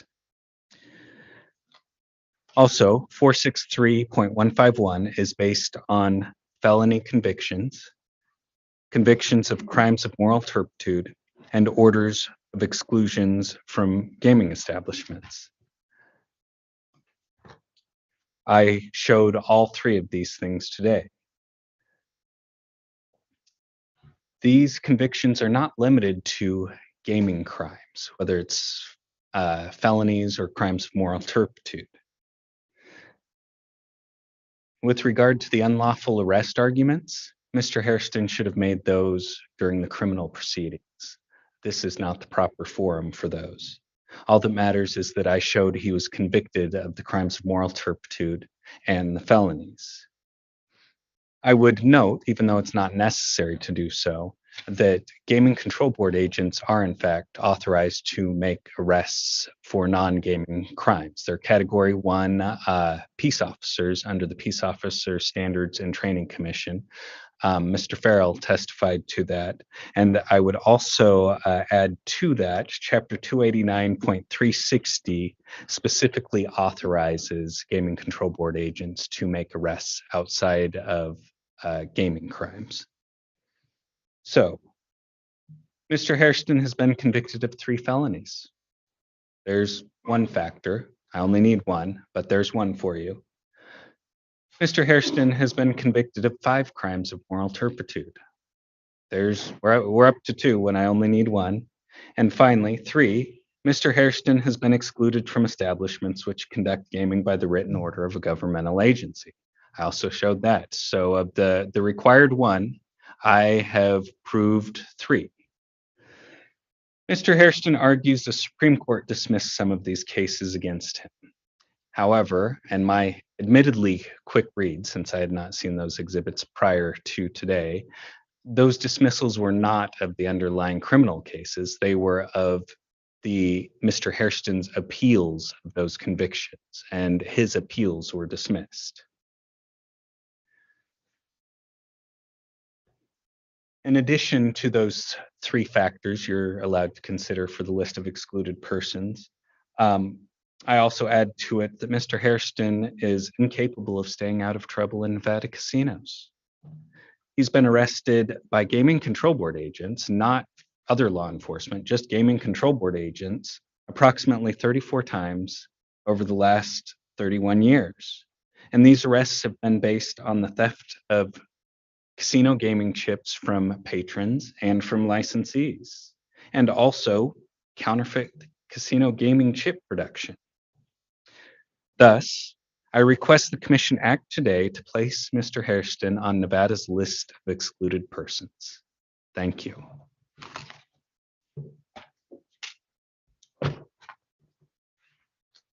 Mr. Hairston?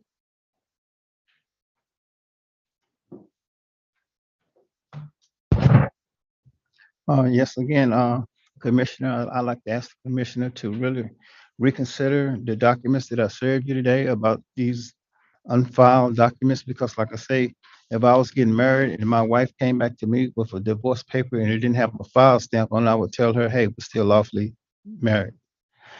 Like I say, the record shows that I was it says right here, in the event a candidate does not request a hearing, which I did, the board will file with the commission the bill of particulars. I never got the file bill of particulars. So I was subjected to a defective process of service by the board. And so with me being served an unfiled bill of particulars, the agency never acquired jurisdiction and all proceedings are null and void.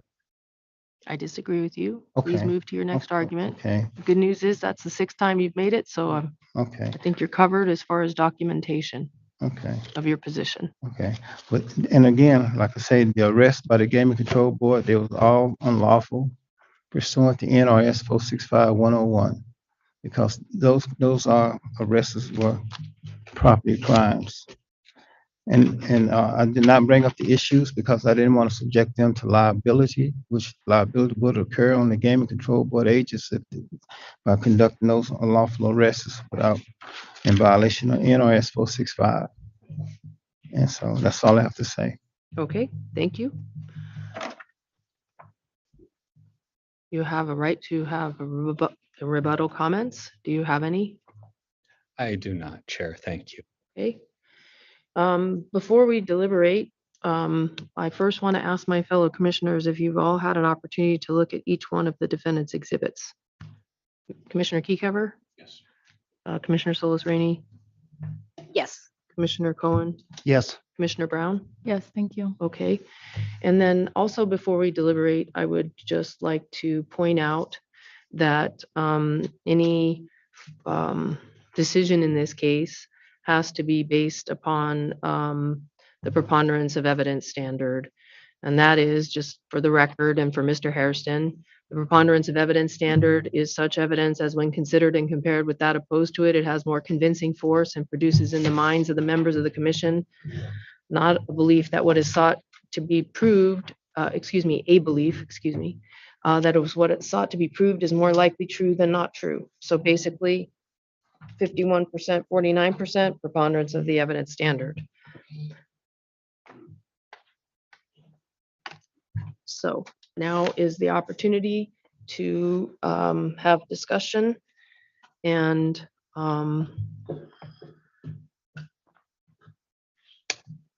Thank you, Madam Chair. As it relates to Mr. Hairston's position relating to service, I believe that our counsel has advised us that all of the service issues were proper and lawful. As it relates to his assertion of any unlawful arrest under NRS 465-101, that particular chapter relates to officers of licensees, not gaming control board officers. Gaming control board officers are post-certified and duly authorized under statute to make arrests for criminal violations outside of NRS 465. And I do believe that the documents provided by Mr. Harrison that do relate specifically to the exhibits provided by the Attorney General's office do not undercut the original disposition at the district court. So I believe that based on my review of the preponderance of the evidence, the Attorney General's office has made a case that he is eligible for listing in the excluded persons list, and I would believe that it would be appropriate. Thank you.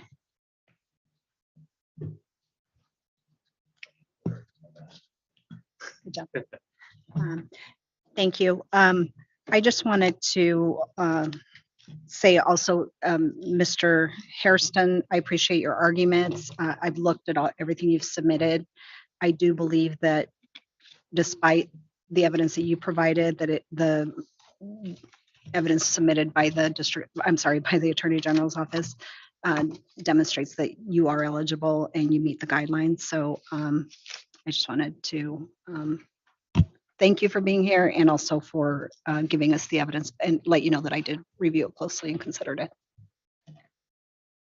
Commissioner Cohen? Thank you.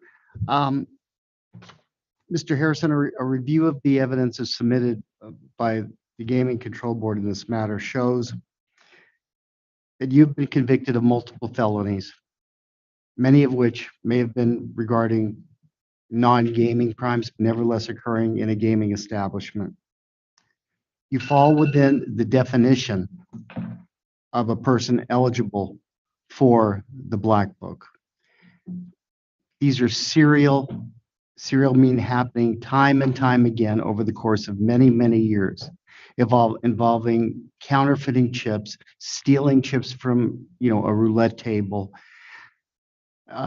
These cannot be in any way, shape, or form excused. I don't believe, let me rephrase that.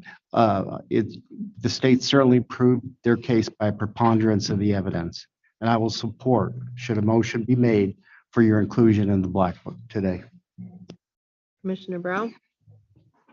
Thank you, Mr. Hairston, for coming here today to present your arguments. I understood them. I think that your key argument today, setting aside the jurisdictional issue, which has been overruled by the chair today, the key issue I'm focusing on is your history of conduct. And I understand your argument where you make a distinction between theft crimes and gaming crimes, but I don't agree with the distinction that you've drawn. I think it's an artificial distinction. So stealing chips from a patron in Nevada who is a protected person who is here to gamble, I think you view that as a theft crime, but I view it as a gaming crime that includes the act of theft. And the felony convictions, the three of them that we've been presented with, have not been overturned, have not been dismissed. The volume of the arrests in the last 30 years, total of 34 at least, that I am aware of, is troubling to me. And there's been no evidence that you've provided to me to show me that you did not commit the crimes of which you were convicted and that the 34 arrests were improper for any reason, and to the extent that you didn't do the things that were alleged. And so we had the opportunity for you today to provide the evidence under oath and to provide documents, and I did not see any documents that demonstrated that you were not in fact convicted of the felonies. So unfortunately, the opportunity you had did not give me enough information to undo the recommendation. So that's my concern here today. So thank you for coming before us, but I don't have anything before me that you've presented that gives me sufficient evidence. So I believe that the AG's office has met their burden for preponderance of the evidence for 3 of the 7 factors. Thank you. Mr. Harrison, related to your exhibits, I'm going to give you the option of having them mailed to you within a day or 2, or coming back at a time certain to pick up the copies. I'm not going to be able to like get it done like this very second. So can you advise me before I get to my comments, just ministerially, where you want these to go? Are you going to come back and pick them up in another day, or? So I just come back and pick them up. Okay, so later this afternoon? Okay. So where will he go? To the front desk? Yes, if you go to the front desk, they will have the copies. Okay, so let's say, we're not done. We have this goes on, and then, we need time to do that, so. Pick it up tomorrow. Okay, perfect. Thank you. Okay, sorry, I just want to make sure he gets his exhibits because, he asked for them. Okay, as far as my comments, I would say, number one, I've dealt with a lot of proper person litigants in my day, and I do really appreciate Mr. Harrison's courtesy and appropriate conduct in these proceedings. And so I give you credit for that, sir. However, it's clear to me that the board has met the burden. It's also clear to me that your interpretation of the records of appeals being, of convictions being dismissed is just wrong. And so that's part of it. And so I'm prepared to entertain a motion, and I don't know who would like to make one. Chair, I am prepared to make the motion. In the matter of the exclusion of Leonard Morgan Hairston from licensed gaming establishments in the state of Nevada, I hereby move to place Mr. Hairston on the list of excluded persons based upon the criteria specified in NRS 463.151 sub 2 and NRS 463.151.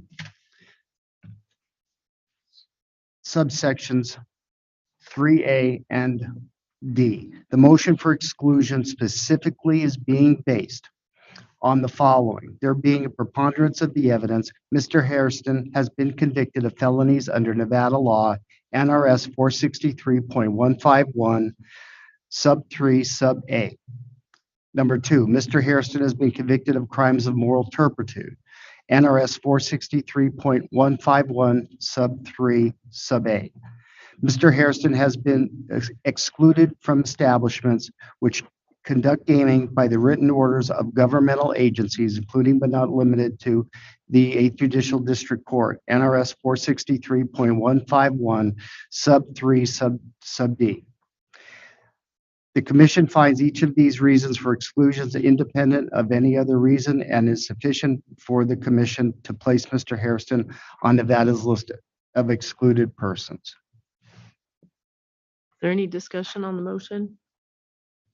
There being none, all in favor, say aye. Aye. And there are none opposed. Mr. Hairston, we will get those exhibits to you. And the order will be signed. There'll be some, I'm sure, appeal or petitions for judicial review timelines you'll have to honor if you choose to have this reviewed. So I'm going to sign the order. Can he look at it?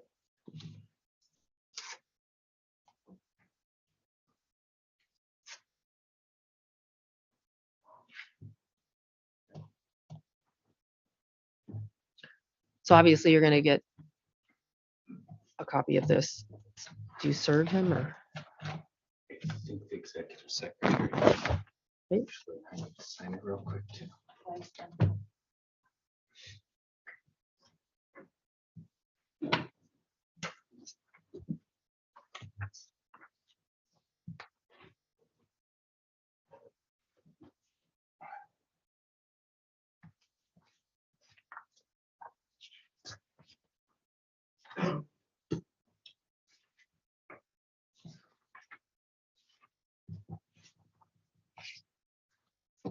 Okay, sir, good luck. Thank you. Your items will be there for pickup tomorrow, okay? Thank you. Madam Secretary, next agenda item, please. The next item on your agenda is the appointment of a vice chair of the commission. Okay, I think I made a record last year at this time, or right about this time. My intentions to kind of handle the vice chair appointment in a tenure-based rotation. And so at this time, I would like to appoint Commissioner Cohen as vice chair of the commission. Congratulations. Thank you very much, Madam Chair. Next on our agenda are the administrative reports. Let's start with Chair Gibson. Chair. Chair appoint. The next meeting of the Nevada Gaming Control Board will be held on December 7th, 2022. Non-restricted will start at 9 a.m. There are 10 items on non-restricted agenda, and there are 14 items on the restricted agenda, which will start at 1 p.m. And Chair Tagliati, if you could just give me a brief moment, I wanted to acknowledge our outgoing chair. Chair Gibson, this is his last meeting. And he has served the board well over the course of the last 2 years. He has seen us out of the pandemic, and he's also overseen the industry at a time when we've had an unprecedented rebound.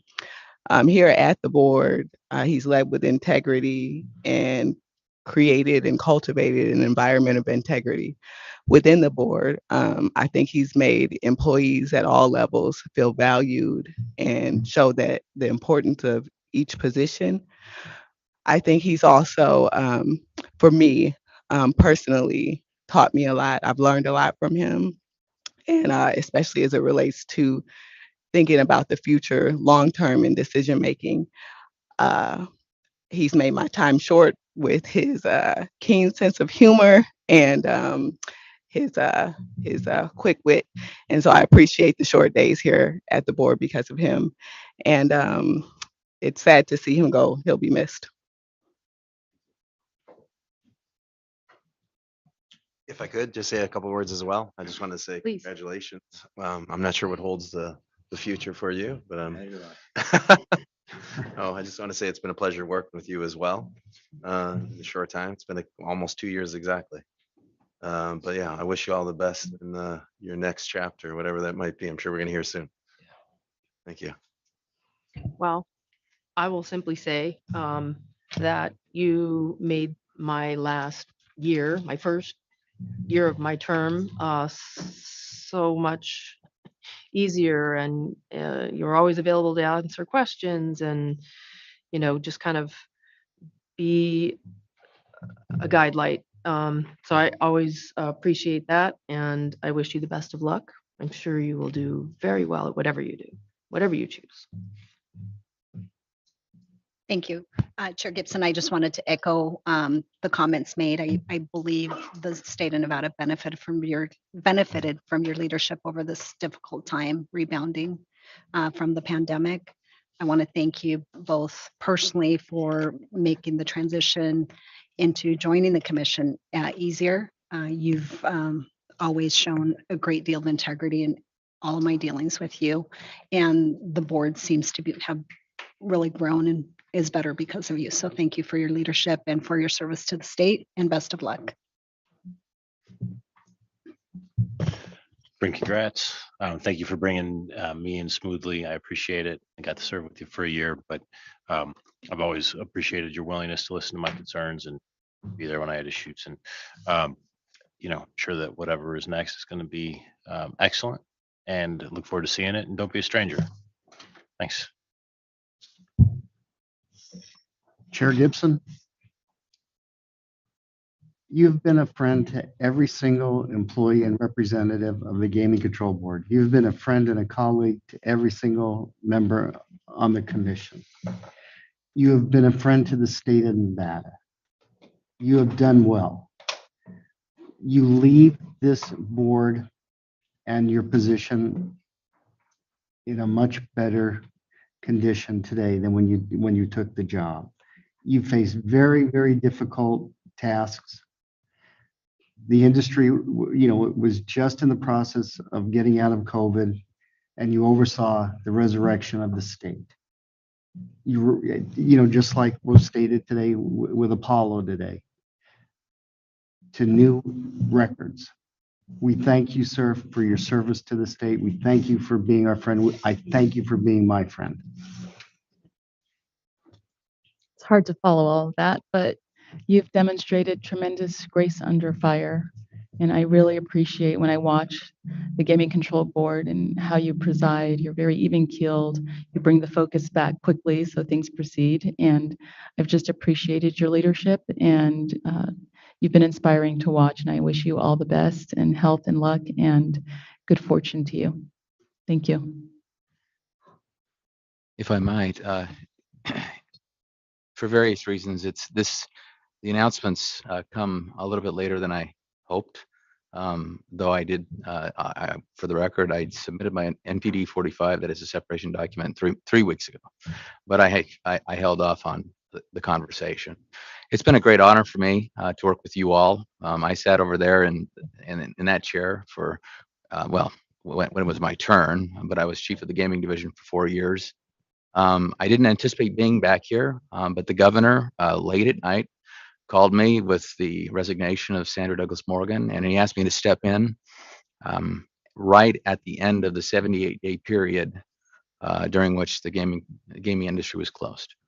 And my wife objected to the pay cut, but I hope that I've made a difference to the state. It's been an honor. I love the state, and I really appreciate, respect you all, and I love my colleagues and members of the board. So thank you very much.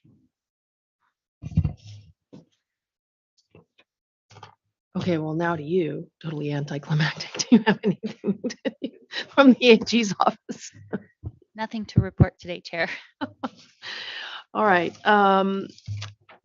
So let's close with our last agenda item, public comments. Madam Secretary.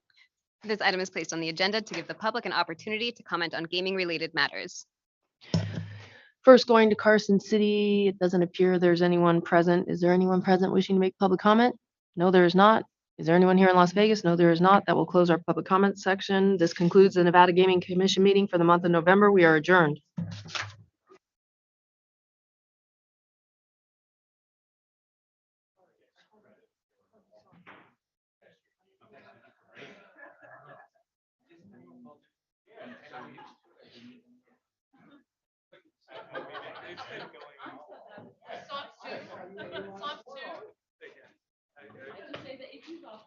Sorry about that.